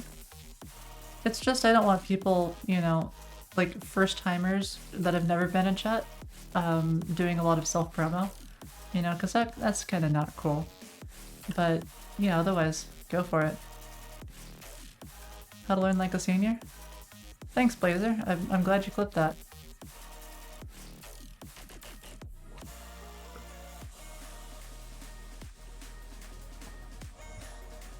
A global Prisma client if I use T3. I did use T3. So, okay, what if I click on this? So here we have Prisma. Okay, how does this all work? Prisma client, which comes from Prisma client. Okay, great. Yeah, so it's got everything we need. Okay, so then npmi regenerates the Prisma client with all of this stuff in it. So we do need npmi because it recreates this. I think what's happened is IntelliJ just doesn't understand that it's changed. So it's not showing the autocompletes yet. But I think it will. I just have to maybe kill the language service. NPX Prisma. Oh, welcome back, Nex. NPX Prisma generate. Oh, there we go. I think we just had to kill the language service.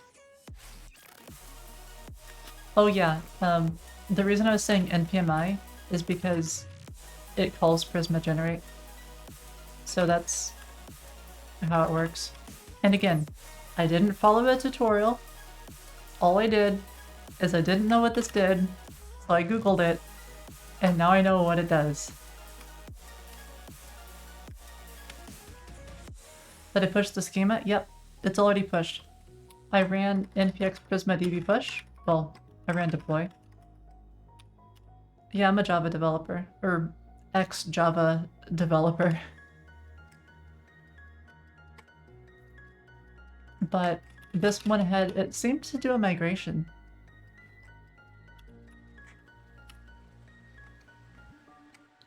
You're gonna use Planet Scale or Photoshop for your new project. Very cool.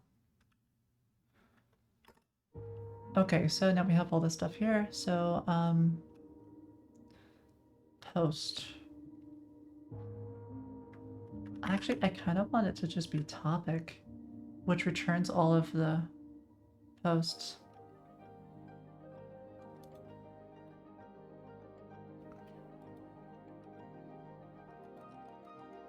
Migrations are NPX Prisma migrate. I see. So, how do you migrate then, Nex?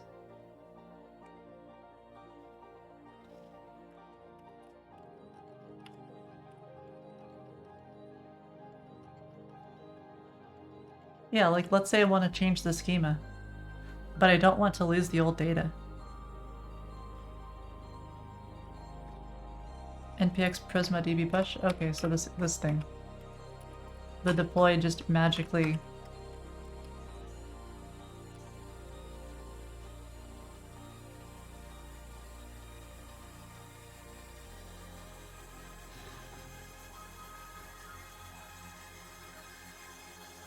A merge request. I see. Okay, so npx prisma db push to create the thing, and then you do a merge request from the old branch into the new branch. But how do you manage that without downtime? Yeah, I got that Prisma DB push just creates like the schema or something. But how do you do it without downtime?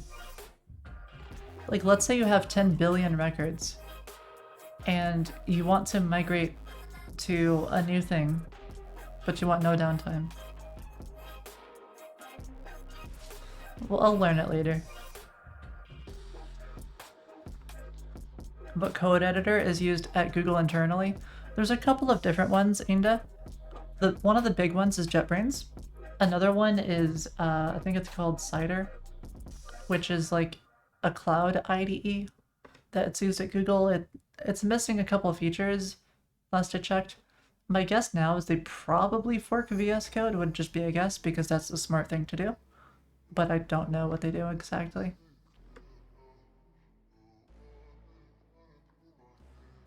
Prisma migrate dev -- name. We'll play around with it later, once we need to learn it. I'm not going to worry about learning it now, because I'll just forget it if I do that. Do you know any service that can give you 10 to 15 emails? I mean, if you need multiple emails, I just register a domain and then I wildcard it so that I have infinite emails. Alright, Wolf. Let's see, yeah, I don't want this to be post anymore. I want this to be like topic. So I might just have it be topic.ts.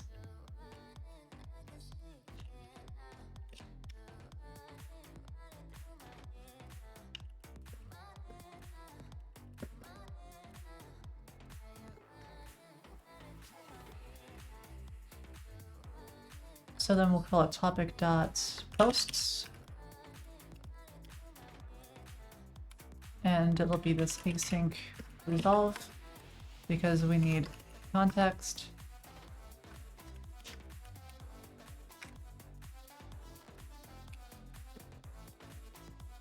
And then it's going to be Prisma.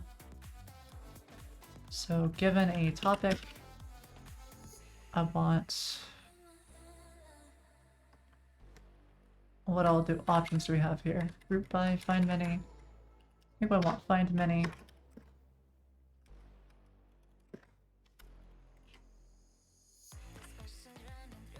Okay, how does that work?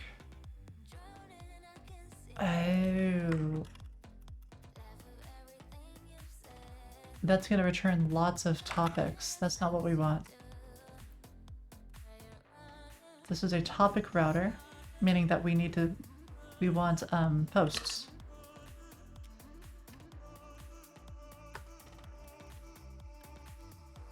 So I want to find many.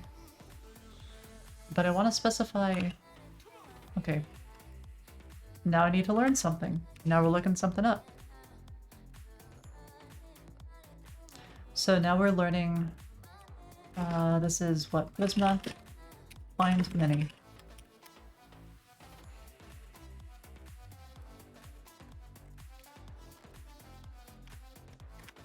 Find many returns a list of records. Where? Yeah, I think we want where.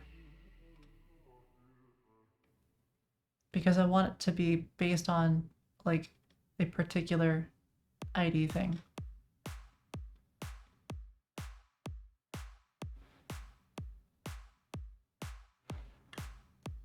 So we've got select, include, blah blah blah.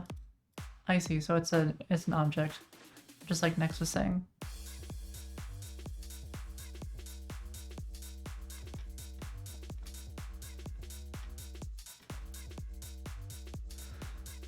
Yeah, I can like limit by, right?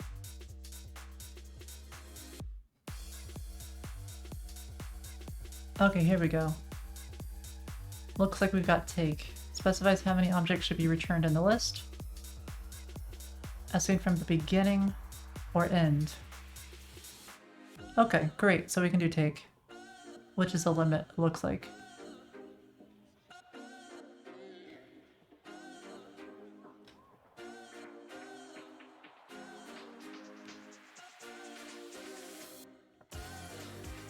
And then select, it looks like we can just only grab particular properties if we don't want the entire stuff.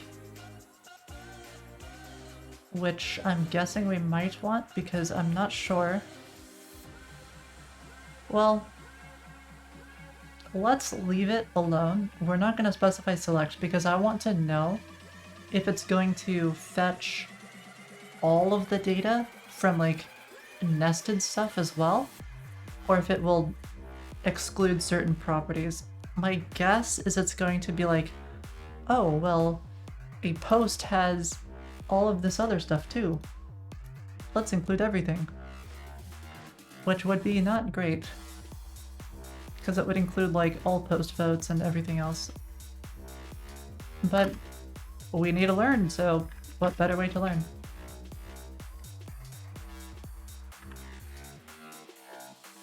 Try doing it? Yep, we're going to.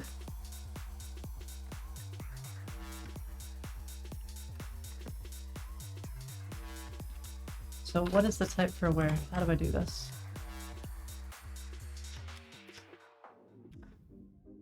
I see where.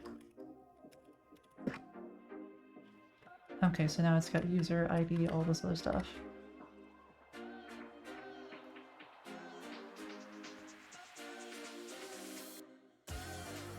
Okay, so where ID is whatever. So for this one, I'm guessing we can specify everything here.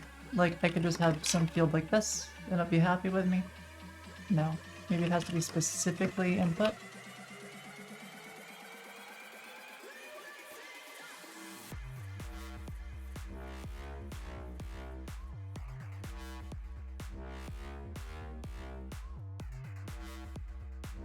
Okay, so z dot object. Okay, and then text. So we specify what it is that we want here. So this could be anything, right? Which could be...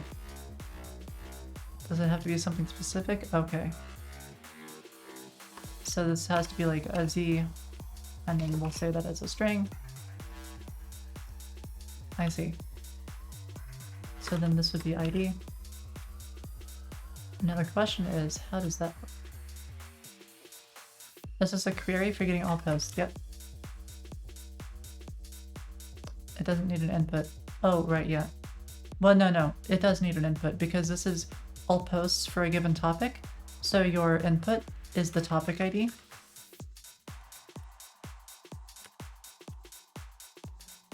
Okay, so then I believe we also have input here. And now we have input.id. Okay.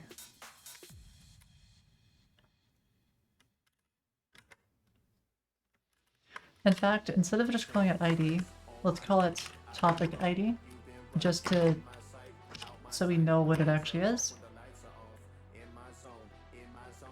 There. Alright, so that is posts. What else do we have? We've got comments. So for the input on this one, we also have an object. This time we have a post ID, z-string, cannot be null. So we've got tjx input as well.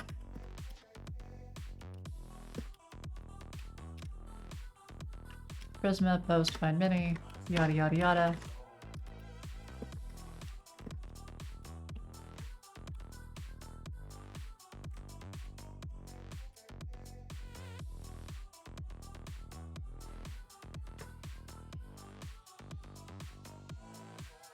No planet scale for you. Why? What happened? Why are my comments query and posts query and topic router? Because I figured... I don't know. I don't know, Nex. This is the first time I'm using it. I figured I'll just stick it in here. I guess I should probably split it up. I should have like a topic router, a post router, and a comment router.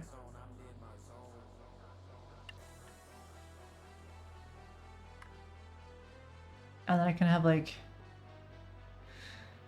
Yeah, I'll treat this like REST or something. Okay, let's change it up. So we'll have...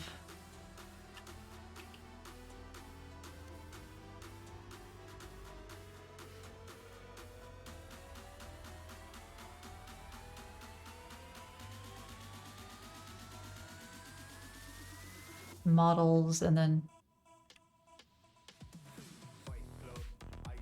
I guess I'll have post and comments.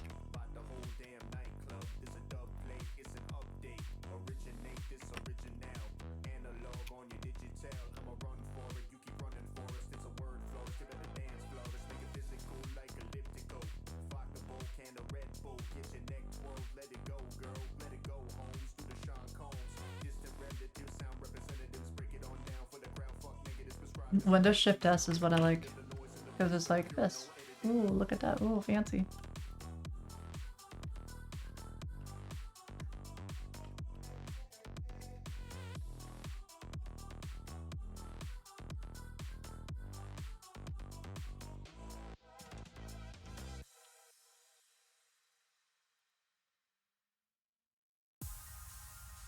I've not heard of SurrealDB. SQL style query language. I like that. Real-time queries. With highly efficient related data. Advanced security permissions. Multi-tenant access. How much multi-tenant access? Like 1 million? Please?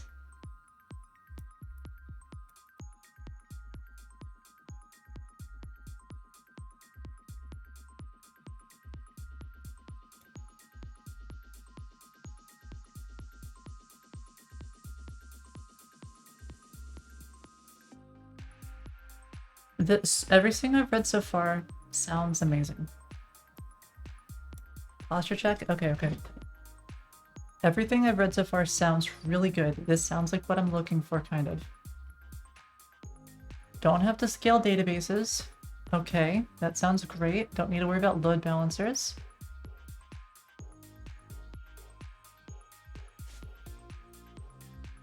Alright. Okay, where's the catch?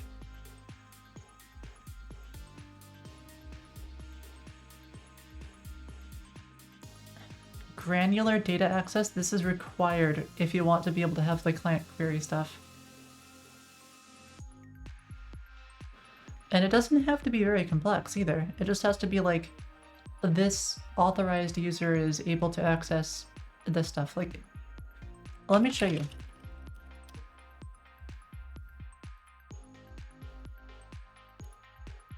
So if I go here to Funi, and I go to Firestore, and I go to rules, this is it. It's this simple. It's like, allow users to access this particular part, or this particular part, or this. It's just is current user. And that check here is just here. They're authorized and they are that user. And that's about it. That's really, this is the, like, for something like Funi, which is pretty large, it's 100,000 lines of code, that's the amount of complexity I need. That's it. And notice that the client is read-only. They don't write anything. And only the server gets to read and write.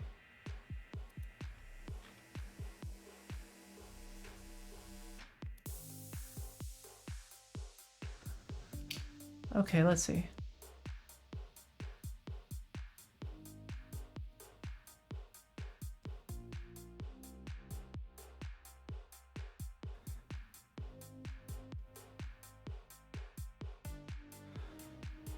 The use of tables.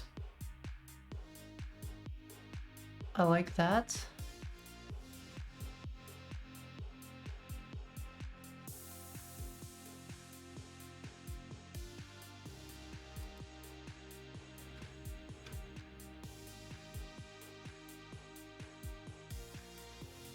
Foreign key constraints are not allowed.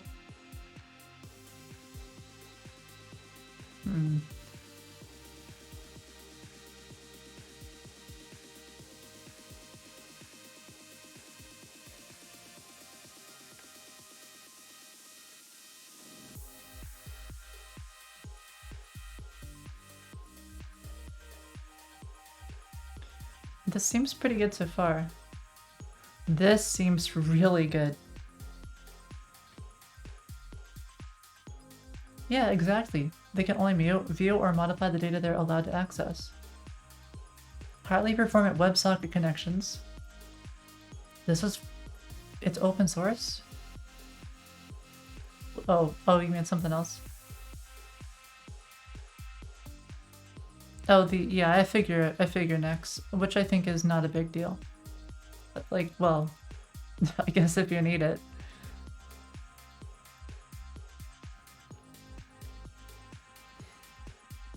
But, I mean, for now, Vitess Planet Scale, it also sacrifices this right here, the real time. Because I like this. I don't want to have to handle this myself.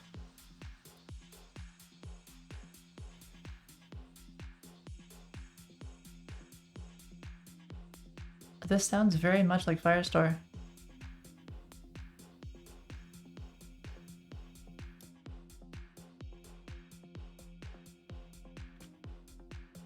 Yeah, this is very, very simple. This is what Firestore does. It uses WebSockets for diffing and patching. If you look at the data that actually gets sent, this is what it does. Firestore but SQL is nice. Yes, absolutely. Firestore, it's vendor lock-in because it's not SQL. Scale effortlessly to hundreds of nodes. Okay, so you have to host it yourself? Is that it? Or... Oh no, because they said serverless. Yeah, so you can do either. So far everything is good, but I'm curious what the pricing is and what the limitations are.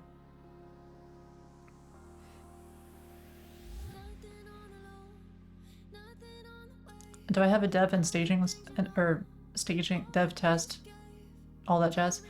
Right now, no. But you should if it's important. You know, you should have like dev staging prod.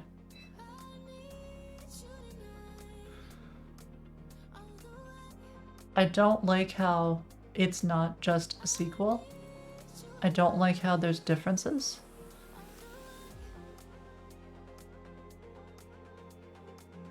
That's a little odd to me.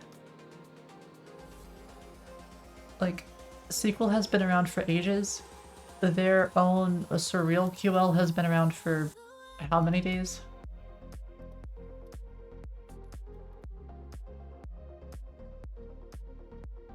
But it seems pretty good.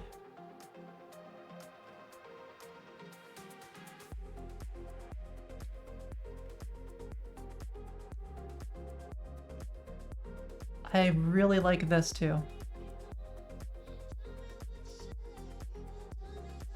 Because this is a lot more familiar to me than the way Firestore does it. The UI for Firestore is god-awful.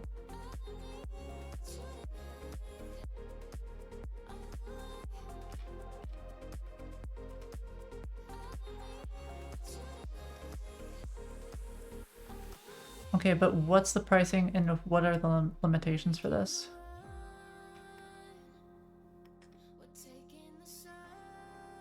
Oh, it's not out yet. It's like you can install it to run it yourself, but it's not ready for the cloud. What's the code editor? IntelliJ?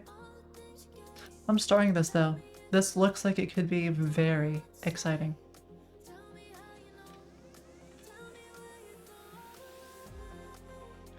I think in the next few years, this could be extremely exciting. 99.9% Rust. This is what I'm talking about. You know, I'm waiting for Rust to be used for like things like this before I jump into it. This is exciting. This is really cool. I want to see more things made in Rust, and if I see enough things made in Rust, I'll consider it.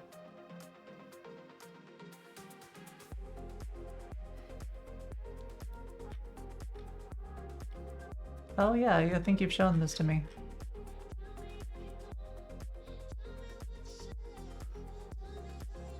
Serverless Postgres, that's really cool. I'm more hyped for SurrealDB.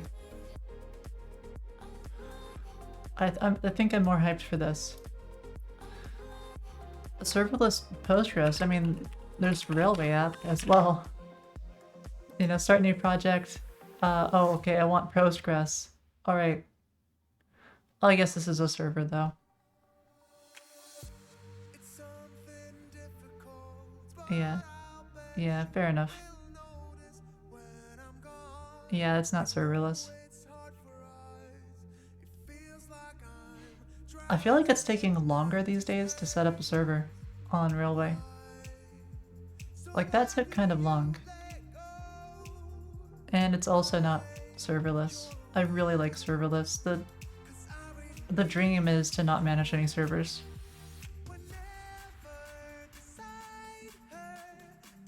Is PlanetScale serverless? Yeah, you don't have to deal with servers. That's why I recommend it.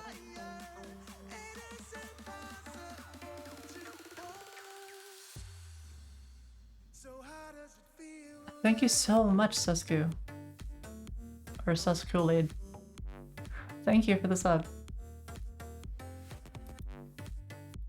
I gotta get those sub numbers up. So thank you.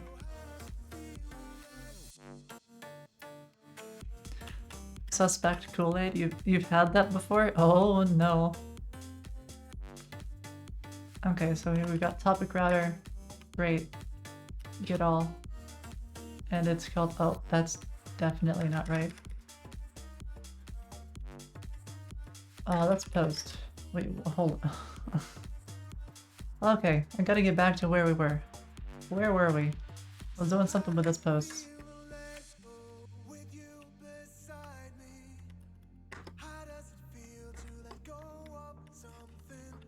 This is supposed to be it.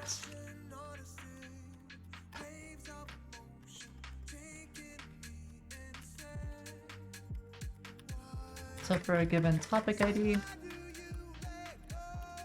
you get all of the posts.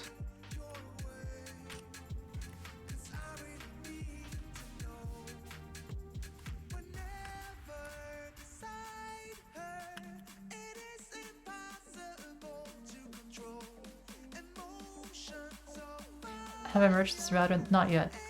I will soon.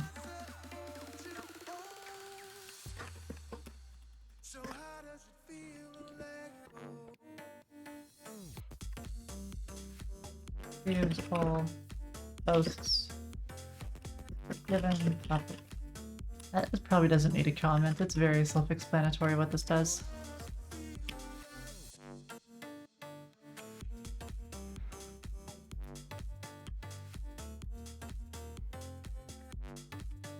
It'll be easy to fix bugs one by one. Yeah, but we're getting there. I mean, these are really simple, so I think I've got the... I understand how it works enough, I think. I'm doing pretty good, Mirkovich. Okay, so I also need post, comments. I think that's all I need.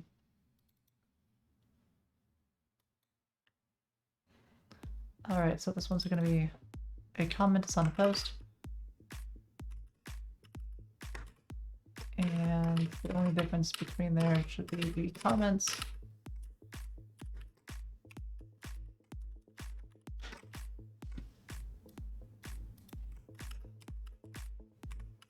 And the post, and okay. This needs to be called get all.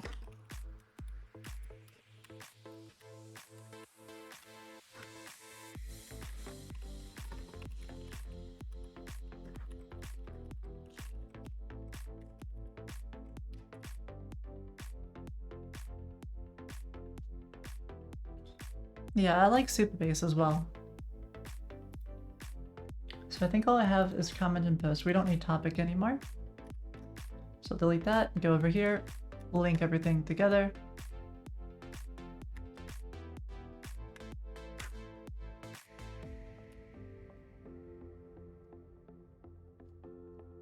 I guess I could just move this out. We don't need this to be in there. Refactor that.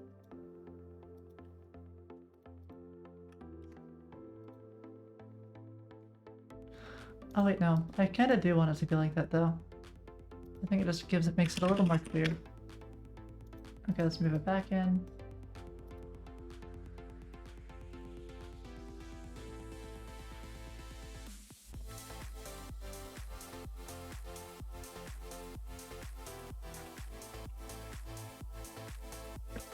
And we'll call this comment router.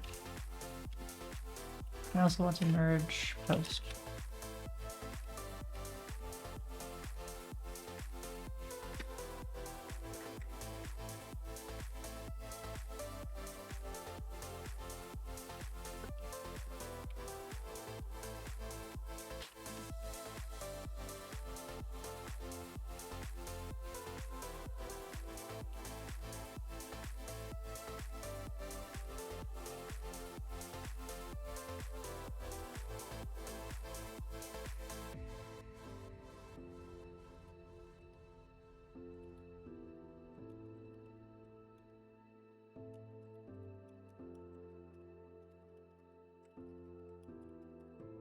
TRPC? Absolutely, nerd. This is my first project with TRPC and Tailwind and Planet Scale and Prisma and all of that stuff. So this is how I learn. You know, a lot of people sometimes they'll come in, they'll be like, oh, I'm learning this one narrow specific thing. I'm learning CSS or I'm learning JavaScript. You know, and this is how I learn. I pick a project, we're making a poll system where everybody can make their own polls and stuff, and upvote and downvote and do comments. It's a pretty big app, and we're learning a whole stack of technology from the ground up. And we're not doing a tutorial, we're just jump into the code, and as we figure stuff out, as we work on it, we look things up. And let's see, what else? What do we miss here? You don't get what TRPC is. So TRPC is between the client and server. It gives us an API that gives us nice typed stuff. So with TRPC and Zod, we can validate that the client is sending us correct information on the back end. And we don't have to worry about communication so much between the client and server, because TRPC is going to handle the request for us, like the fetch or whatever. It still kind of goes over the whole get and post or whatever. You'll see a little bit more as we get to it. Yeah, it's kind of like a REST API in steroids. You know, in your traditional thing, you'll do a fetch and you'll get that back like an any type, and you have to know how to process it. Well, with TRPC, it'll do the fetch, and then you'll know exactly what you receive. So you'll be like, oh, well, this has got comments on it, and those comments have a message and an author and a created at. You don't have to guess at what the data is that you're receiving.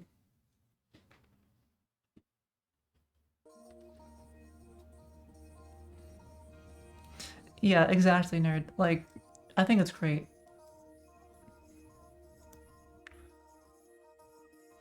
What's my usual stream schedule? I normally start streaming at around 5 a.m. Pacific time, and then I usually stop around noon. I really enjoy doing this on the weekends though. I love these side project kind of things, so I might go longer, it really just depends.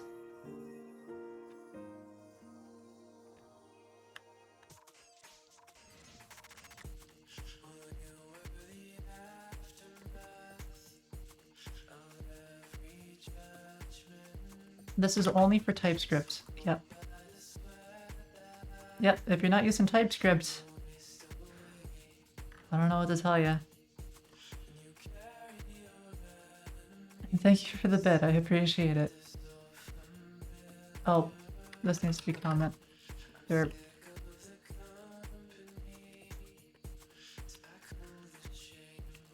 Use JavaScript and pray to the type gods. That's not going to work on large projects. It becomes painful. JavaScript is a good scripting language. I use it whenever I have a single file and it's only a couple lines of code. I think JavaScript is a fine fit for that, but I wouldn't use it on a large project because you don't get your autocomplete. Take this for example. This kind of uses JavaScript. It's a small little script that finds domain names that are available for common stuff. It's about 50 lines of code with a whole bunch of comments, so just code itself is way less. And that's about it, you know? For something like this, JavaScript or something is gonna be fine. TRPC or TypeScript would probably be overkill for something like this, especially because this is a special syntax, ZX, and it uses this whole thing here. I wish I could use GD to go to a link or something. Oh well. Making that code type safe is hard. You can just :any if you really want to. Using ZX, yeah, we use the best tool for the job. Doesn't matter what the tool is. At least we try to.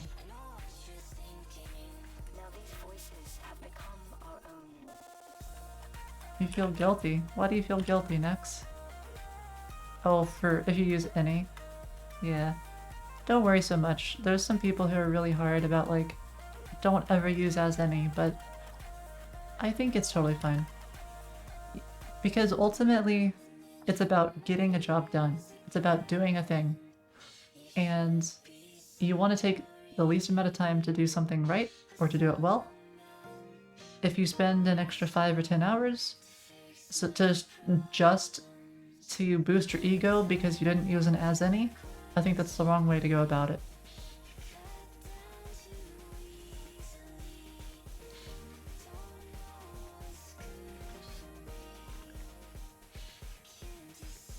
Okay, source server router index. I don't know why that's there. Let's just delete that.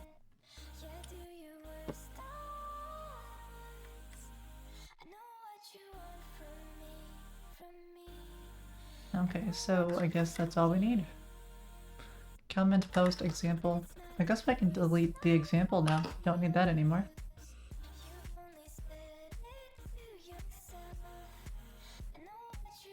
Well, is this helping us at all? I don't think it's helping us at all anymore, so we can go ahead and delete it.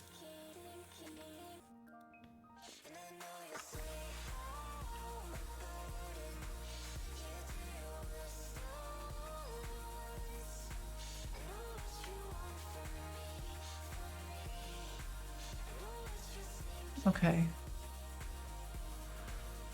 I think we're good to go.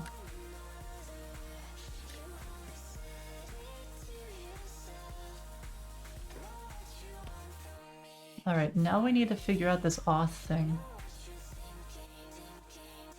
But before we do auth, I can go ahead and just make like a fake route, which creates like some fake post thing.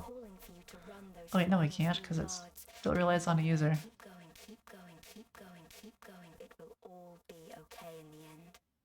Let's go ahead and get this started up.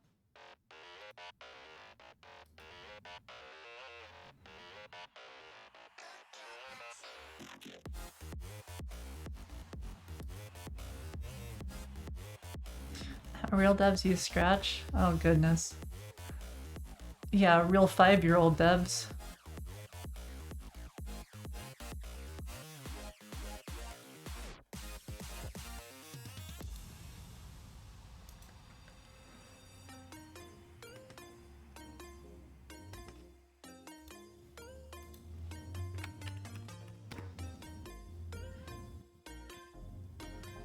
"12-hour stream today?"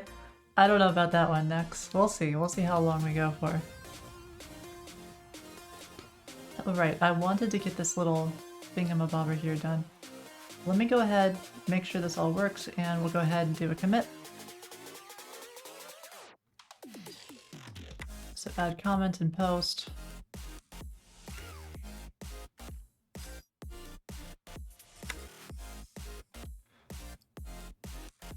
Okay.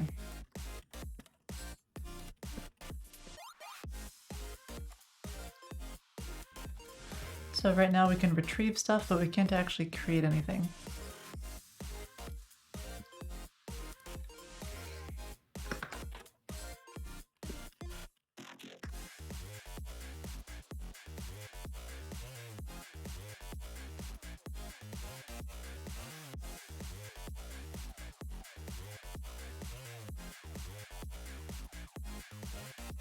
You're gonna build a website in Java with Spring? Well, I'm glad you don't hate yourself enough to do that, because that sounds very painful.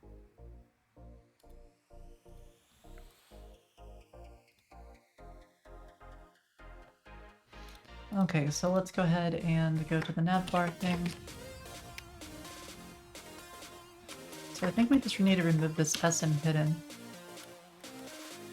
Mobile menu dropdown, yeah, let's just remove that.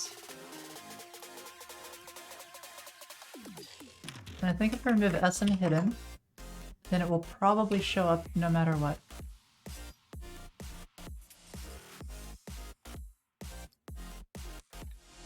Go ahead and refresh this. And keep in mind, this is how I'm learning. I'm learning Tailwind here. Okay, so now it shows up. So this is exactly what I was thinking. It works the way I thought it did.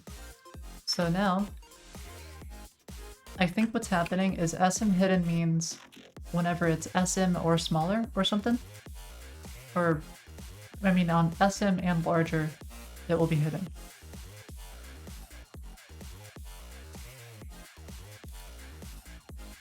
I've got to speed up this thing. You're building a website with C++? I can feel your pain from here. I just wanna keep it going. Like the night is never over Oh man, it takes ages to build this thing. until the morning. Why does it take a year? I think it takes a year because I'm including all of the types. I'm probably gonna change that. It's just, it's useful. Because I can then do this. There's probably a better way of doing it. So I think, okay, so now I want to make it slightly bigger. It goes away. If I change it to MD hidden, now it shows up again. So it's exactly what I thought.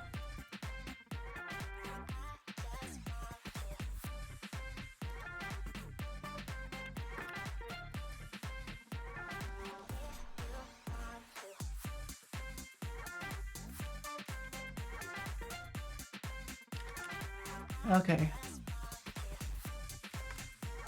So the mobile menu button is absolute. I don't like how it's absolute. I think what I want instead is I want one to be left.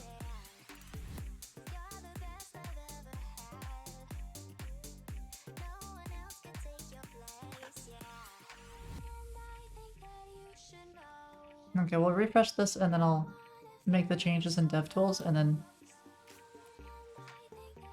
that'll help us understand. Okay, so I need that cheat sheet again. So this is a Tailwind cheat sheet. Because again, remember, I'm learning Tailwind. I don't know it. I'm learning everything. Flight mode really hurts? It does. Tailwind is great? I'm sure it is. But we're learning everything. Okay, so I'm guessing if I change this to flex, flex-1, I wonder, is flex gonna give it display flex? Okay, so flex gives it display flex. But that actually got us really close to what I want. Okay, so we got display flex. I don't know what flex 1 does. Okay, let's just play around with it. Let's change flex 1 to flex 0 and see what that does. Okay. So I think it's like the growth. I think that's changing flex grow. So flex 0 is probably like... Okay, so flex 1 sets grow 1, shrink 0, basis auto. Yeah, okay. So I think I want the search to be flex 0 as well.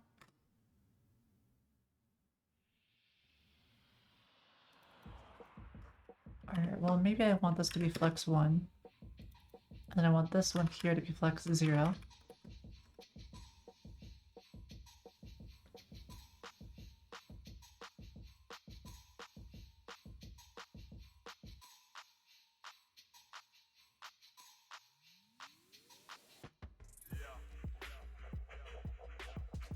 Yeah, I'm looking at the cheat sheet now. I'm just playing around with this. The Tailwind has been around for ages, Jank. I wouldn't worry about Tailwind. Tailwind has been out since like Bootstrap came out. It's mature at this point.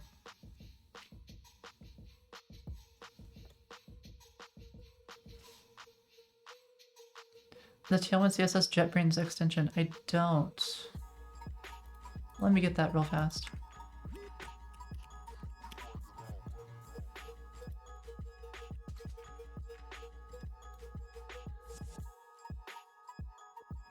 Thank you for this. It's really lowly rated though.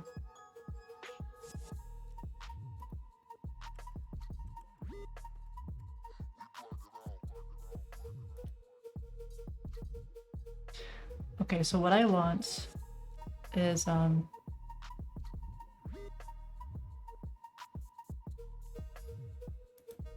want this one to maybe grow. I'm not sure. So I want this to be centered. I don't want it to grow anymore after this size. Let's see, I think it's still growing because it's got flex grow on it.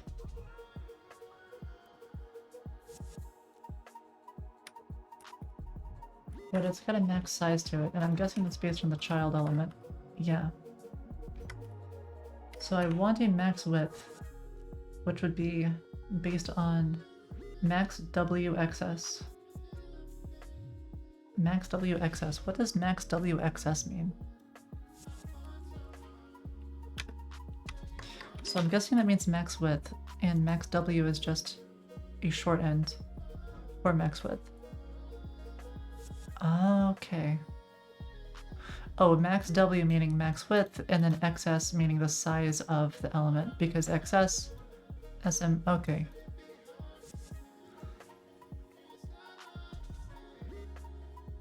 But this is how you learn. I'm not following a tutorial. I'm learning what I need when I need it. It really does get you a lot farther, because like you look at all the pro developers, a lot of them, they don't have like super deep experience in any particular topic. They know a lot about a lot of different things. Yeah, you don't have to know every little teeny tiny bit.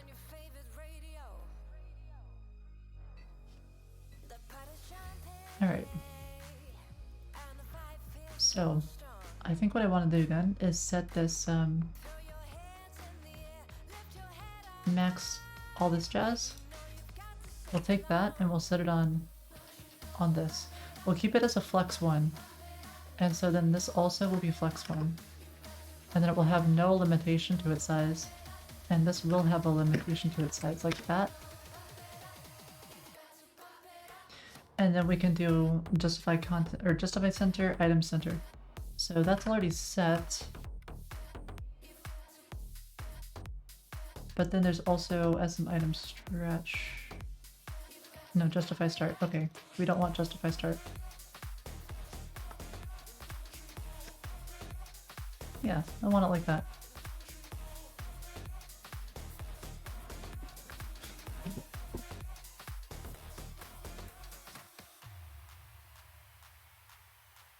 You have a senior programmer who's against using Tailwind because they believe that someone with lower experience coding won't be able to use it. It's just CSS. It's just CSS. Until you're using styled components. Yeah. I mean, this is like my second day with Tailwind. Okay, this is my second day with it.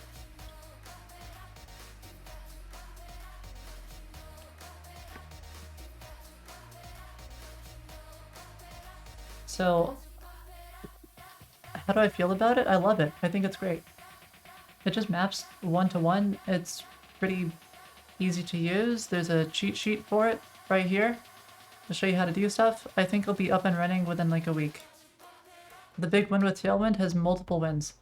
It wins on size whenever it compiles down.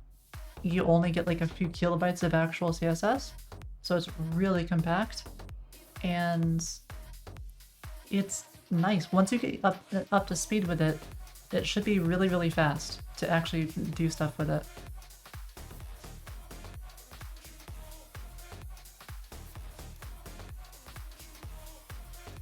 But yeah, I wrote Funi with styled components, and I ended up ripping a lot of the style out. With twin macro. What is twin macro?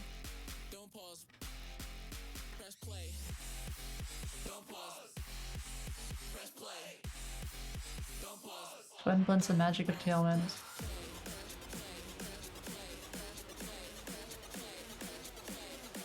at build time.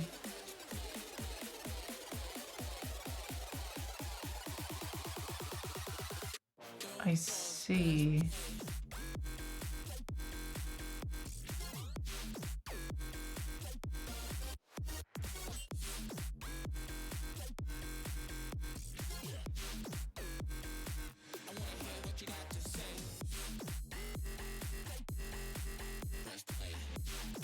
Uh,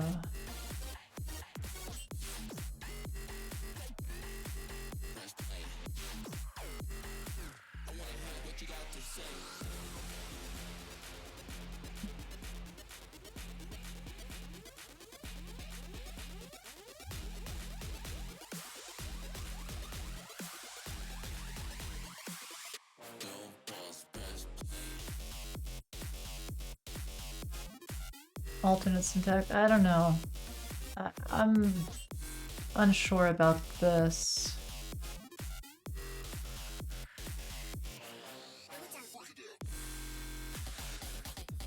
Like, I'm curious if this would blow up your size, where you have a unique class name for every component that you have. This could blow up your CSS size. I don't know, but that's something I'd be a little concerned of.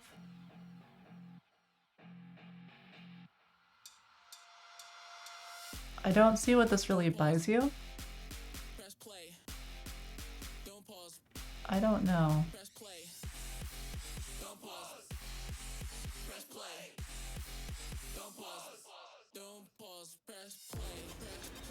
I don't know much about this though, so like, take what I say with a huge grain of salt.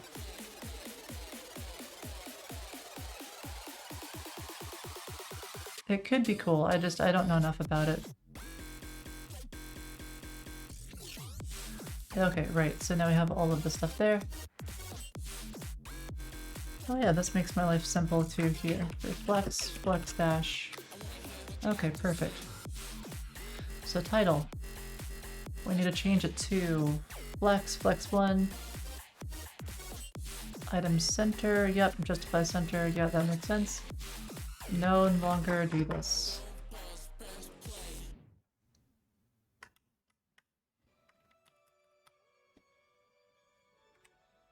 Alright, and then we have this one here, so that's nav search. We want flex 1, justify center. And we want this stuff here.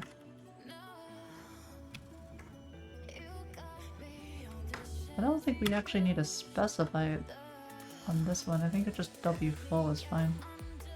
I'll take a look at what W full means. My guess is it just means width 100%. So we don't want justify end anymore. We don't want justify center. Margin left, we don't really want to change that either. Yeah, the tailwind is fine.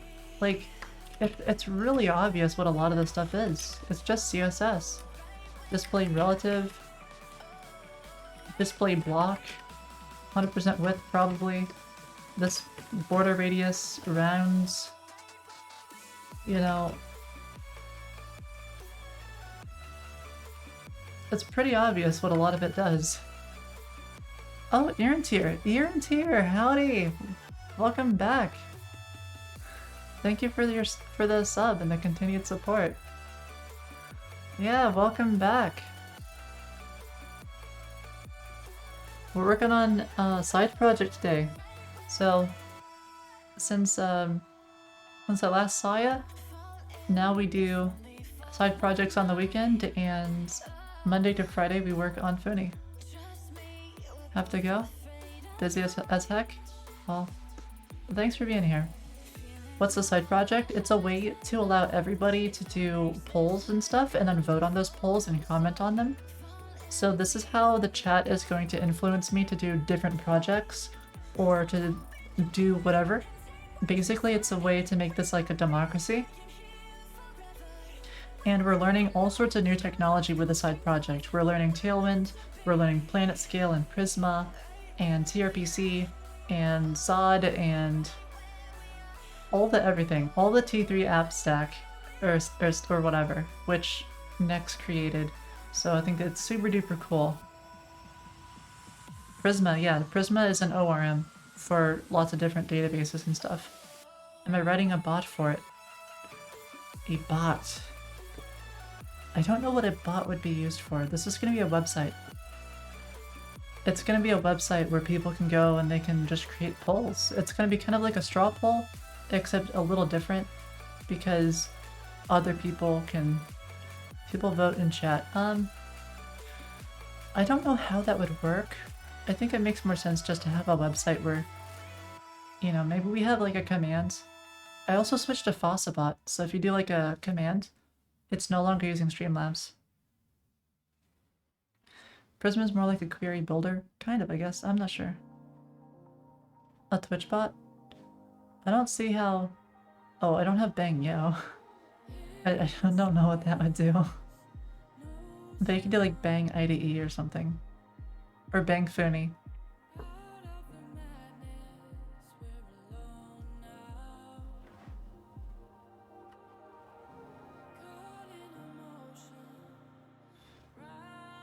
Let's see. Okay, take care, Aaron.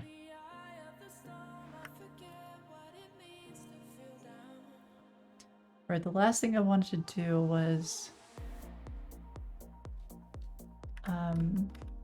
something navbar, nav title. Okay. Oh yeah, this is what I wanted.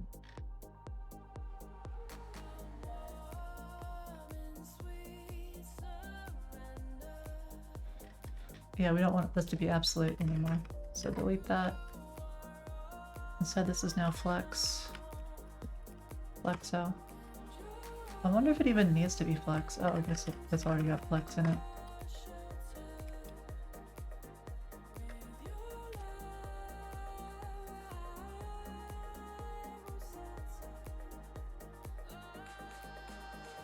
Oh yeah, I love how tiny it is. This was a big selling point for me.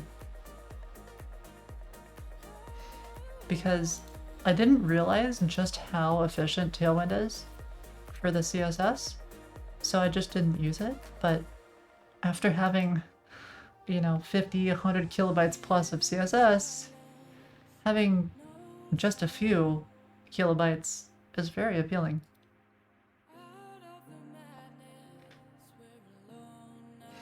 I also like how it restricts your choices.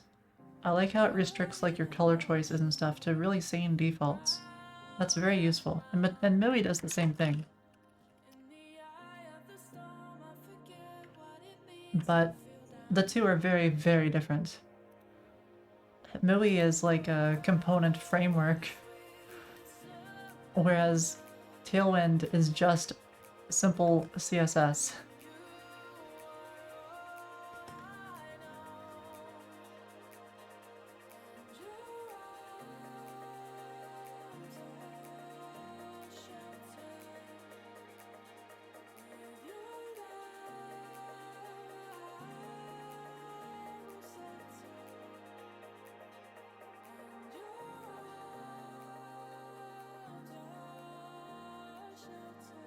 Yeah, it compacts to only what's used.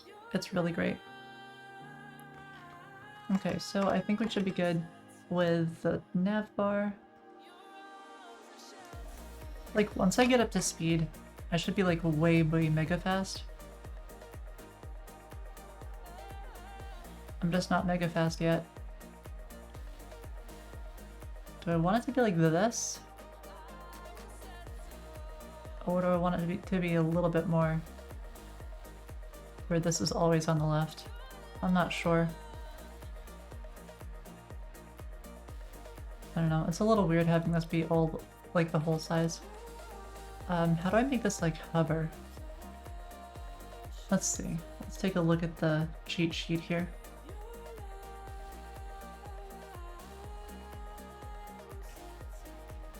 I'm sure there's like a hover.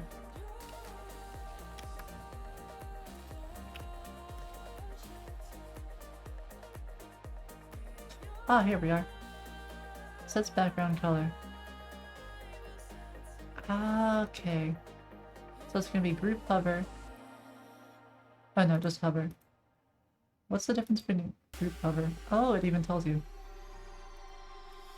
So group hover is the same as like background color. Okay, and what is hover? That doesn't really tell you. It just says it works with group hover. Okay, tailwinds. Group hover versus hover.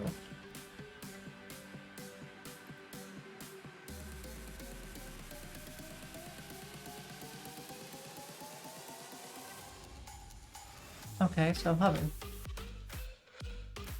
Great, perfect, exactly what I want.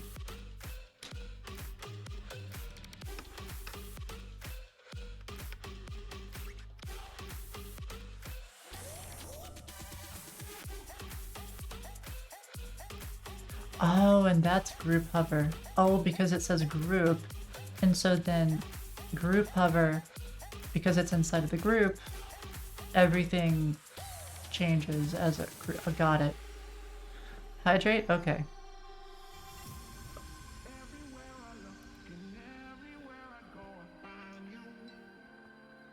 And that's it. That's all it takes. Hi TH3. Welcome back. Welcome back, and thank you for the sub yesterday. I saw it. I did see the sub. Even on my day off, I still saw it, so thank you.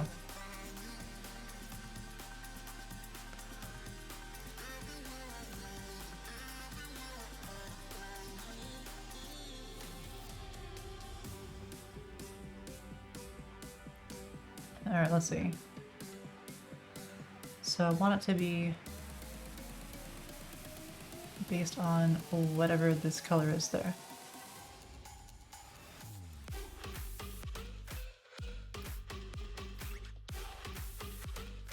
Yeah, it does make it easier. Oh, look at that. It does have a hover. Where it's BG Slate 700.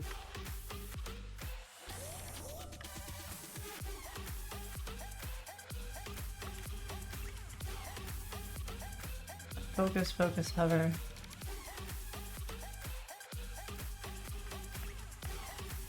Oh, it doesn't really have a BG Slate thing on it though.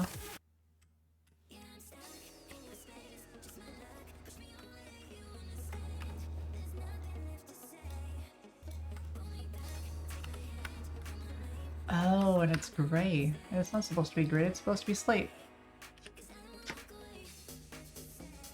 Yeah, I want it to be slate, not gray. Oh, it comes from here.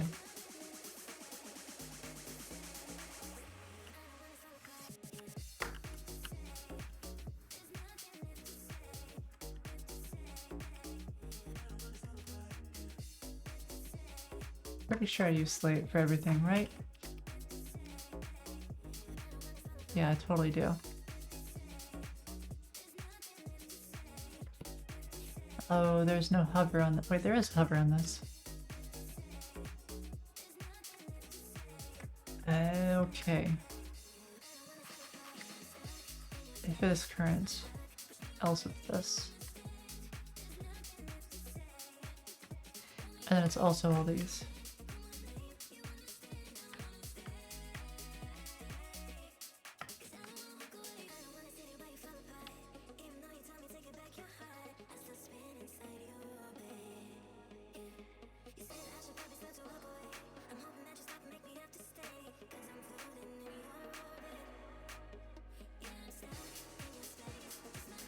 So I think what I want is I want this one to be like a particular BG Slate.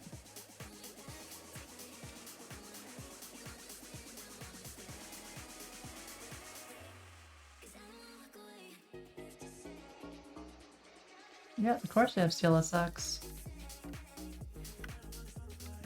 I still really like it. I took a look at the code, like the implementation, and I really liked it. So somehow it's getting BG Slate 900. So then when it hovers, it doesn't even have— okay. Somehow it's always item current. I think that's the problem. Navigation map. Where's navigation coming from?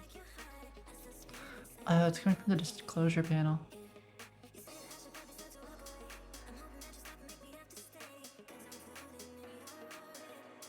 I could just not have it.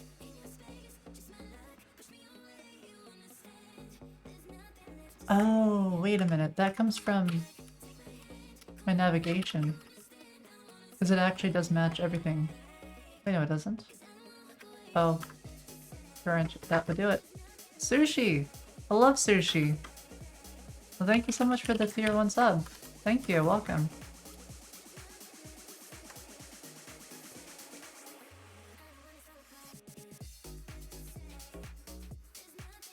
Okay, so now it should work. Okay, that's what I expected. There we go.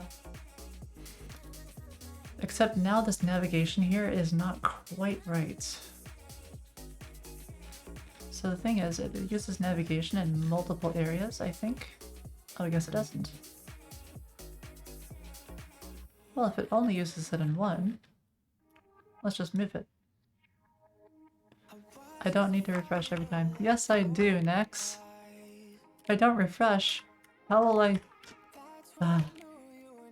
it's muscle memory. Okay, so this is going to be based on... Yo, you didn't know about that package. Yeah, it's a great package. The stream and chat has been great. Yeah, I love the chat. Chat's really wonderful. HMR. Hot reload, come on now, Nex.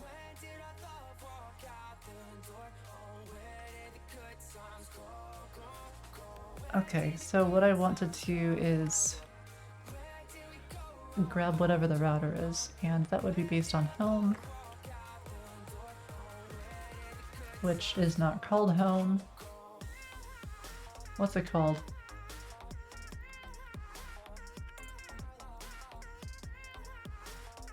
Okay. Now I've got something. Oh, I think I've stuck it over here. That's what I want.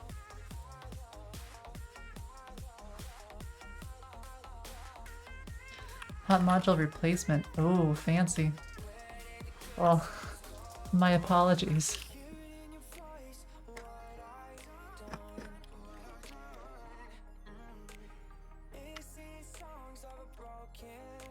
Okay, now let's just go ahead and log what this is, so I know what it is.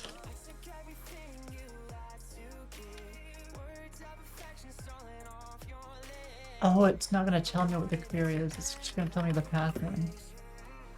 Yeah, I want path name.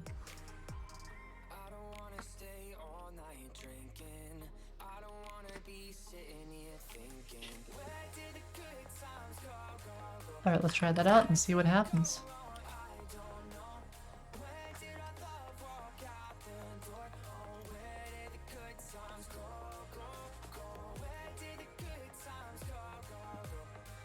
But you can, oh, I did it again, Control R. But you can see again, very much, let's try something, let's see what happens. This whole time, it's just, let's try it, let's see what happens. / topic ID. Okay, so that's not what we want. What else do we have? Let's just grab the whole router and log it.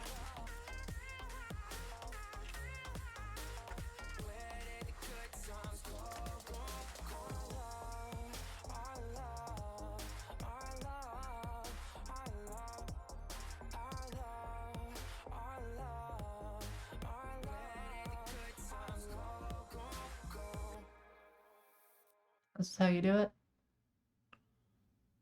Oh, perfect. Now we have...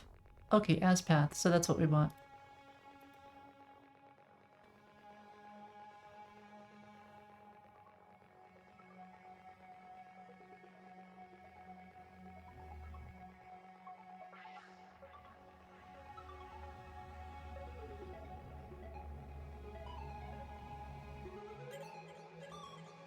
Yeah, that works too. What tech stack am I using? Okay, well, Well, that tech stack is for the main application, but this is our side project. So for the side project, we're using Create T3 app, which is maintained and created by Nex.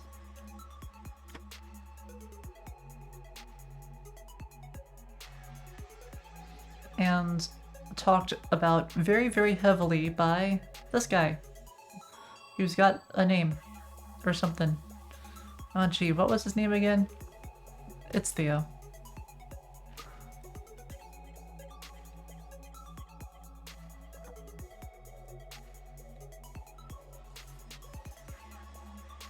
Well, yeah, Jin, that's how you learn.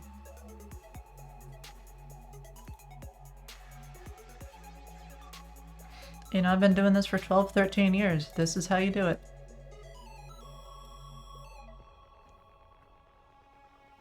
Firebase kinda sucks for scaling. Yep, the real-time database really sucks for scaling. Firestore is a little bit better, but I hope your wallet scales. You disagree with most of Theo's opinions. Then you probably disagree with most of mine. Because I agree with a lot of Theo's opinions. Not all of them, but a lot of them. There's one opinion, specifically, which I find really funny. Theo's got this opinion that you don't build an audience on Twitch, but the audience we've built has been entirely from Twitch. We just grab all the other members from all the other dev channels and they slowly come in and yeah. Like, my presence on Twitter and YouTube is very, very little. I just find it so funny. The no unit tests? Yeah, okay. Pretty much. I mean, we don't write too many tests either. We write a couple.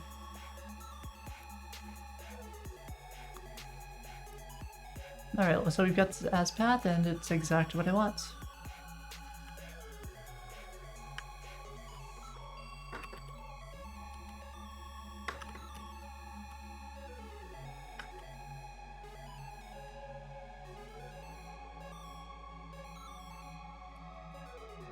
So we can change this navigation a little bit here. Let's make it differenter.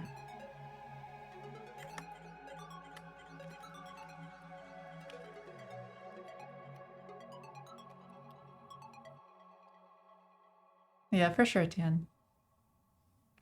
Like, I'm still trying to branch out into Twitter and TikTok and YouTube and everything else.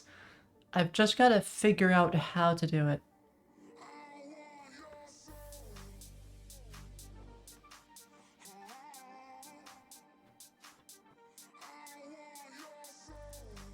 Yeah, I agree. I agree, Tian. Like, for me, starting off on Twitch was easier because I could just press go and then do what I already do and not have to think about it.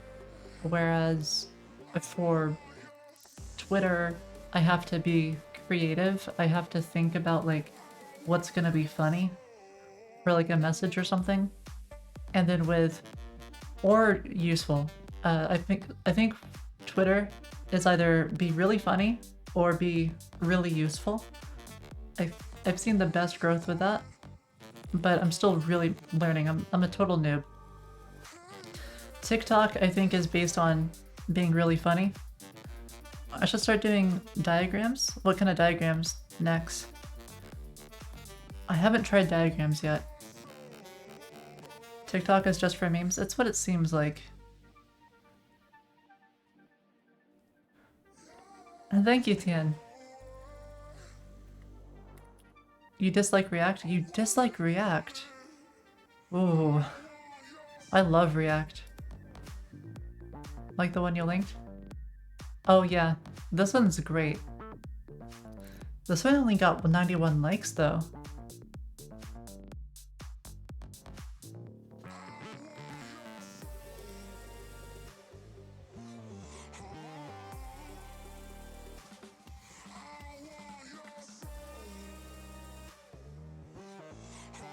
Oh, thanks, Jen. Yeah, it's tough. It's really tough building something while also commenting all the time, because you know that thing about when you get distracted as a developer, it takes you 15 minutes to get back into where you were? Now imagine that constantly. Even August CC'd me in that tweet? Oh, he did? Oh, yeah. I didn't know what CC was at the time. Because this was back in July. Wow, it was so long ago. Oh yeah, because like I did this entirely opposite. I started off with Twitch and OnlyFans. I'm kidding. Just Twitch, not OnlyFans. I have an OnlyFans, but there's nothing on it. Okay, anywho, moving on. This is blank, or empty. Okay, right, so. Nav item. No Nex. Bad Nex. You'll never find it. And there's nothing on it, there's no reason to search. Alright, so current. We don't need that, we just need an href and a name.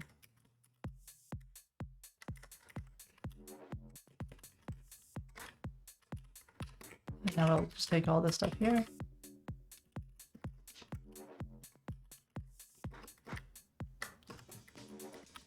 And this is part of what I say about pushing down the hooks, because this mobile menu dropdown, this disclosure panel stuff, it doesn't need a hook.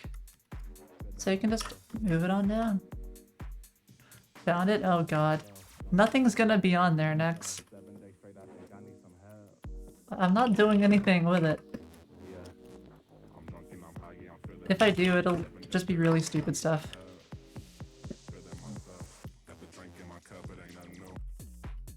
Pet pics are also good. I love pet pics so much.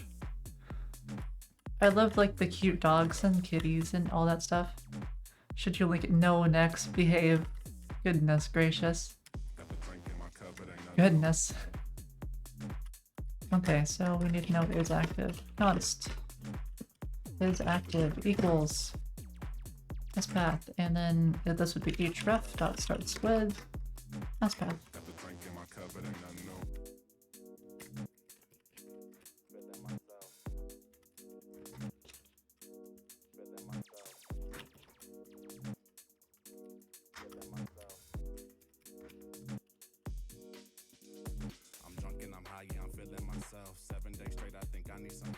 Okay, let's see. React stats. Let's see.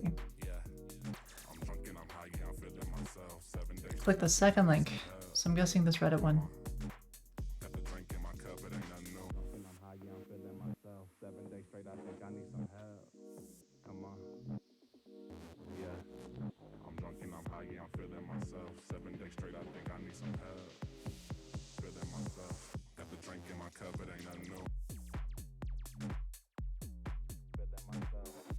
What? I don't know. I strongly disagree with this. Like, show me a better something else. Like, this is silly. Yeah, I don't know. I like React because you can build really awesome stuff with it easily. Yeah, it's a terrible take. Like, try making Funi. Try doing something like this without React. Try doing this in, you know, just raw HTML and JavaScript. Good luck.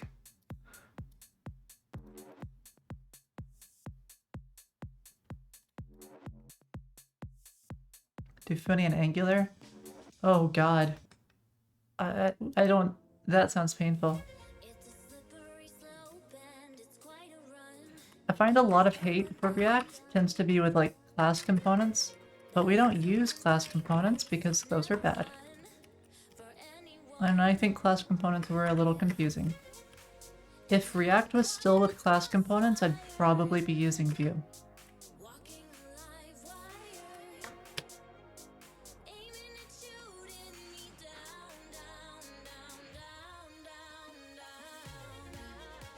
They're not football teams, exactly. This is very, very true.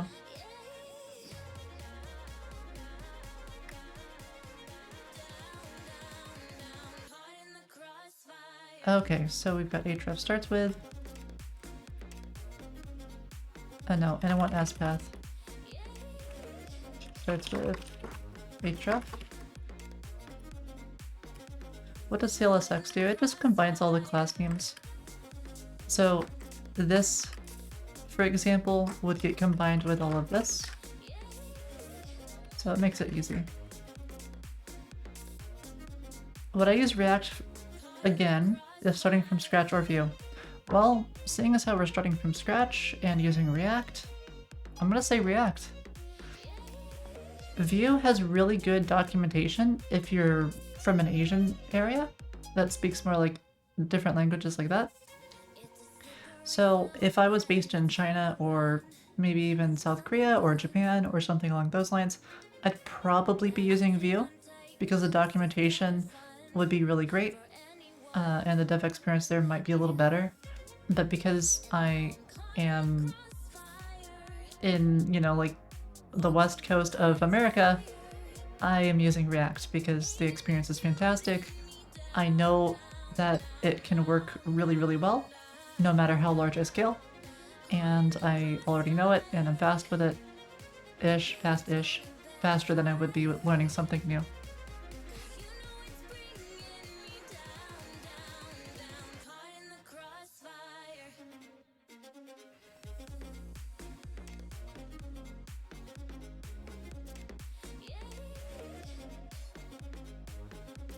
Okay, so now I have an item. So just pass that in and pass in item dots. Might as well just do href here.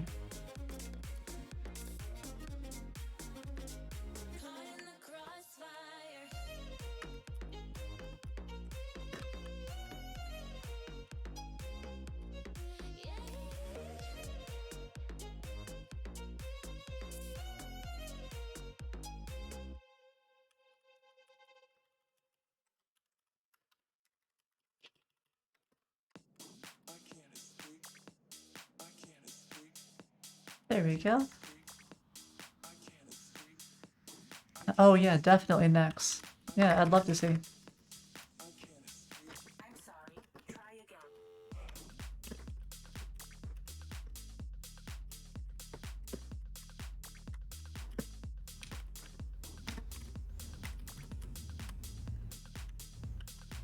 There we go.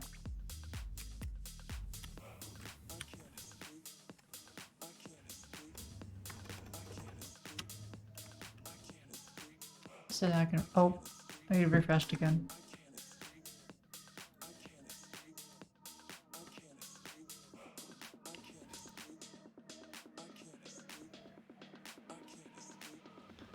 This is very clean.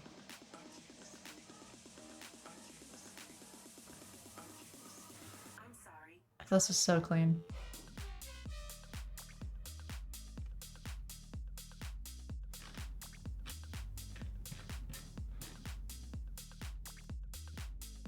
Oh, this is awesome. Wow, I love how like the community came up with this.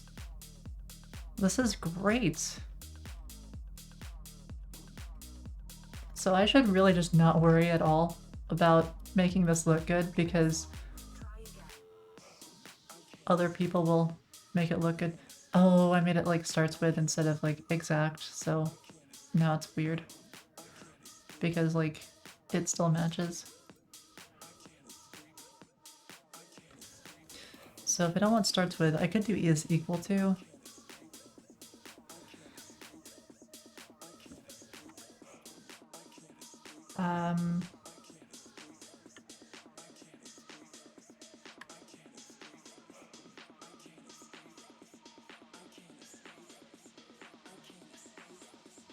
Or I could do...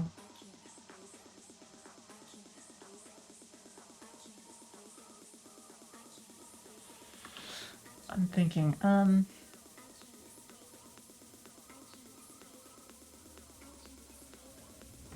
Well, hold on. Go ahead and console log this real fast. I'm sorry. Try again.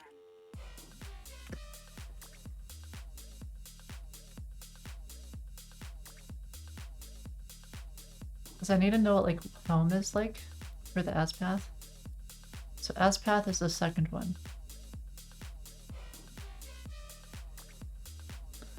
Oh, that's a good idea, 10x.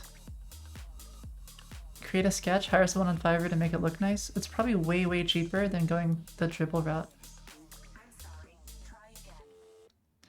Okay, so we've got /Funi /blah. Right, and if I just go here. /.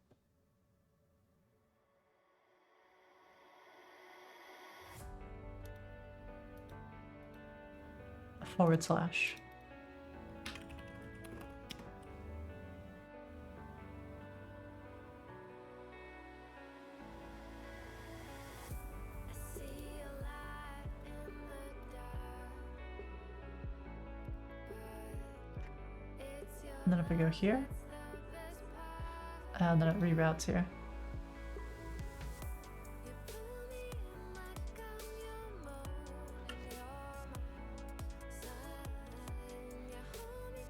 And next got better because of CT3A, that's awesome.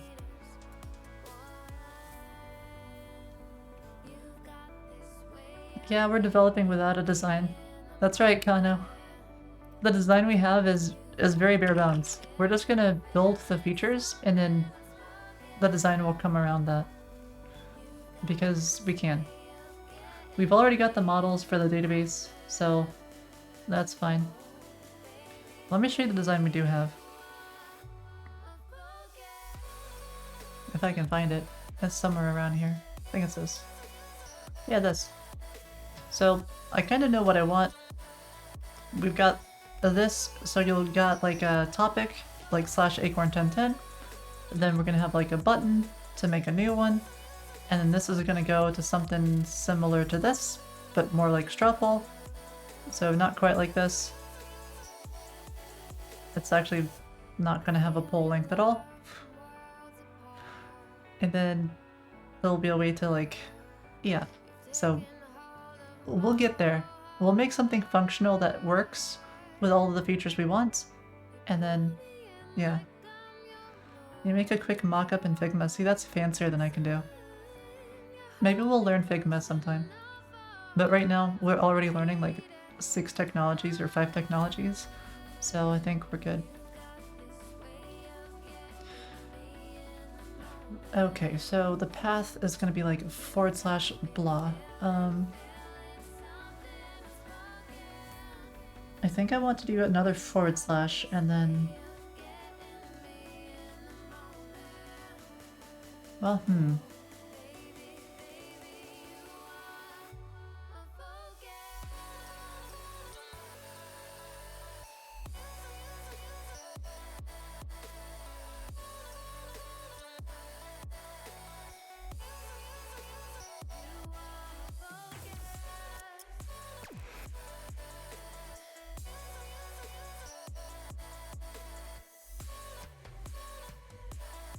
okay, because that would be like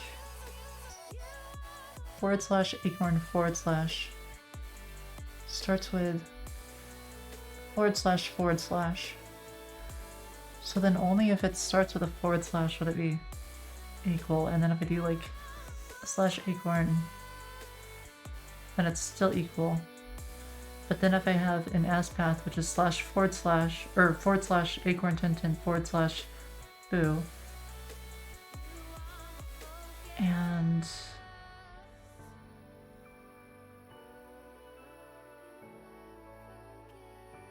I think it works.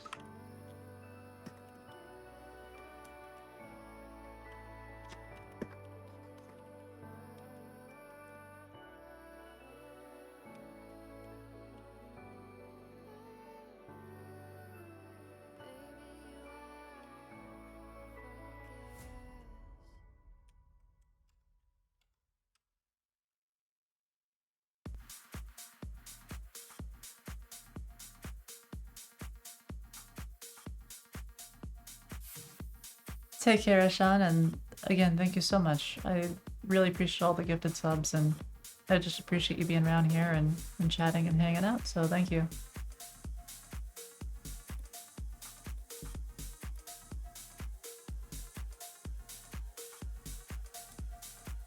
Alright, so now it should all work. So now it goes here, and go to Phony. You can see the topic there changes. It understands when it's on a topic and when it's not on a topic. Really great. Okay. Use link tag. I didn't know there was a link tag.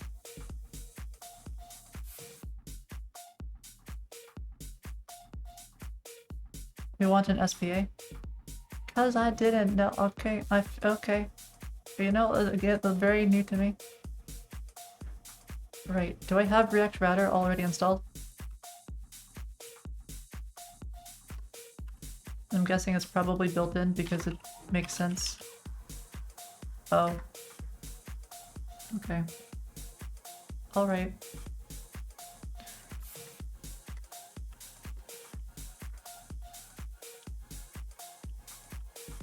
There.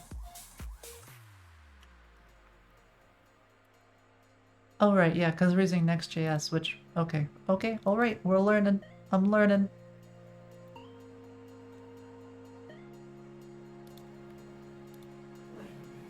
Oh god.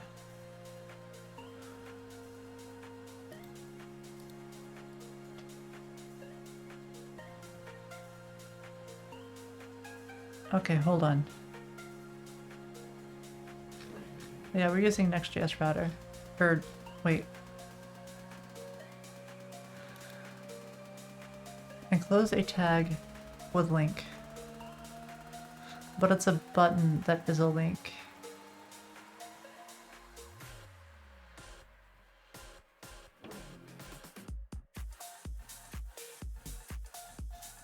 We can make it like a special kind of link. Which then does...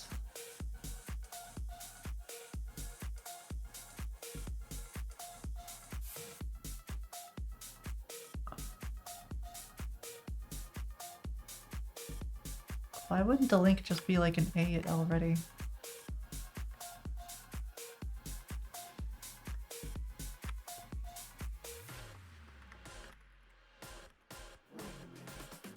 Oh wait, I can just...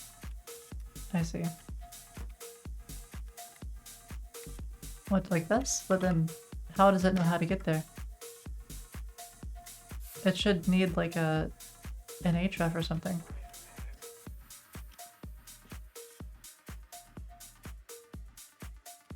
But then, how does... It needs an href here too, right?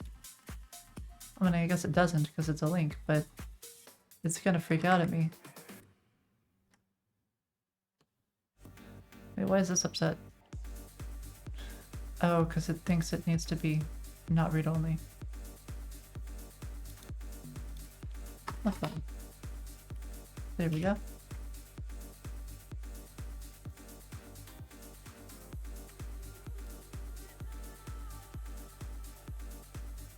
Got it, got it.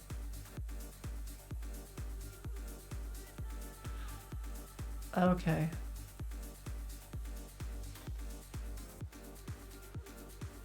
Oh, much better. Well, kind of better. It's better, except now we have lost our nice hover. This is a bit weird. We can add that back though. Oh right, yeah, because it's no longer a... What is an A? It just doesn't know that it can be. Okay. I'm sure there's a Tailwind prop for that. So let's find it. So I want this to be cursor.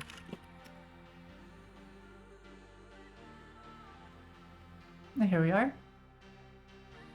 Cursor pointer.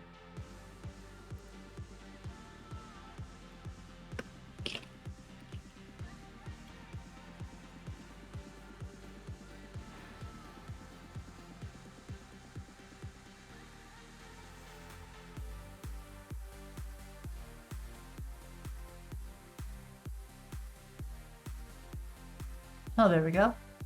Perfect.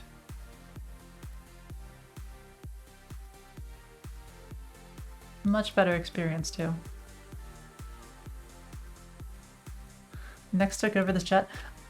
Nex is probably super happy that we're actually working on some project that's a T3. Did I have a raid today? No. No raid today, Fist. Can't have a raid every day. Alright, so this works pretty well. I want this to be highlighted though, when we mouse over this. So let's make this lighten up a little bit when we mouse over it.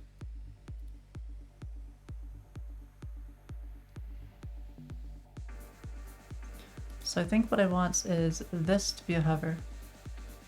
Or let's see. One of these should have a background on it. Probably this input, right? Yeah, that one. So I think I want hover is BG slate 800. Did not seem to work. Maybe it's not actually being hovered.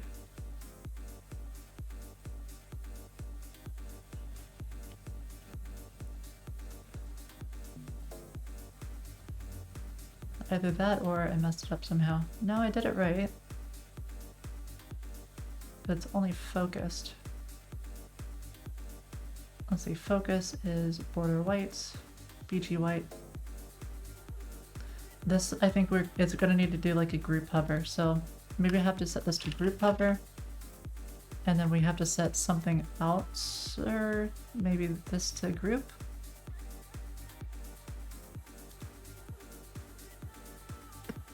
I wonder if that will magically work.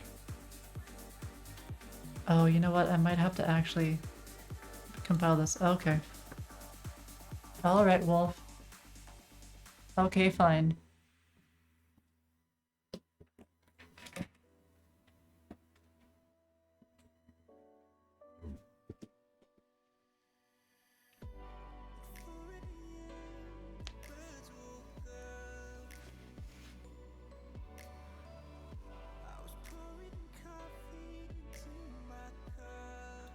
I wonder why this hover doesn't work. Okay, what if I do this? If I set the pseudo class to hover, and now the hover should be applied. It's weird that it doesn't. I wonder if it just doesn't get included. Hold on, I'm gonna go to my Tailwind config, and let's not safe list.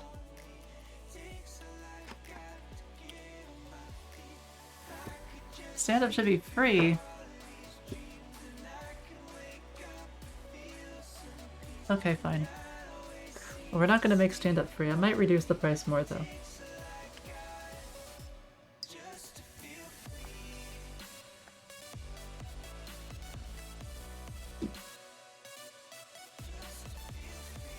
Okay, so now changing stuff should be really fast. We're going to go to this input here, which has a focus outline.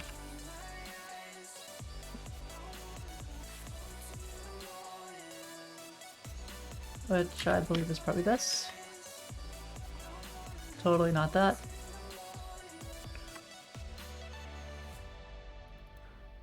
We could just copy some of this stuff. Wait a minute. Oh, it's not gonna have that. Because, okay.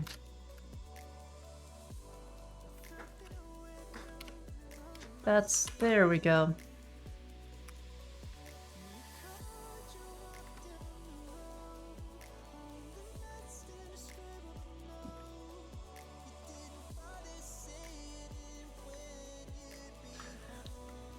I would like it if I could just have this not all be quite so verbose. Or, you know, like, kind of like this. Boom. That would be nice. Oh wait, I can just do this. Does that actually work? That probably does work.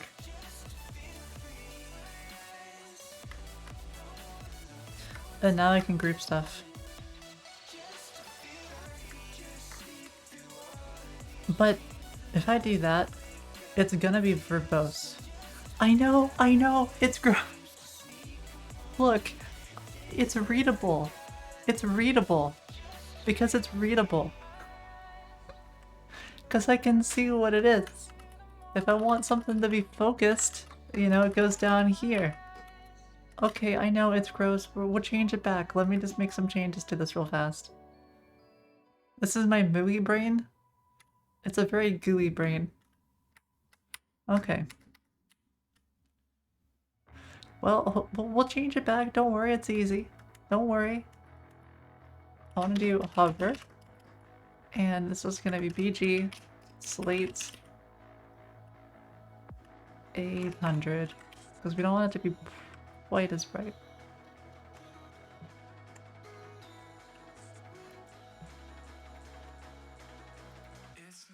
Oh, I did not like. Oh, it did like that. Oh, it almost liked it. See that? Oh, it almost likes this. It just doesn't. It goes off. So that's a progress at least. I don't know why it's like this.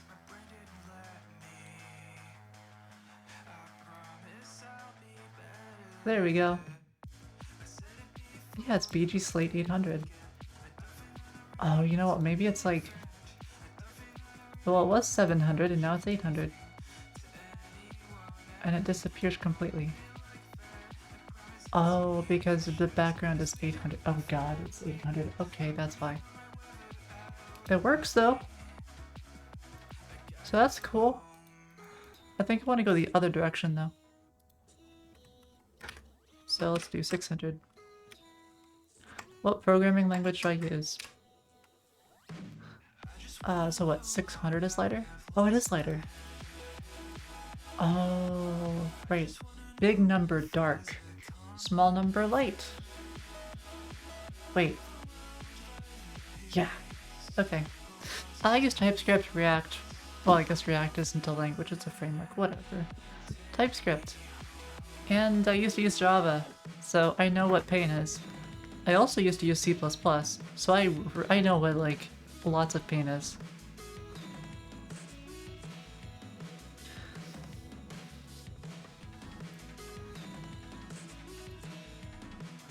Yeah, I think just one is enough for hover.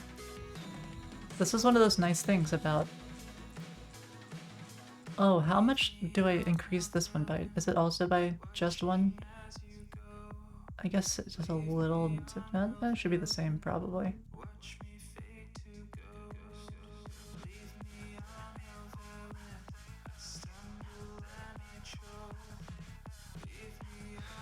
Do I make it so that if it's active and you hover? I'm unsure about that.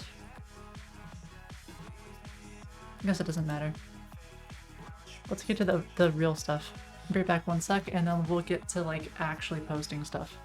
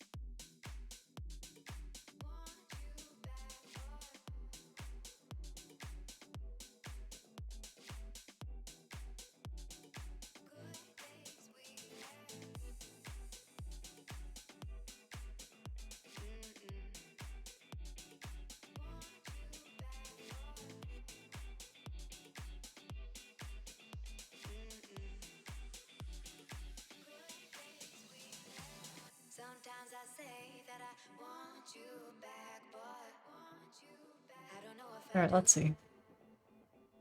Sometimes I think about the good days we had, but there were bad days too.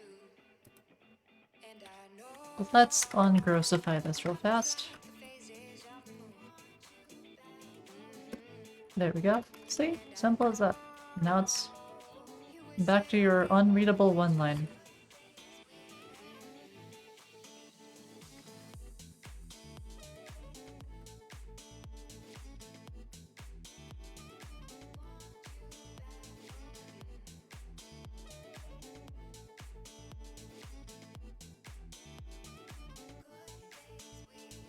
Search doesn't actually do anything yet. We'll have to use Zestand for the search, I think. Zoo stand, whatever it's called. Use the Prettier plugin for formatting Tailwind classes. Are we gonna use Prettier? Okay. Let me do that in another commit.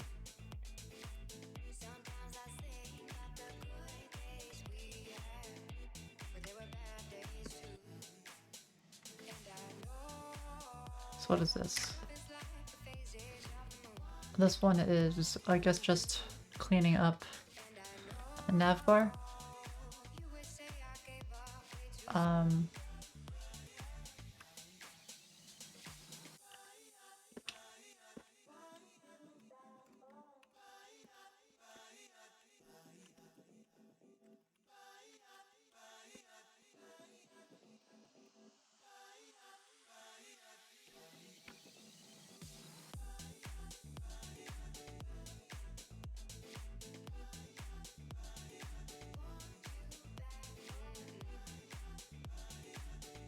Probably should have been multiple commits, but that's okay.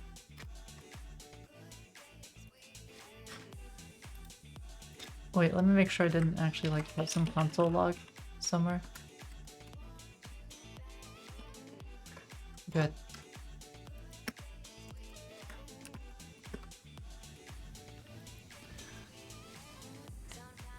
I think we're also going to remove the safe list because it really slows stuff down. You want to see how much it slows it down by? Let me show you. So, move this over here. We'll change it to Topoic. Save. Yeah, it's already done. So, it really slows it down.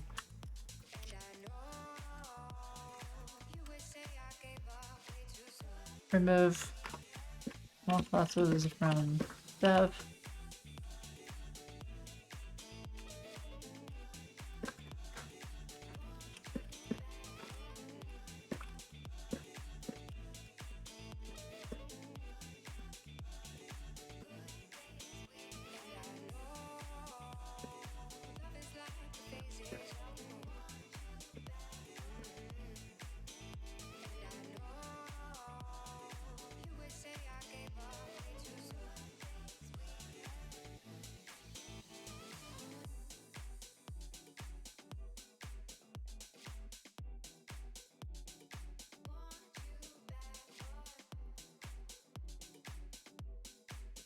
Alright, let's see.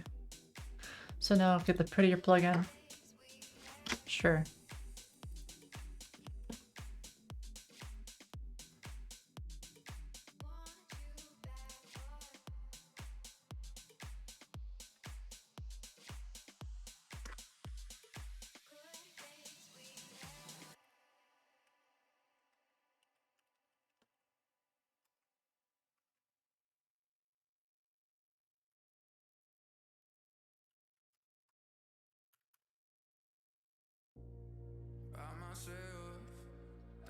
Well, Prettier is a standard. If you're working on a team, a lot of teams will use Prettier. I use GitHub Desktop if I have the UI in IntelliJ. I'm familiar with it. It works for me. I think I also have to do this.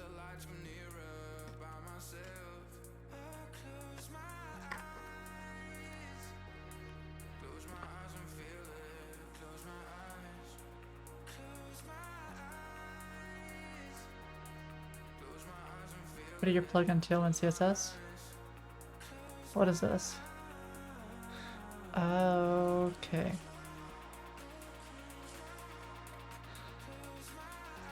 So that was prettier. Also a prettier plugin. Tailwind CSS. Capper, thank you so much for the sub. I appreciate it. I think exact means that it's gonna do equals instead of caret. So let's change it to caret.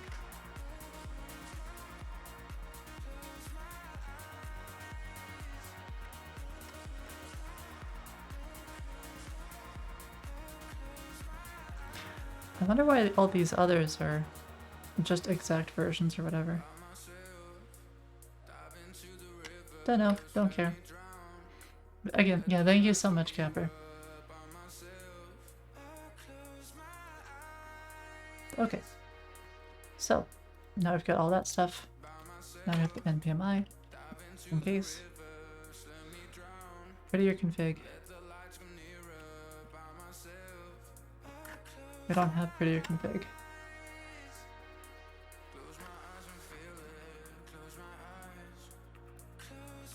So I guess we just have to add a prettier config.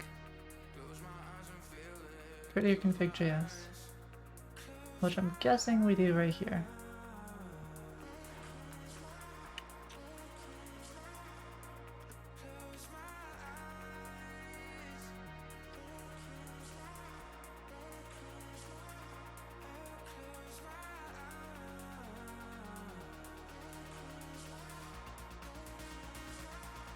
I appreciate it. Wait 2 minutes to continue work. Parser options. Parser options project has been set for TypeScript ESLint parser. I don't know what this means. Has been set. Okay. The file does not match your project config.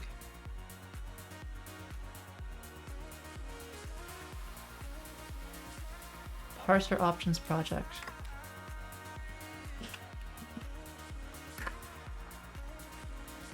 Which I'm guessing has something to do with ESLint.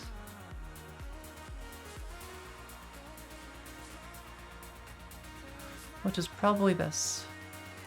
Is this Ubuntu? I use Ubuntu for my whistle.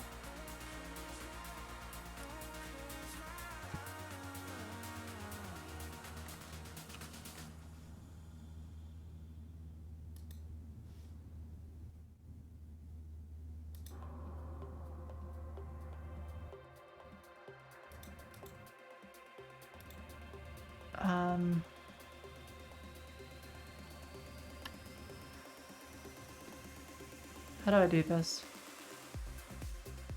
I'm not familiar. Let's see. ESLint, disable for file.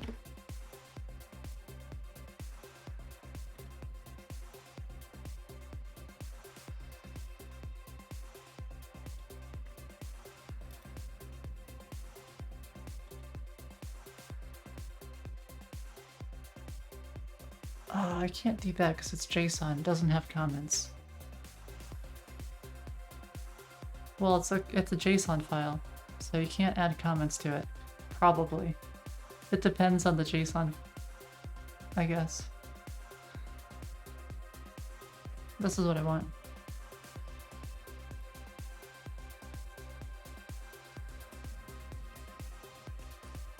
It's a JavaScript file? Oh, I'm looking at the wrong thing. Okay. I thought I was looking at ESLint, and I was like, oh gee, I can't do this. So I guess this is all I want.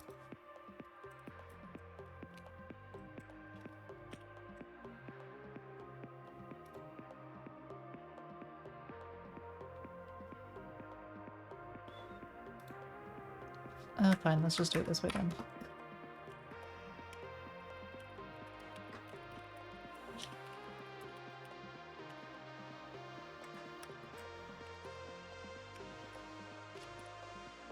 That's not what I want. It works for me.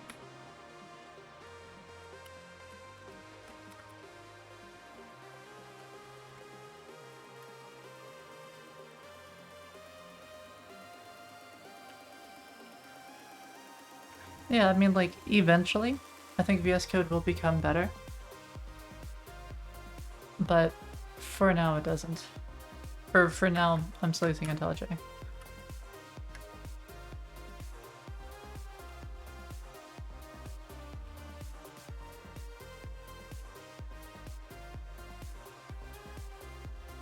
Okay, so we've done that, and what? It should work now, right? It's still not doing it. Prettier IntelliJ.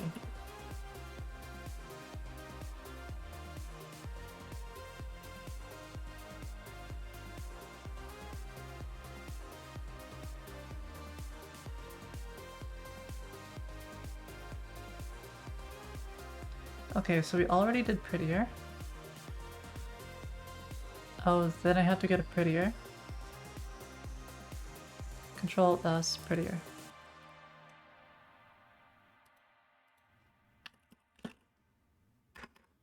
Wait, I thought we installed this. What?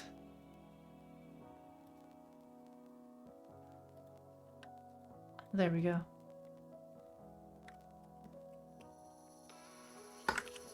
Maybe I have to restart now? Let's try restarting.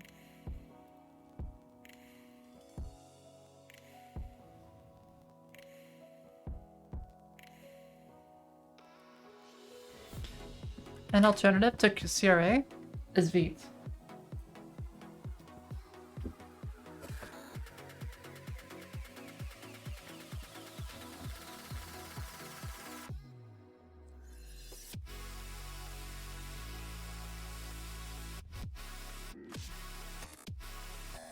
Alright, let's see.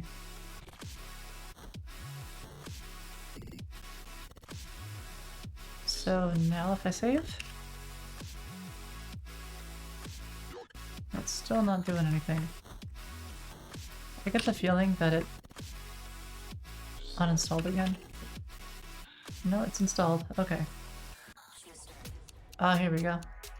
Apply. The heck?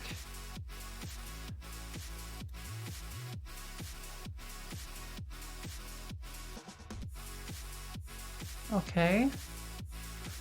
There. Maybe now it will work?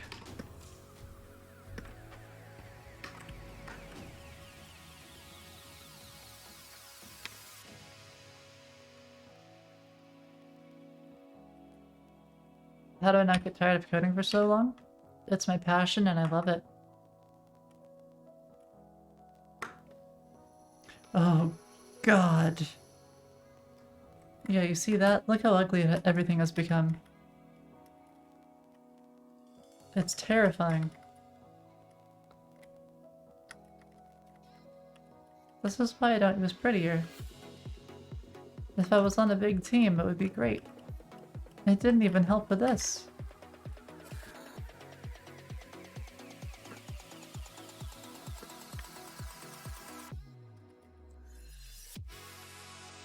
Oh, I didn't know I could do that. Control Alt or Control Shift P. Look at that. You know how like in Vim, you can select like a block of stuff? You can do the same. Cool. Control Shift P. I never knew that. Hi Petron, how's it going? Oh, this is great. It's so much easier than in Vim. Because in Vim it's like 3 key presses, but here it's just boom.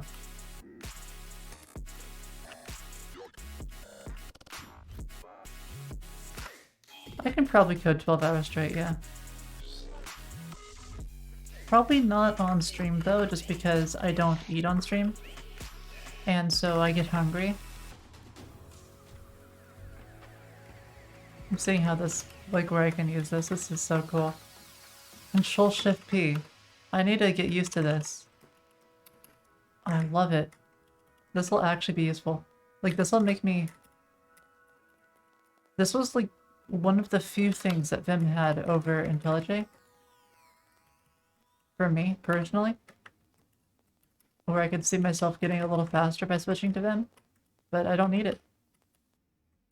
Soon I'll eat on stream. Yeah, we'll have to change the topic from streaming to whatever the heck it's called.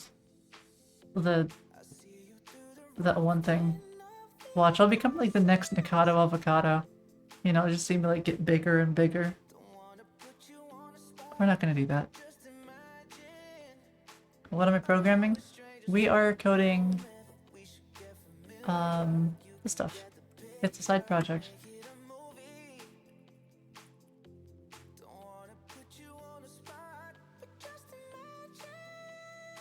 Okay, so this didn't really fix anything.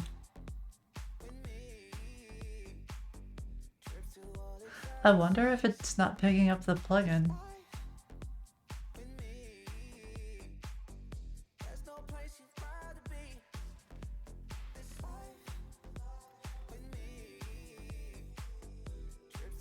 Okay, so Control-Alt-S, and then go to Languages and Frameworks, JavaScript Prettier.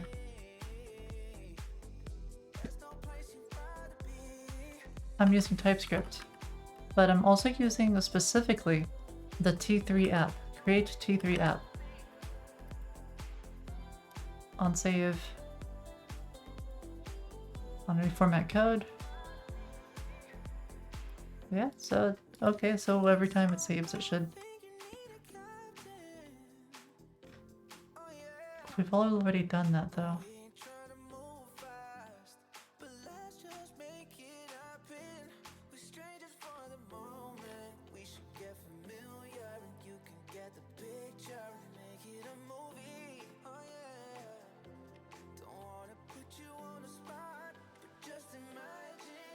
I mean, I guess for the most part it's okay. It has made some of this stuff pretty gross though. I guess it's not the end of the world. Okay, we'll leave it on. Maybe I'll get used to it. Why don't I use VS Code? This is just what I'm used to.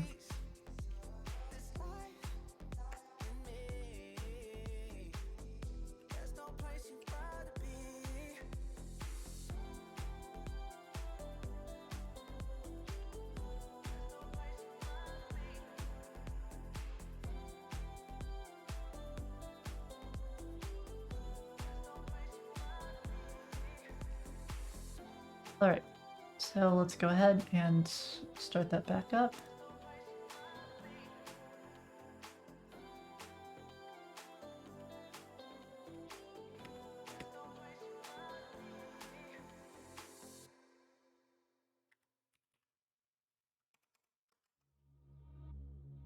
You wanna let me know, now that you've let me go, life is better still, and I guess somehow It's only got one file in it.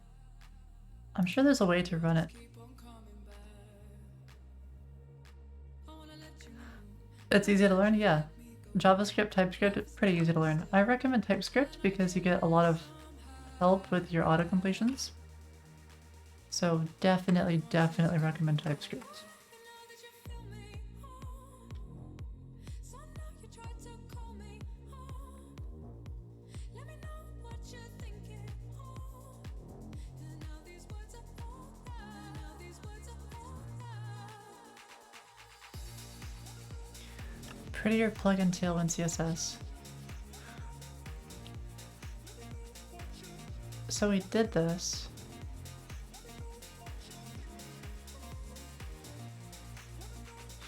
Okay, so it's got class sorting. Now that you've let me go, life is better still, and I guess somehow you'll just keep on coming back. Now that you feel me, The plugin will look for this file in the same directory as your prettier config. to call me, let me know just what you're thinking. Okay. So we've done that. We've stuck them in the same area. Prettier config, Tailwind config. So it should be happy. Wait a minute. Tailwind config is CJS. But this is Tailwind config.js. Does it need to be JS? Wait, what is the difference between JS and CJS?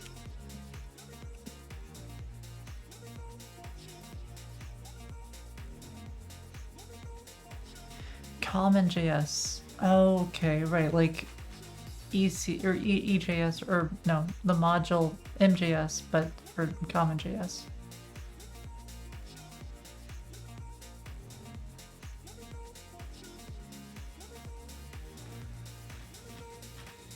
Oh, and I think it has to be CJS for create T3 app, right? Okay, so if that's the case, we have to specify Tailwind config. Is this React? Yeah, it is. It's create T3 app. React is part of that. So we want to go to prettier.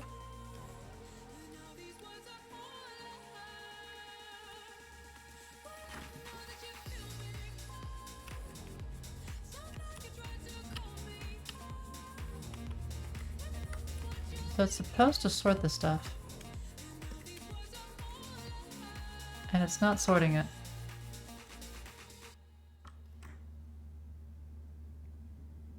It's almost like it's not, like it doesn't know that it exists.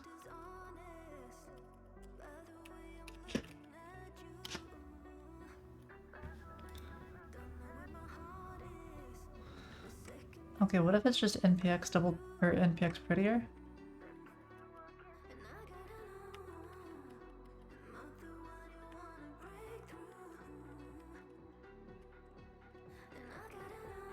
Let's see, prettier package JSON.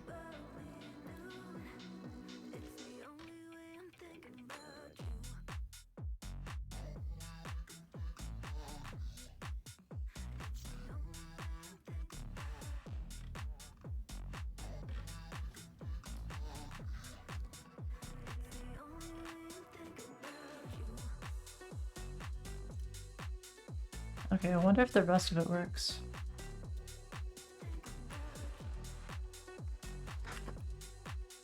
So if I do this,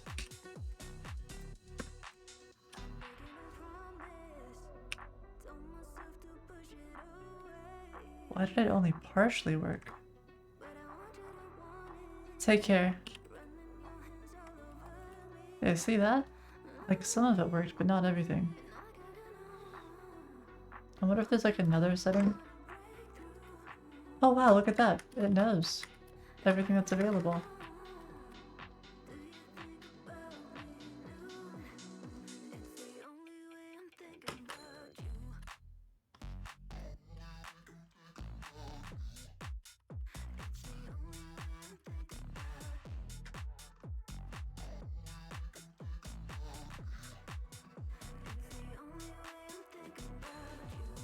Prettier plugin Tailwind.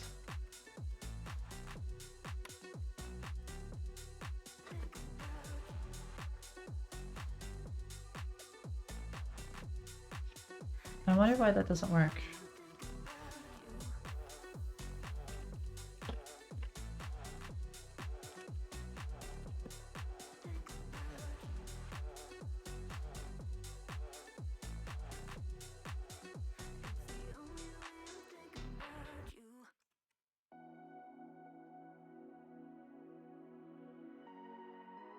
Okay. Other people have had this issue too.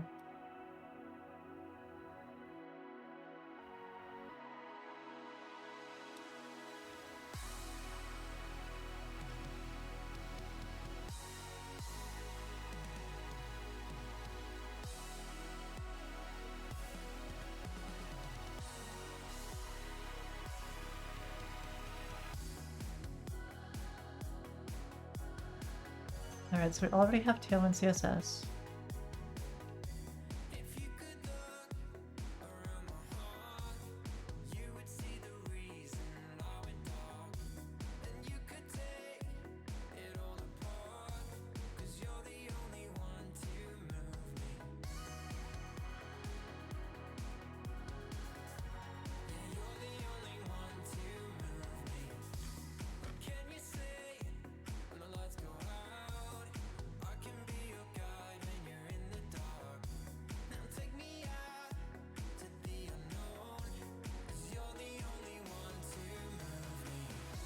I see, I see. So again, the VS Code extension is better than this one. That's unfortunate.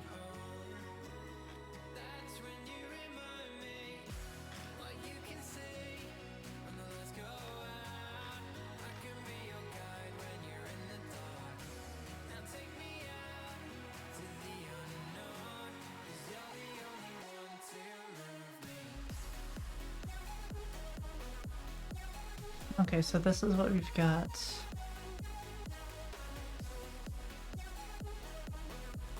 Okay, we've already got those installed. Classes are sorted. Yeah, that's what we want.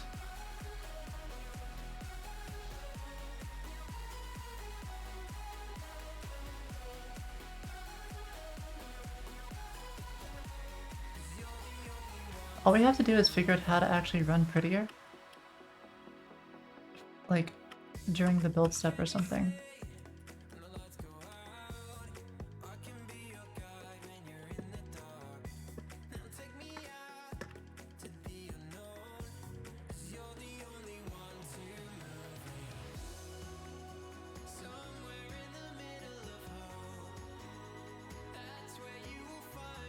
Looks like that's what we want right there.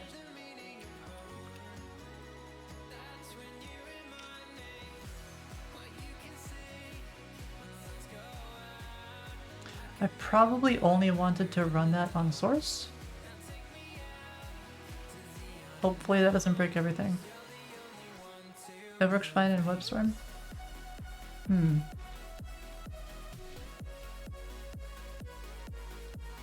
Yeah, it still didn't work.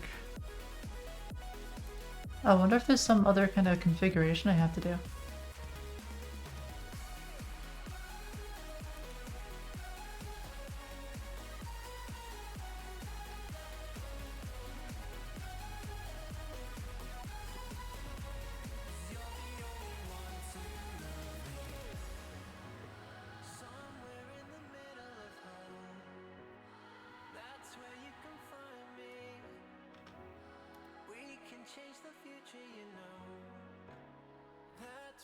What I like about Prettier is just that it doesn't, like, it removes so much friction for developing because you're no longer thinking about how stuff should be formatted.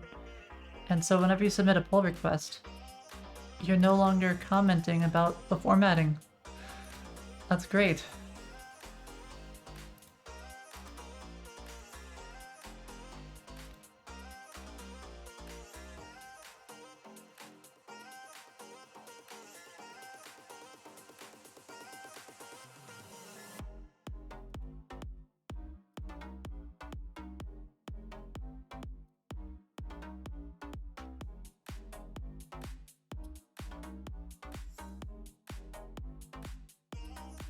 Oh yeah, and whenever we push, it should also, because we're using Vercel, and everything is magically set up, every time I push, it's washing the directory, and our app is getting updated.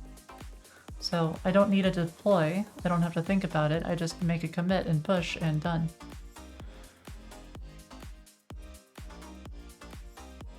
Oh well, if it builds. I think it's just not building properly or something. Some check is failing, I think.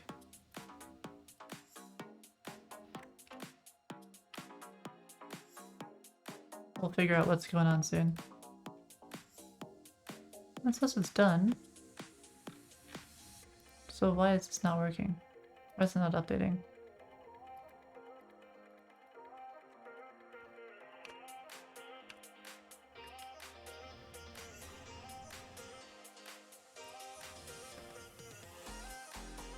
We'll figure it out. Because it just built.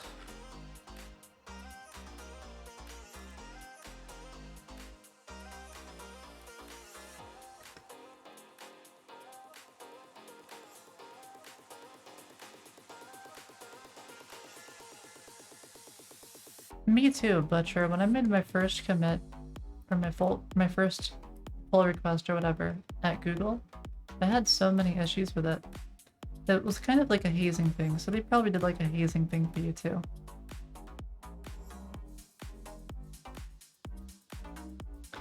That sounds painful, 5G. It should just be set by your project manager or your team lead or something.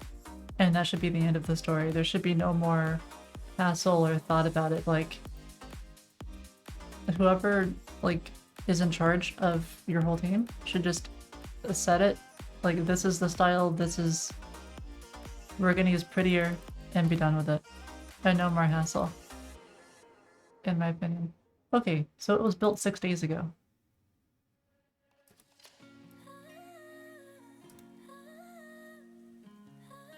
Oh, this is, here we go.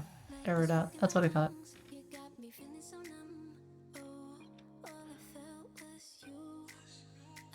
Are you serious? It's failing on the... Oh my god. It's React, it doesn't care. It just works.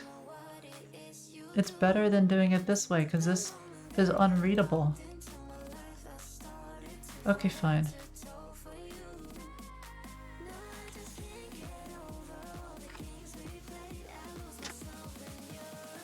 I strongly disagree with this.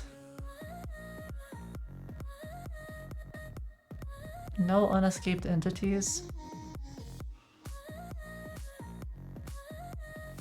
I think I might disable this rule. It's what Next.js recommends. Are you serious? Why?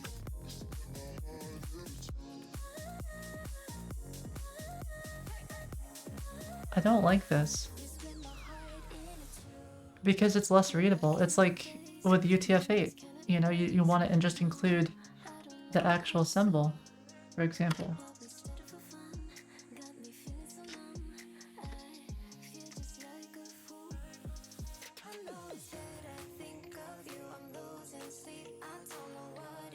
Like that, for example. Is it gonna be upset with me if I do that? Yeah, at least this is happy.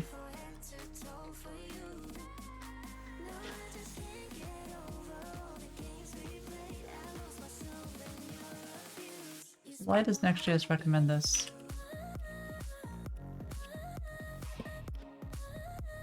It is a do-do rule. I don't like this.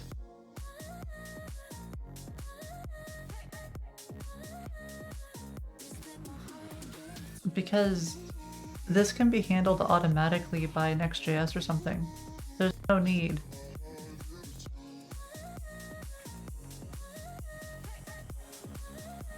Hi, Kane. Where to get the boilerplate? Create T3 app. Right here.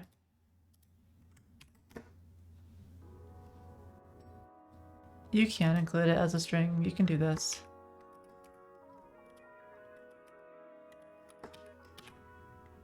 Or something, but that's gross. That's way less readable than just this. It's stupid. This is a stupid rule.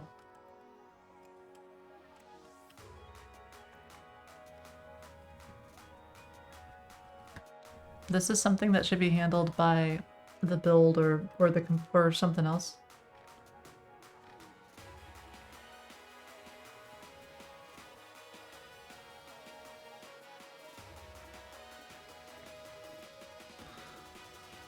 Yeah, both of these are gross.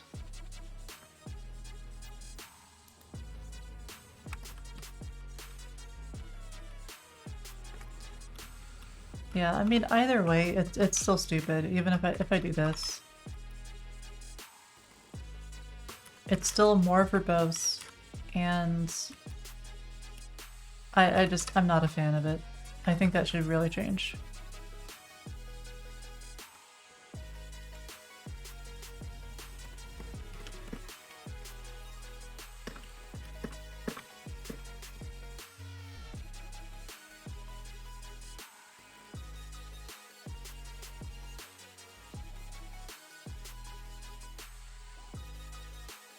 There. Okay, so now it should build.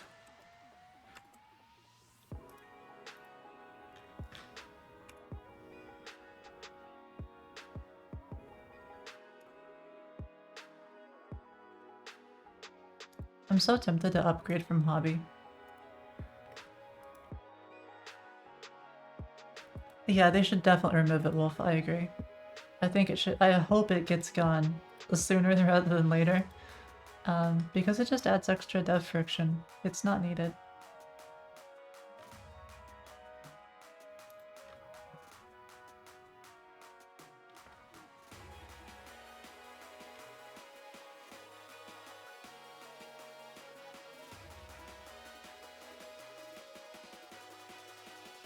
Yeah, look at this. Deployment fail on Vercel.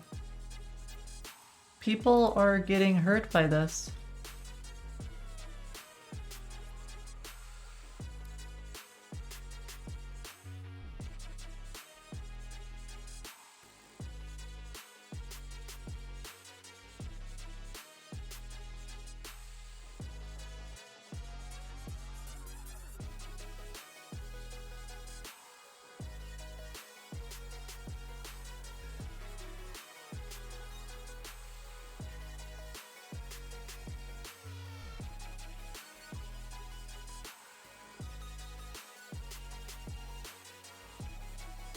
I'm changing this rule and the ESLint.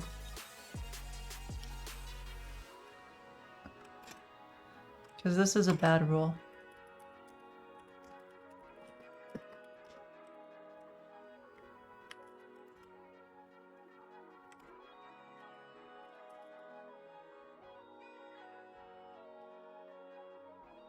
Did I do that right? Oh, required as an object. Right, yeah, because it's in... That makes sense.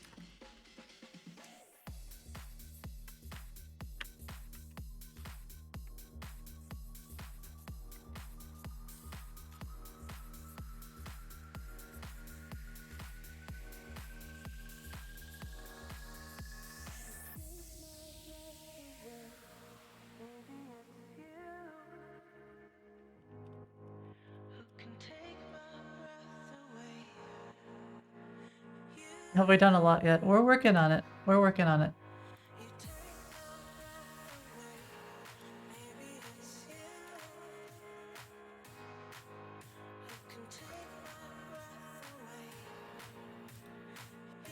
There we go. I know, it's not much to look at. We're getting there. We've got lots done on the back end. Okay. So now we have to figure out this auth thing. I'm not sure how auth works exactly. Something about next auth? We've got a search bar that does nothing. Yay! So we're using next auth, so I don't know how this works. What's the pricing on this thing? Because I know Firebase has free pricing. Or actually, I guess it wouldn't have pricing because it just uses Next.js. So it's just whatever, right?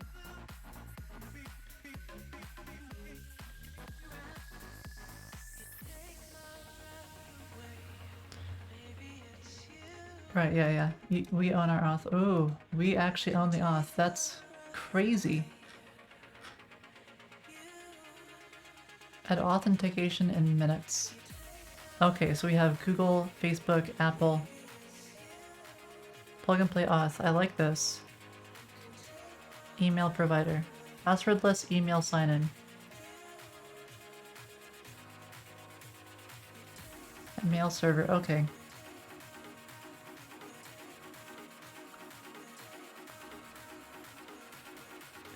Let's see. I guess, oof. Yeah, let's just take a look at some of this stuff. Auth options. I think we already have an auth options, right? Oh, and we already have Discord. Add more providers here. Okay.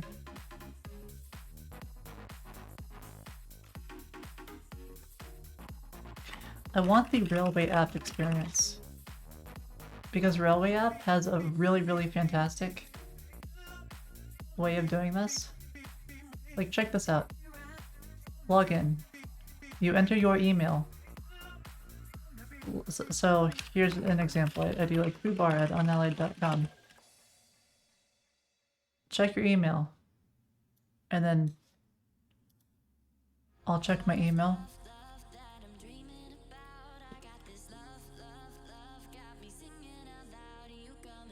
I log into Railway.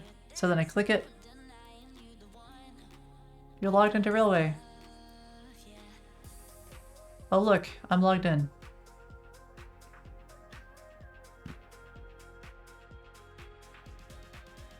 That, to me, is the best login experience.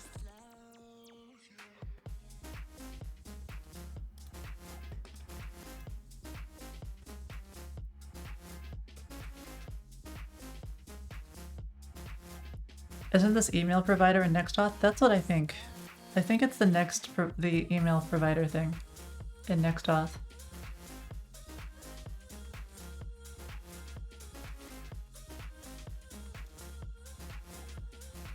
They use Magic Link Auth? Let's see.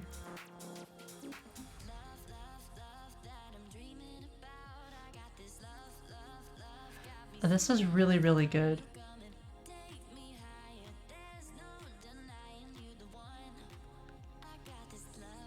Passwordless auth. What's the pricing like? Oh god, yeah, that's really, really pricey. That's too expensive.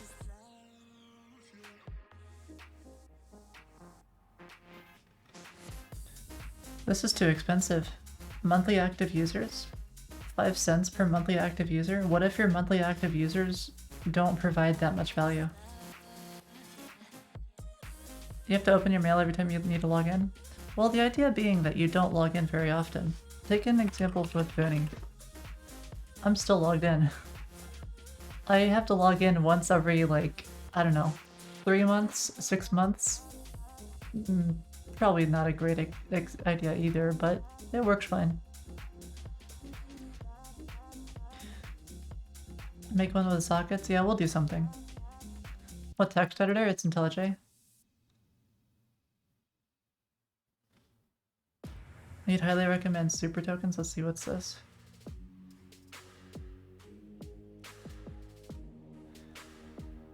Tech stacks. We've got React. Of course we have React. Node.js. Of course we've got that.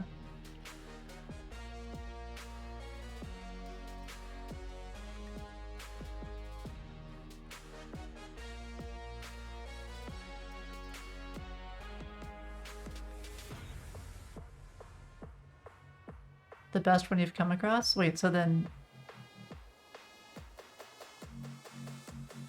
Go figure, they're based in SF. So many companies are based in SF. Like, it's ridiculous how many.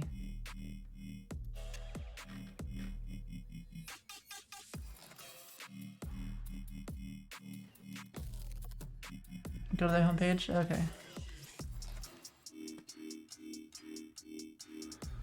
$26 is too late? No, it's not too late. Come on, there's no age that's too late. It's only too late if you don't want to learn. Just have fun and play with stuff. Open source alternative to Firebase. Like at this point, why wouldn't I just use Firebase? It's self-hostable? Well, I don't want to use a server. And they're expensive there too. Up to 5k monthly actives.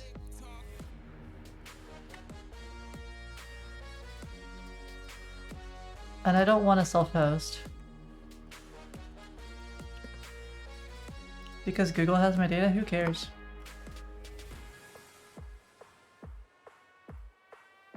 Like, a Firebase auth is free. You're only paying for the emails. So I'm tempted just to use Firebase auth if I can't use Nextauth. But I thought I could use Nextauth.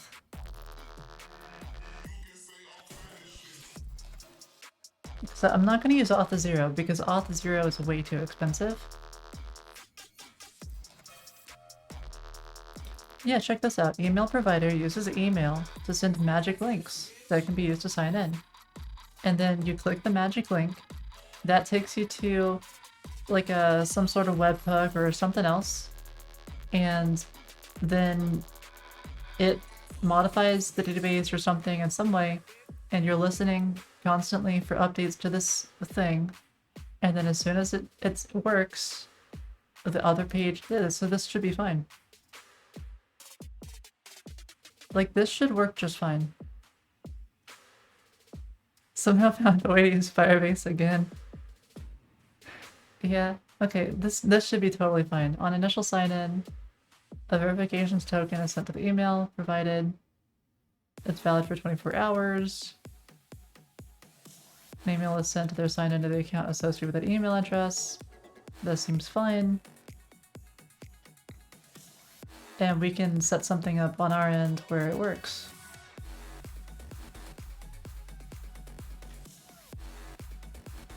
Well, yeah, we'll need to set up an email server, but we can probably set this up with, what's it called? SendGrid.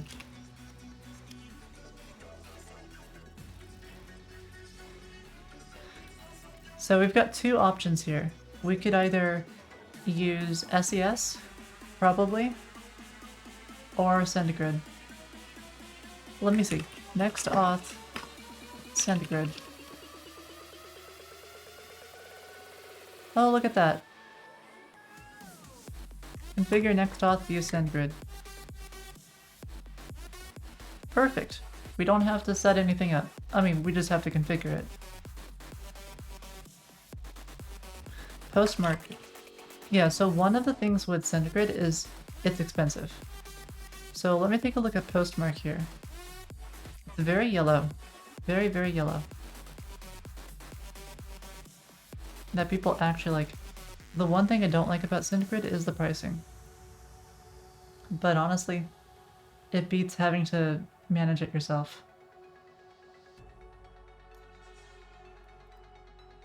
I have managed it myself with SES, and it's not really worth the savings. Straightforward integration, SMTP. So that's what we really need, SMTP. Okay, let's check the scaling here. Pricing. I need the feature breakdown and I need to know the number. Should tell us somewhere.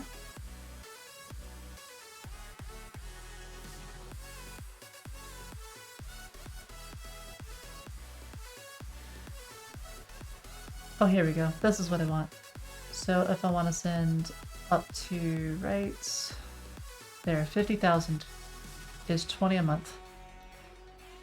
It's 50 a month.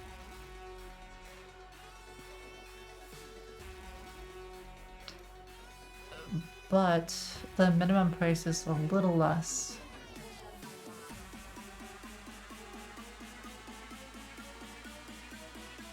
Okay, so the monthly price is less. Maybe it scales higher. So at 1.5 million,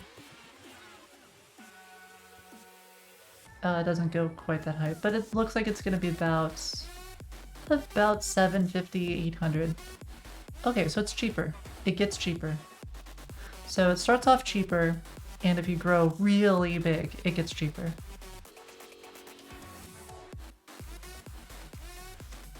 Yeah, it tells me when people sub to YouTube as well. Actually, when you sub to YouTube, I hear like a bling, and so I always look over to my chat and I'm like, ooh, who subbed? Because it makes the same sound to me as like a subscriber, so I always get real excited.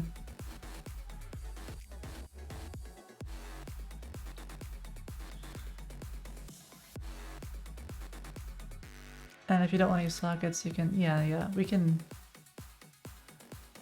could set something up. You don't even have to use sockets. You can use a long polling solution, because how long are you actually going to be on that page for? Not very long.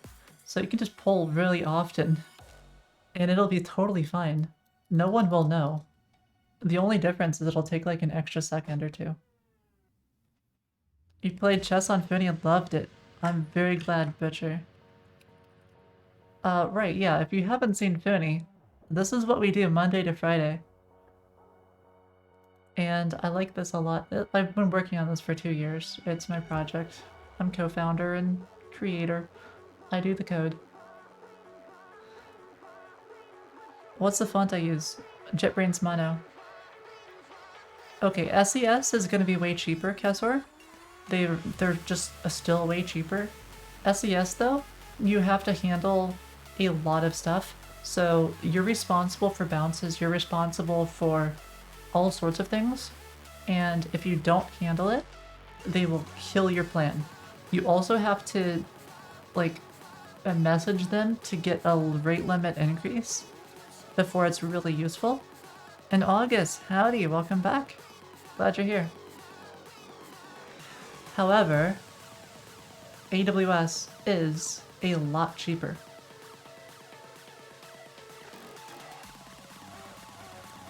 See, it's 10 cents per 1,000, which is less than this. Substantially less. 1/10 the price. How was stream today? It's going pretty well so far. Oh yeah, I forgot what time. Oh, it is time to normally end. We might go a little bit longer. I'm having fun. Because we're doing side project stuff. Okay, but as you can see here, 10 cents. That's way less. Way, way less. That's why I typically go with them, but it's just not worth setting it up. It takes too long and it's really cumbersome to get going. You have to set up AWS Lambda. That reminds... Yeah, August, congratulations. No, you're fine. We're just gonna go with this. The question is Postmark or SendGrid? I think I'll just stick with SendGrid just because it's probably way, way more popular. Which means that there's gonna be more tutorials and other stuff. Yeah, see, check this out. 119k, 19k. Because the pricing is so similar, I'm gonna stay with SendGrid. I think. Mailgun is another alternative. I've heard of them a few times. They're probably also pretty big, similar to SendGrid. Yeah, they're huge. I don't know what the pricing is like. So let's just check. Okay, so it's 0 a month and it's immediately up to like crazy.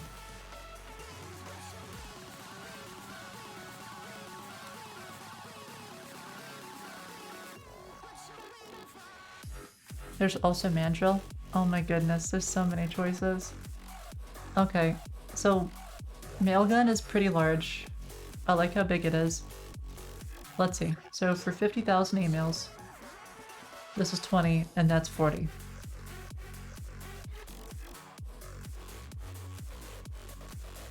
Plus one dedicated foundation 100k and up. Oh, you don't get a dedicated IP. Dedicated IP is important because if you have a dedicated IP address, then your email will not go to spam as often. Since the IP is really kind of nice for that. Okay, so it looks like until you hit $90, which is 100k. Really, okay, 200k.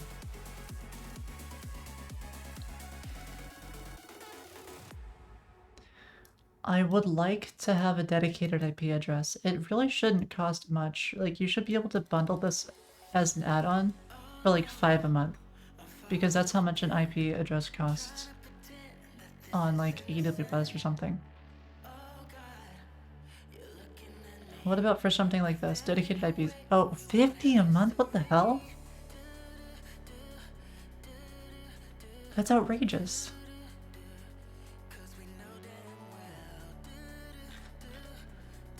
That's so overpriced. Isn't that crazy? Okay, so it looks like the best one so far is gonna be Foundation. Well, maybe.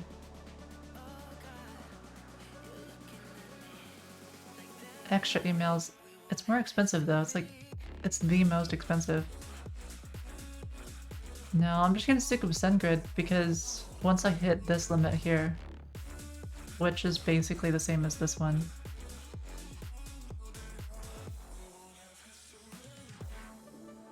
Start for free. Why does it say start for free? Because this one's 90 a month.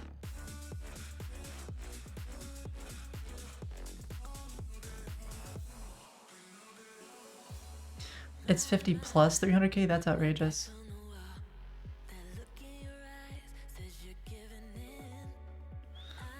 I'm not sure about the full context. So the idea, Dexo, is that we don't want to have to manage stuff. We want to be able to sleep at night. So I don't want to use a dedicated VPS if I can avoid it, because a dedicated VPS you're going to have to manage. So this is probably a space where somebody could come in and maybe offer something better. Because there's a huge margin here, right? Like under the hood you could use AWS and get that 10 cents per thousand, which is a lot cheaper. And you could have dedicated IPs at $5 a month.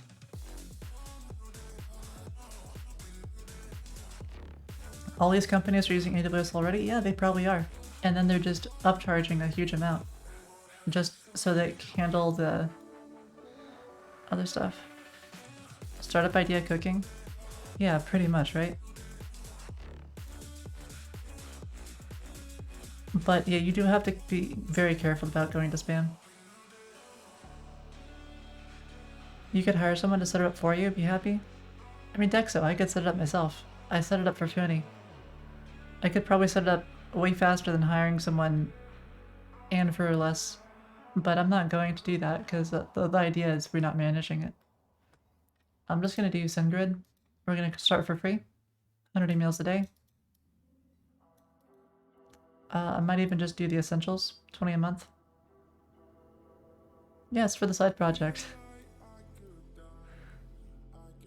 What do we need to email? Just for email verification, validation, whatever. It would be nice if I could get this one and then have it only charge me if I go above this.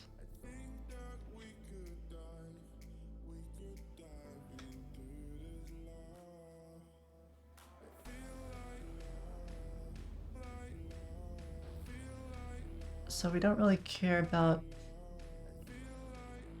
your sending reputation. That would be unfortunate, but I guess we don't have a dedicated IP, so it doesn't really matter.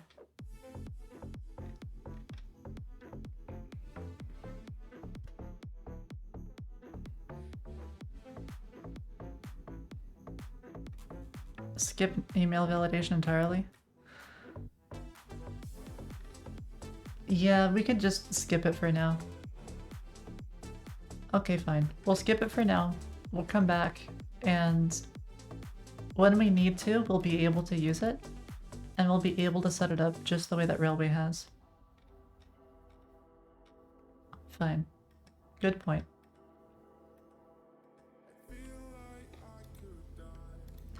So we have our Discord provider. So once we have a provider, how do we set this up? Yeah, we don't need to.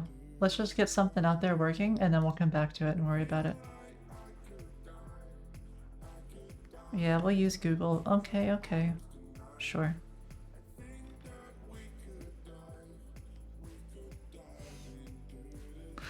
Thank you, chat, for keeping me on task and focused. So we've got this. Just trying to understand. No, you're good, August. I appreciate it. Okay, so now automatically gets handled. Okay.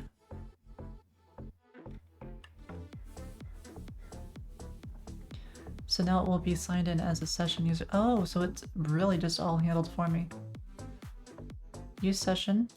Easiest way to check if someone is signed in. Not signed in. Oh, this is so damn easy. Alright, so I need some kind of thingamabobber here. I'm thinking we'll just have it like up in the top right.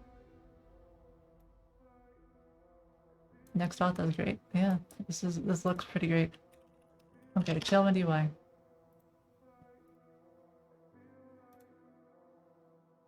So we want to go to navbar again.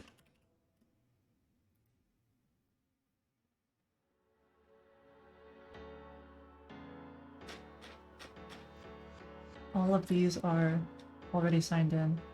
I guess I just want it to be like a button, right? Like sign in. Yeah, let's just do that.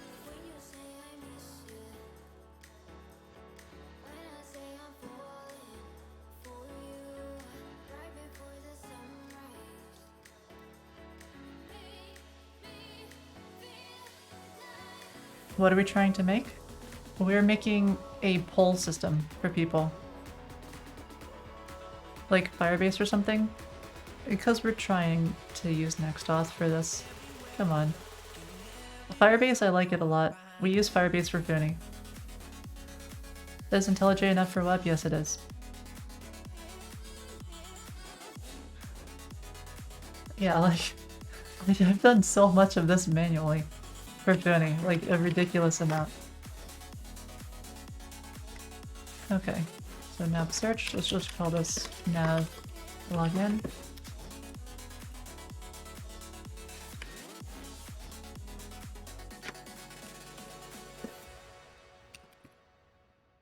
Let's see, what do I call this? Call it avatar, login, login section. What about login section?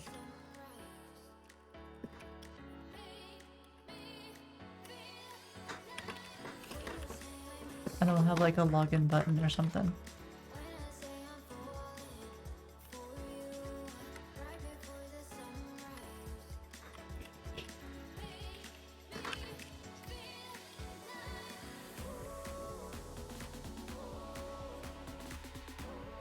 You tried WebStorm because you're ButcherStorm. When I hear Butcher, I'm always reminded of the superhero movie or show, TV series. What's it called? Bad something. I don't remember. But I watched it not long ago. It was really good. And Butcher is like the protagonist. He's so cool. I love the accents. The Boys. Yeah, that one. It's not even... Yeah. Yeah, The Boys. I'm waiting for the next season to come out.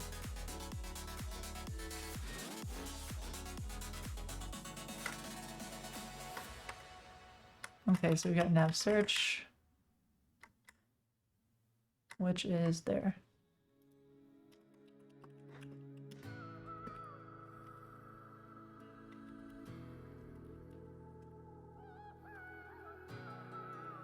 Okay, what all do we need for nav login section?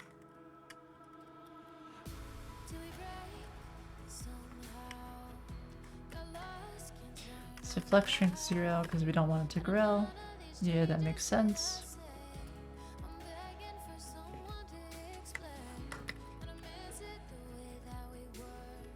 And now I need to know for logged in.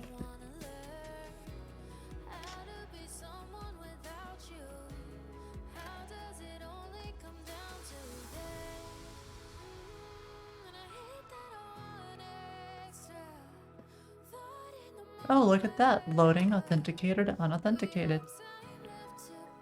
A serial tier list. Okay, if you have a serial tier list, maybe we can do one, but keep in mind, my idea of serial is not the American idea of serial. Amazing styled components or CSS modules in my games. My games use kinda something similar to styled components. It's Makestiles, it's part of MUI.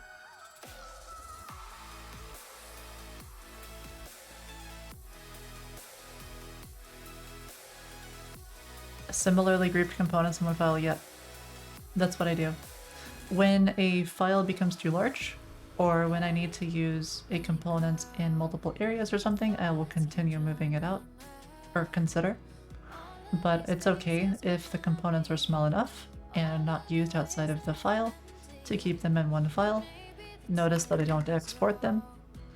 I don't export them because I don't want them accessible, and having them in one file makes it so I don't have to export them. So the rest of my code doesn't have to think about it. As far as the rest of my code is concerned, it doesn't exist.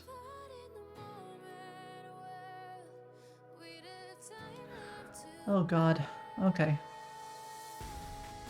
This is making me hungry, so here's what we're gonna do.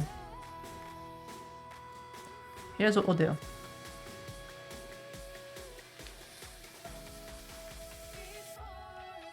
Do I use append behavior and naming? Something kind of like that, I guess. Alright, now here's the problem with this list. It's real simple. For me, everything is gonna go in the F tier because it's all sugar. The problem with cereal is it's all sugar. Like, I've looked at these things. There's very few cereals here that aren't just glorified candy. It's unhealthy. Take a look at this. Cinnamon Toast Crunch. One of the cereals I really like. It's really tasty, but I don't eat it. If I look at the nutrition facts, this is not part of a healthy breakfast. This is part of diabetes. Look at that. Total sugars. For 170 calories, 1 cup of this. Typically, you're going to eat a lot more than 1 cup if you're having a bowl of cereal. You'll have like 2, 3, 4 cups. Maybe, okay, maybe 3 cups. And at that point, you've just started off breakfast, and you're already approaching diabetes levels. It's crazy. So, you have to put this like in the F tier. And we'll just use D tier for F tier. I need to add like an extra row here. Add a row below. I'll call it the F tier.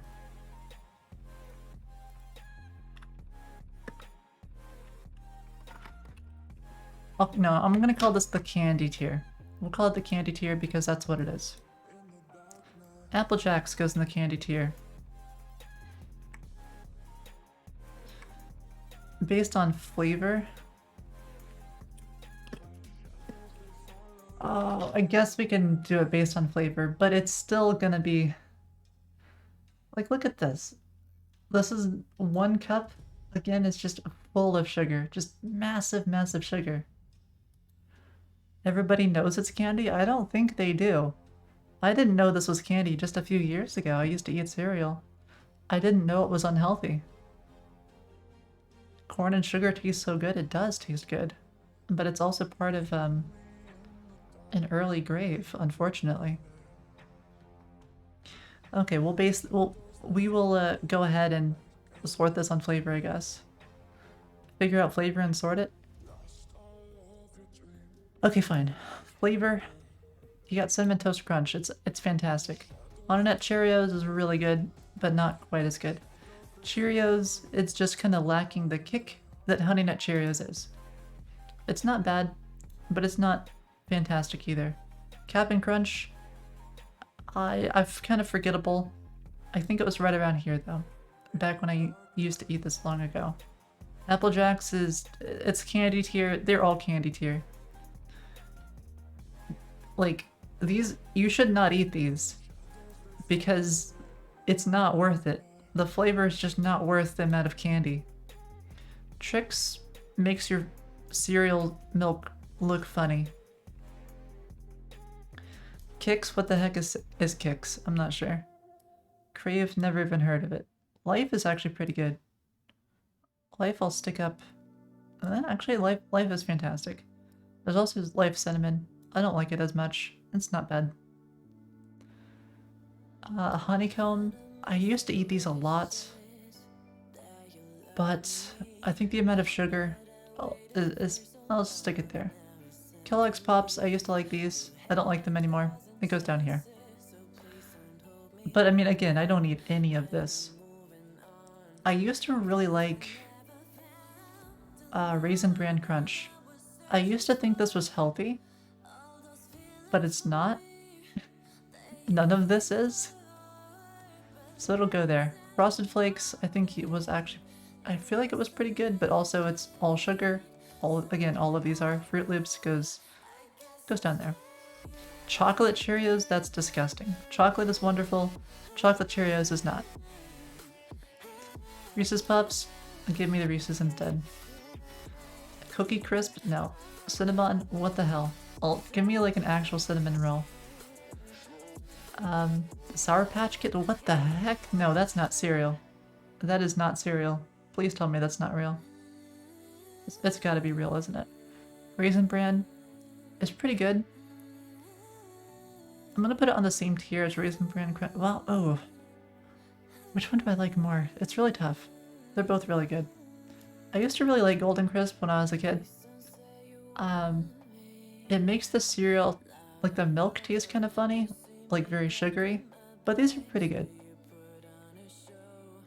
Put it here. Reese's Puffs are so good. I haven't tried them. I'll move it up just for you. Chips Ahoy, give me the cookies. Cornflakes, actually pretty decent. I'll stick it there. It's really good when you add extra sugar too. Like, keep in mind, cereal is already really unhealthy, but I used to take cereal and then I would dump sugar into my cereal to get more sugar. Like, I would take Cheerios, which is already probably not that terrible for you, just regular Cheerios, and then I would dump a lot of sugar into them to make them even worse for you. I need to see the nutrition facts for Cheerios actually, because I don't think this is unhealthy. I think this is actually one of the few that's pretty good. Yeah, so Cheerios is actually not that bad as far as sugar goes. Total sugar is 2 grams. This is actually viable. You could have Cheerios and not feel awful. So we're gonna move Cheerios up to S tier because it's something like, if you want your cereal, at least get Cheerios.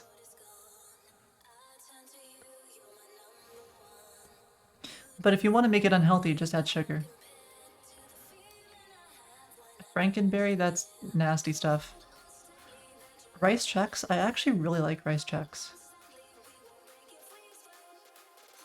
Cheerios are F tier? No, Cheerios are S tier because you can actually eat your cereal and not feel like you're going to die tomorrow. Crunch Berries? No. Cocoa... Oh, I don't like Cocoa Puffs. When I was young, I didn't like chocolate cereal or chocolate milk. And Cocoa Puffs basically churn your milk into chocolate milk. So, not a big fan of that. I think everything else is... Oh, a French Toast Crunch. No, that's not. Mini Wheats? I never really liked Mini Wheats. We'll put it at D tier just because I've had it. I'm basically putting a lot of things that I haven't had in the candy tier. You'd rather not eat than eat Cheerios. Well, then you don't like cereal. You just like the sugar that's in the cereal. I think everything else I really haven't had. Wheaties is definitely F tier. But this is all pretty. Fruity Pebbles, F tier. I feel like there's something in here that's I should move up. F tier is getting kind of crowded. But now I think I'm gonna stick with my decision. That's pretty accurate. Is there anything else in here I've actually had? Honey Bunches of Oats I've had. Are we also gonna stick it in the F? Well, nah, I can go in the D tier. Cocoa Pebbles, F tier. I think that's about it. Rate the flavor of the candy sugar. Probably. But there we go. This is my list. Okay. This is based mostly on flavor. The only one on here that I would consider actually eating is going to be this Cheerios. Not even Honey Nut Cheerios. I used to eat Honey Nut Cheerios because I liked the taste of Cheerios. Or I liked Cheerios, but I wanted more flavor. And Honey Nut Cheerios is not healthy.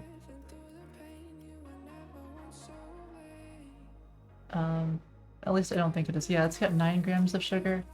So you're really getting up there fast on it. I'd rather save my sugar for things that are really tasty, like, you know, Snicker bars and other stuff. What do I have nowadays? Nowadays I'll have like steel cut oats with maybe like a raspberry topping with like actual raspberries or something, or actual strawberry topping. And then I just have I'll have my treat I do is Ferrero Rocher and stuff. This is what I really like these a lot. And so I'm not super healthy, but I at least don't eat cereal, and I at least don't drink soda. Anyways, that's my cereal tier list. Again, I don't recommend cereal because the vast majority of it is just loaded with sugar, which is extremely unhealthy. Alright, let's see. Anyways, don't forget to like and subscribe, and for more content, I guess. Programming related, not cereal related. Okay. That's my sweep spot, Ferrero Rocher. Oh yeah, my sweet spot. Yeah, I love it. That's fantastic. What's going? Oh yeah, and yeah, howdy Grayson. Alright. I'm gonna go ahead and call it here for today, just because we have gone on a little bit longer than normal. Okay, we'll do at least 5 more minutes. Just for you, Wolf. Don't drink sugar and you'll mostly survive, pretty much.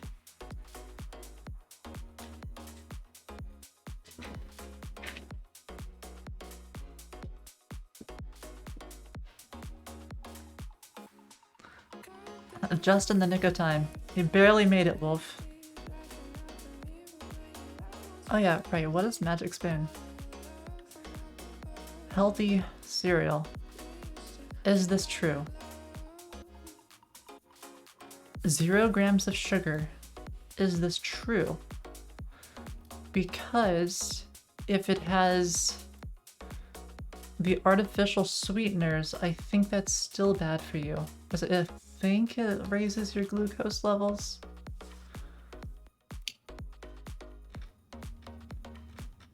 But it's possible that it's actually good for you. I don't know. Shop now, cereal. Surely they're gonna tell you the nutrition facts. Okay, let's see. So 0 grams, no cane, corn, or sugar alcohols. That sounds like it might actually be good. Okay. Okay, here we go. A sweet. Oh. Sweetener blend. It has sugar. They say it doesn't have sugar, and there it is, right there. Stevia, allulose. It's still full of sugar. Then not sugar? Are you sure? They don't hit your glucose intake the same? Okay, if they don't hit your glucose intake, then it's not sugar. It's only sugar if it affects your glucose.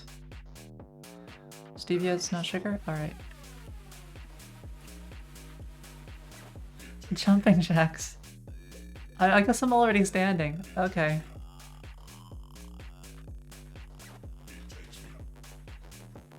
These are the good things, like the actual reading publications and stuff. Are investigated. Findings showed no significant differences in fasting blood sugar. No significant differences in insulin were found between the two groups. Okay. So I guess stevia sounds like it could be pretty good. Alright, alright. Jumping jacks time.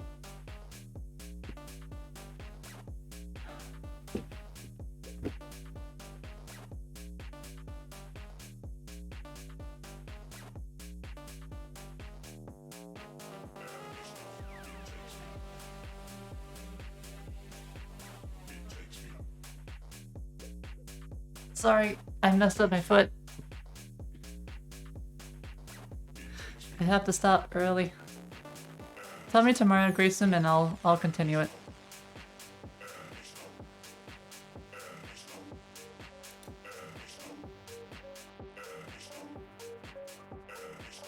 As it does. Okay, wow.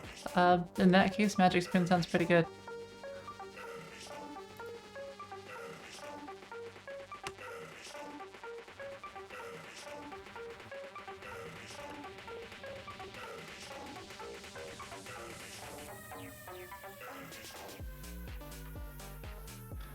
Let's finish this nav login thing. That's not good, Grayson. No, all y'all are great. Wolf, Grayson, August, Nishan, Nirantir, like everybody else who I didn't mention, y'all are great. Definitely next.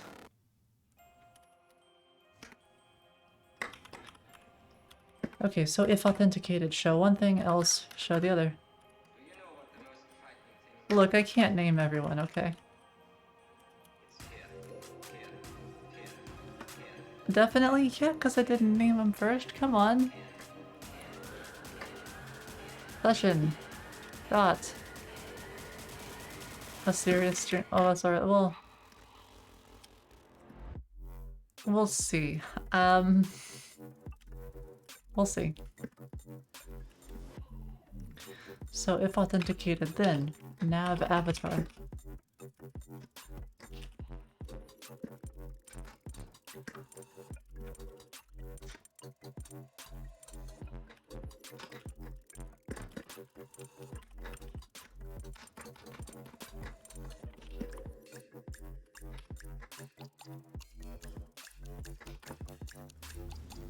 There we go. You hate the fishing trawler minigame? That's alright.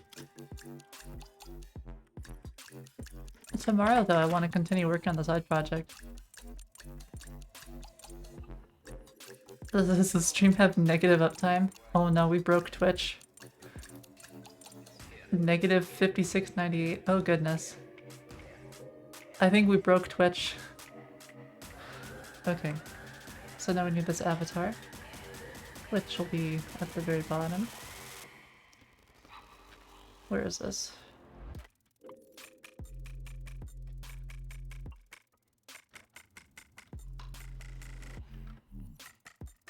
Broke Twitch. Broke my ankle with the jumping jacks, more like it.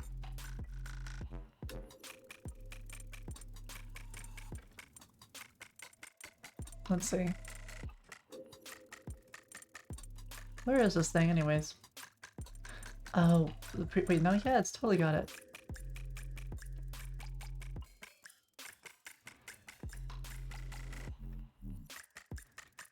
Oh yeah, it's gonna be the thing with the image on it.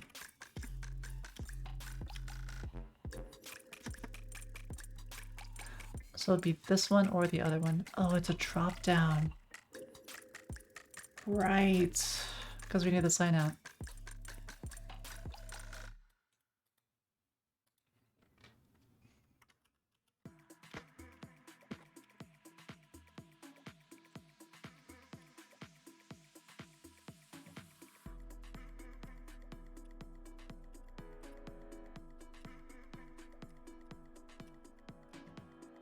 And now we just change these to images and fix up the rest.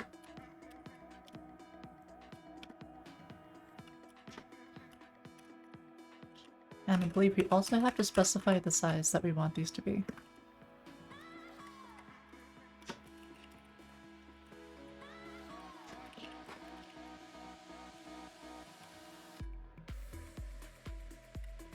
Your admin password? Try a couple things. Try admin, Hunter2, password 1. Did we use Google in Google? Or do we have something that's internally? Yeah, there's this internal tool called MoMA, I believe. Which is like the internal Google thing. Like, yeah. What is Google's intranet system? So there's an intranet at Google which uses some sort of Google thing, and you can search for everything that's internal to Google. So like all the Go links and stuff use this thing called MoMA.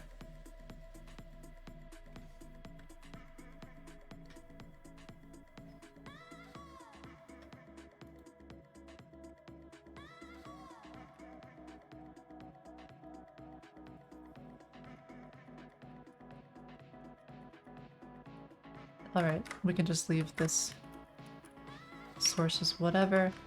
We'll have to change it at some point. I wonder if actually there's some kind of... There's probably not, right? Wouldn't make a whole lot of sense. But I wonder what the session actually has in it.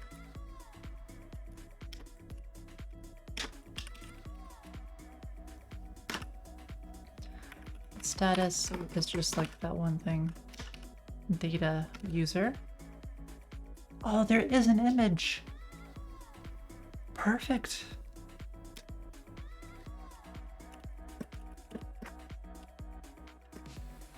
And then if there's no image, we'll have to set some default.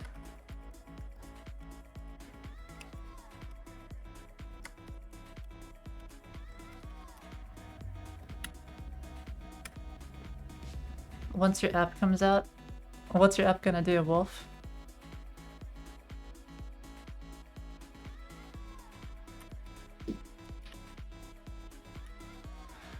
Oh, I guess we should think about... Well, no, we're just gonna make this in English for now.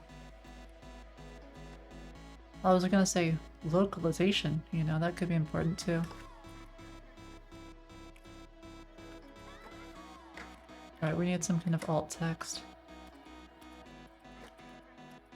I'll call this image source. I must say, I'm slowly getting the hang of this, and I very much like it.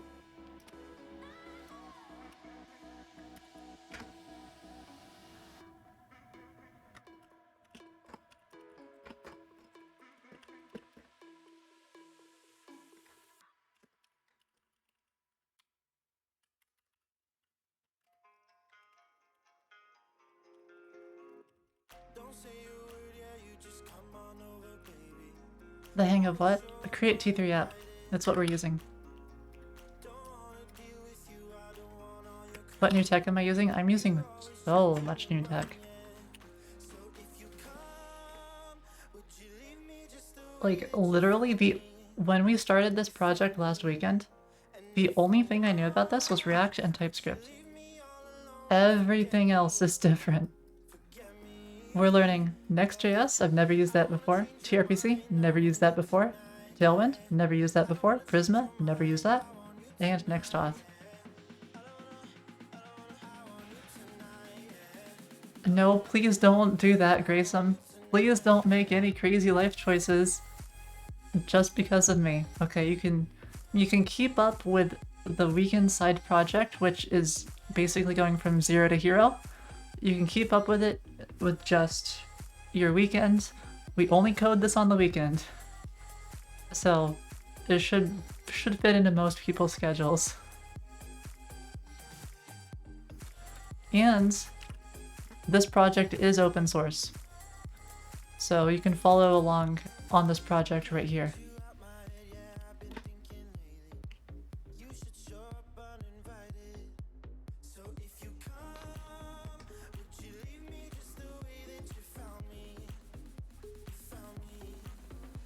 And I only work on this on the weekends, just so you can really keep up.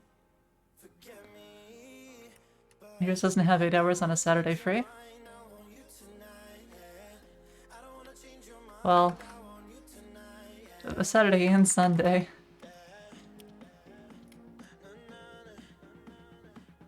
Okay, let's see. Right, so we got image, name, all that jazz.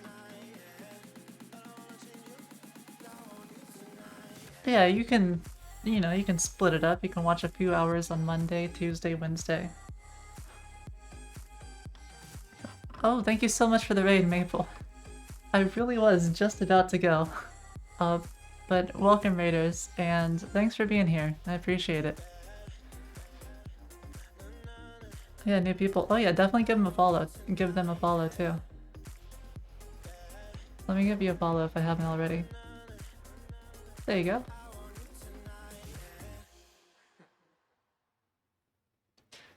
Raid them? I can't raid them if they just raided me. Hi, Maple. Okay, right, so nav avatar. We got all this stuff. Nav index.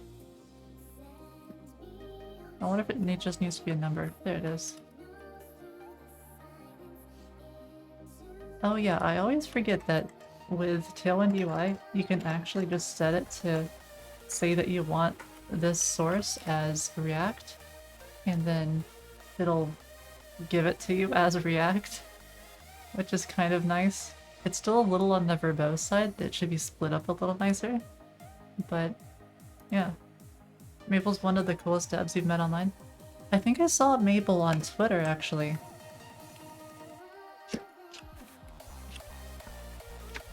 Let me give you a follow on Twitter as well. I want to say it's the same.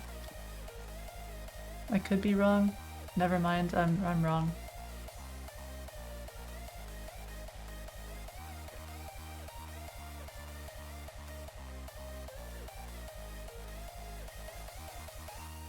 Oh, it's Ham Maple Leaf, yeah.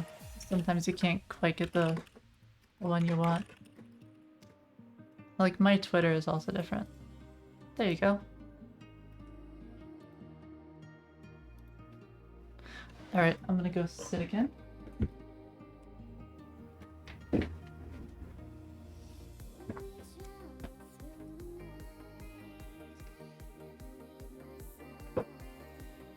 Alright, let's see. Follow on GitHub as well. I've followed on enough places.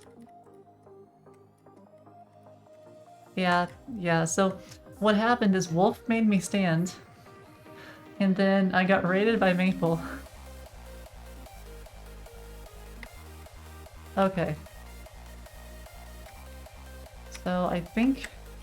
I'm not even sure what'll happen if we do this. We got nav avatar, nav login section. Let's see.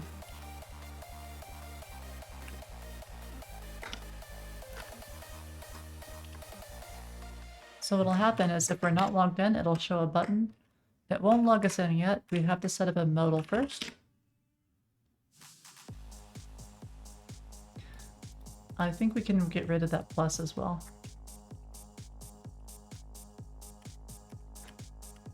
No need for an SVG. We can probably get rid of the span as well.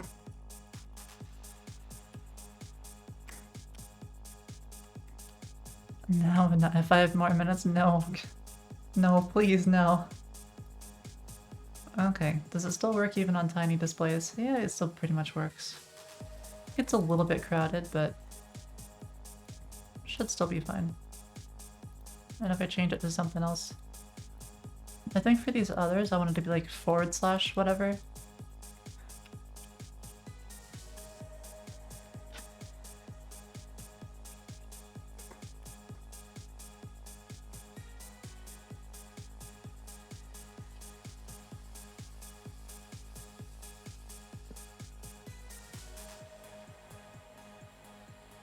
Let's see, how do I want to do this? This is a democracy, James, but remember, again, it's almost a democracy, okay? I get final veto power, so it's a benevolent dictatorship.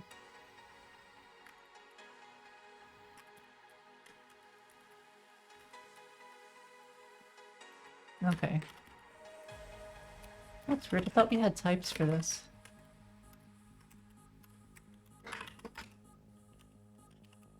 Huh. Oh well.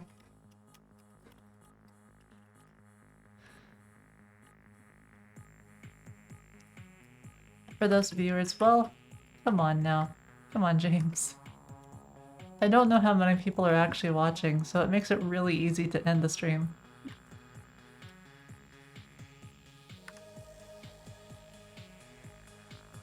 Okay, so if that...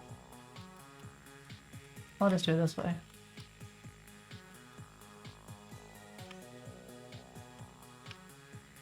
There. It's at least one. Look, come on, Grayson. I know that it's not 19k. Alright. We didn't do a 24-hour stream like, I think it was Chow Codes who did that. And they got like a ridiculous number. There we go. Now it's like a /.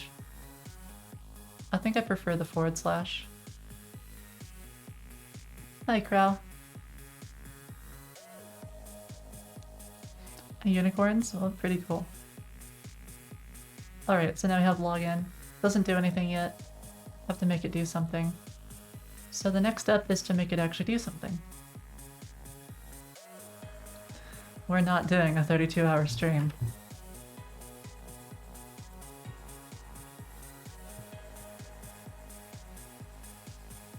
Let's see. So where's our next auth stuff?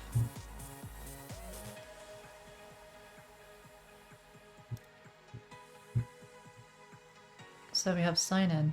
Okay, this is pretty great. So on click sign in. There's no way it's that easy.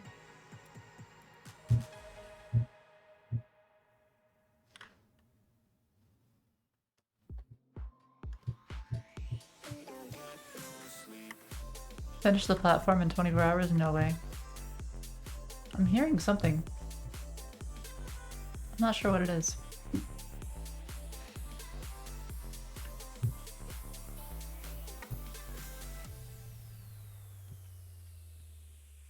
The soundtrack is no sleep. This is true. Seems like assigned to you? No, no, no. Absolutely not. Okay, so we just want this on click.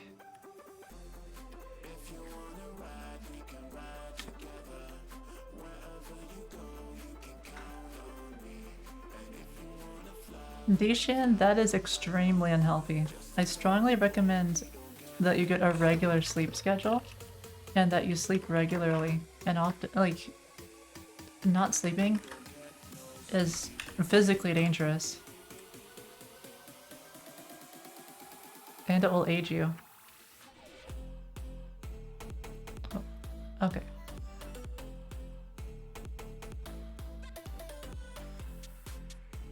Okay. So sign in with Discord. Let me just move it over here real fast. Because I don't want it to... I guess it's fine. Okay. And then authorize.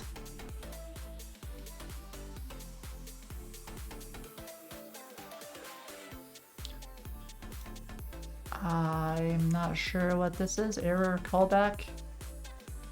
I don't think it's an error. I think it's supposed to sign me in. Maybe it's because I don't have a callback handled.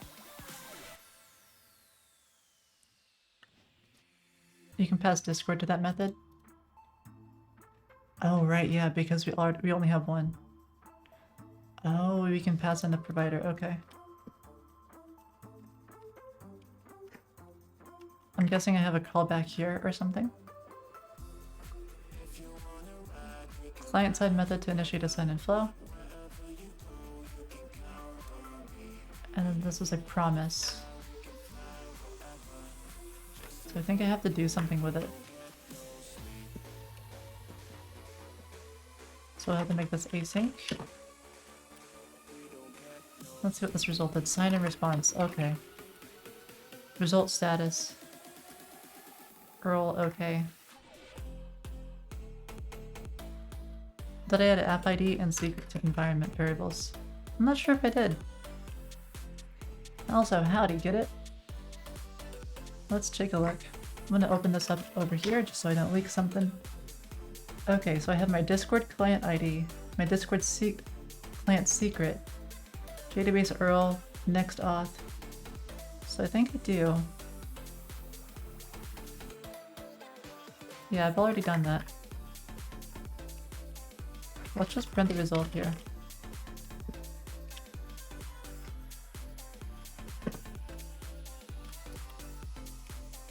Can I go to my next auth config? My next auth config. Why don't I push this? And then we'll see what actually gets printed.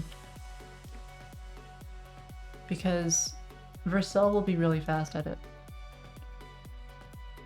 Okay, so that's really fast. And then it just takes me here. Error equals callback.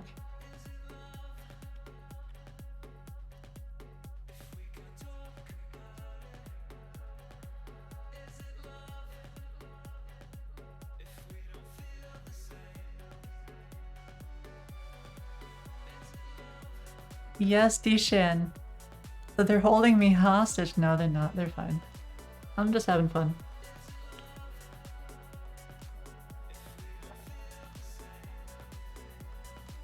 Do I have the Prisma adapter all set up and working? You know what? I may not have the environment variables for Prisma. And so maybe it's not working there. Good night. Next, come on. I was just about to end stream. Okay, fine. There are no as any's.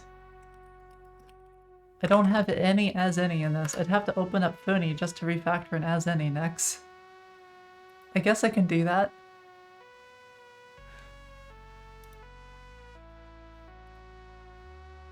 Also, thank you, August.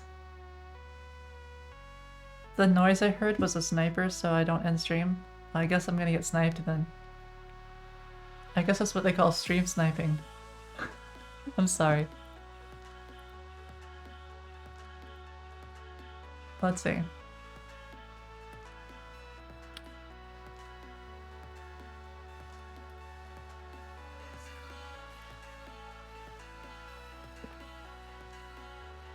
I know, that was terrible, James.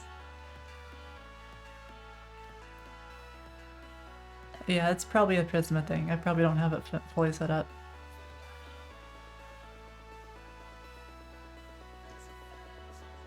Okay, it's indexing dependencies. Oh god. Because I just opened it. I gotta know if Discord login works. No, I'm gonna leave you on a cliffhanger. Okay? You have to tune in tomorrow to see the results. Can I push so you can check it on Vercel? Oh, it's so tempting to leave it on a cliffhanger though.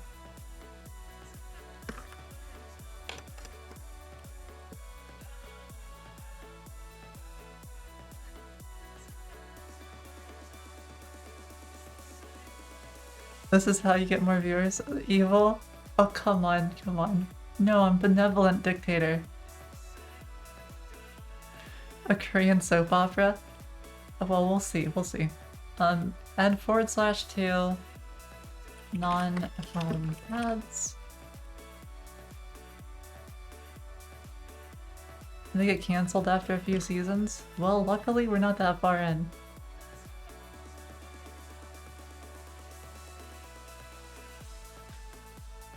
Yeah, I'll go ahead and I'll push. Don't worry, I'm not that evil. There's plenty of reasons to tune in tomorrow without this. In the previous episode, I was about to push a commit. Yeah, it happens. How long is one season of AC? I think one season is one whole project. No, I didn't, August. Okay, this is add login to Napa.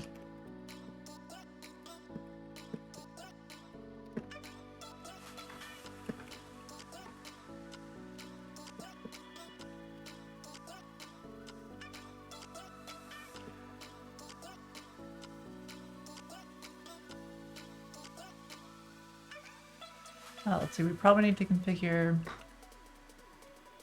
Prisma first, question mark.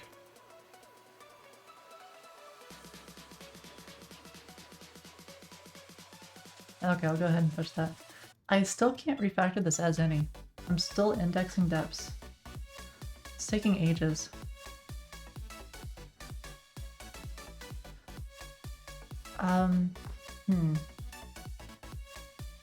What happens if I feel like Funi is complete? Oh, it's almost done.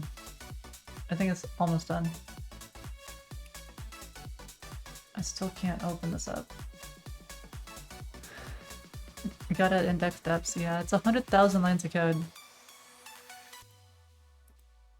Don't ruin. Well, luckily, we're not changing the writer for Funi. Yeah, it's still me. So, that would only happen if we switched out midway, you know? We switched to some random person who wears like a wig. It kinda semi-resembles me.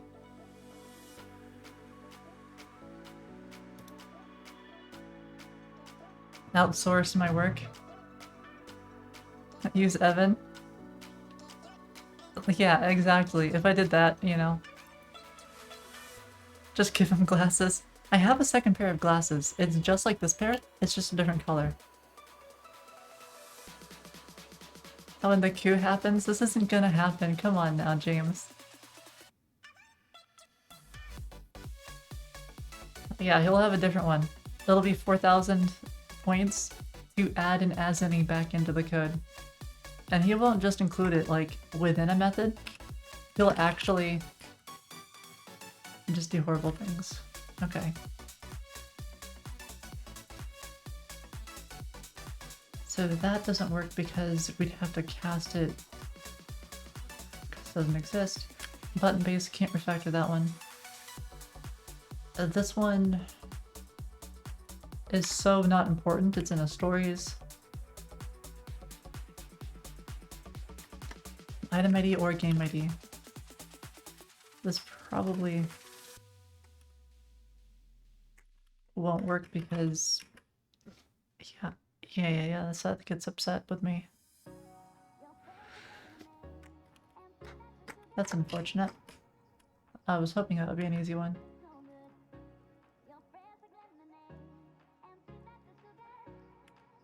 Let's see.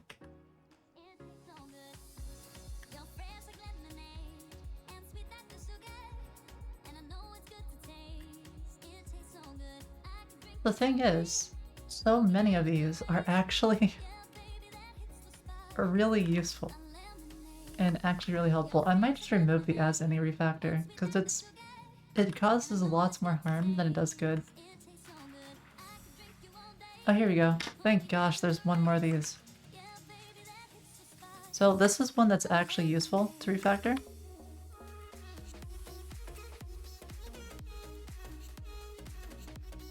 And it's really, really easy. Whenever you're using TypeScript, if you do as const, now you get the typing that you wanted. So for example, before I do that, this time period is just going to be a string. But if I do as const, now it knows that this is read-only. And the problem goes away. Hi Danny, it's going pretty well. Just about to end though. We just finished the refactor. Thanks, Nex. Okay, now I can go. So find someone to raid. I'm not honoring any redeems after this. Alright, let's find someone to raid.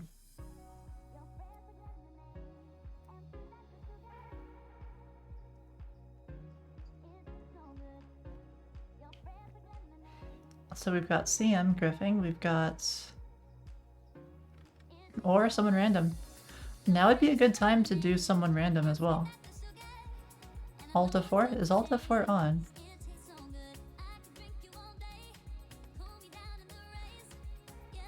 Yeah, let's raid someone new. Because last time we raided Lana instead. So let's do a low view one. So pick out someone who has very few. Alta 4, they've already made it. They're already pretty big. Let's boost up someone like... They've got to be actually doing code. So how about... let them know their efforts appreciated? Ah, this person, if only they were speaking English. Unreal Engine... Oh yeah, they have to speak English, because otherwise it'll just confuse everyone. Everybody except Amaranth. Yeah, we're not raiding Amaranth.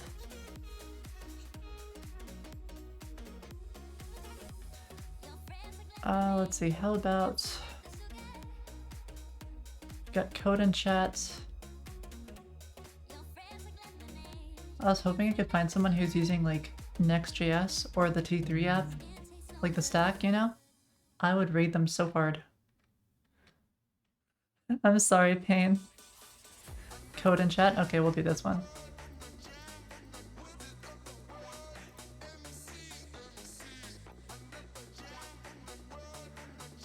My local furry? Oh goodness.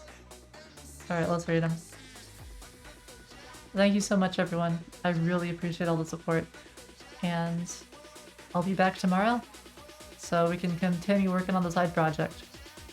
tomorrow we'll actually get the login working, and I'm hoping tomorrow we can actually get the poll stuff done, so you'll actually be able to do something. And yeah, take care.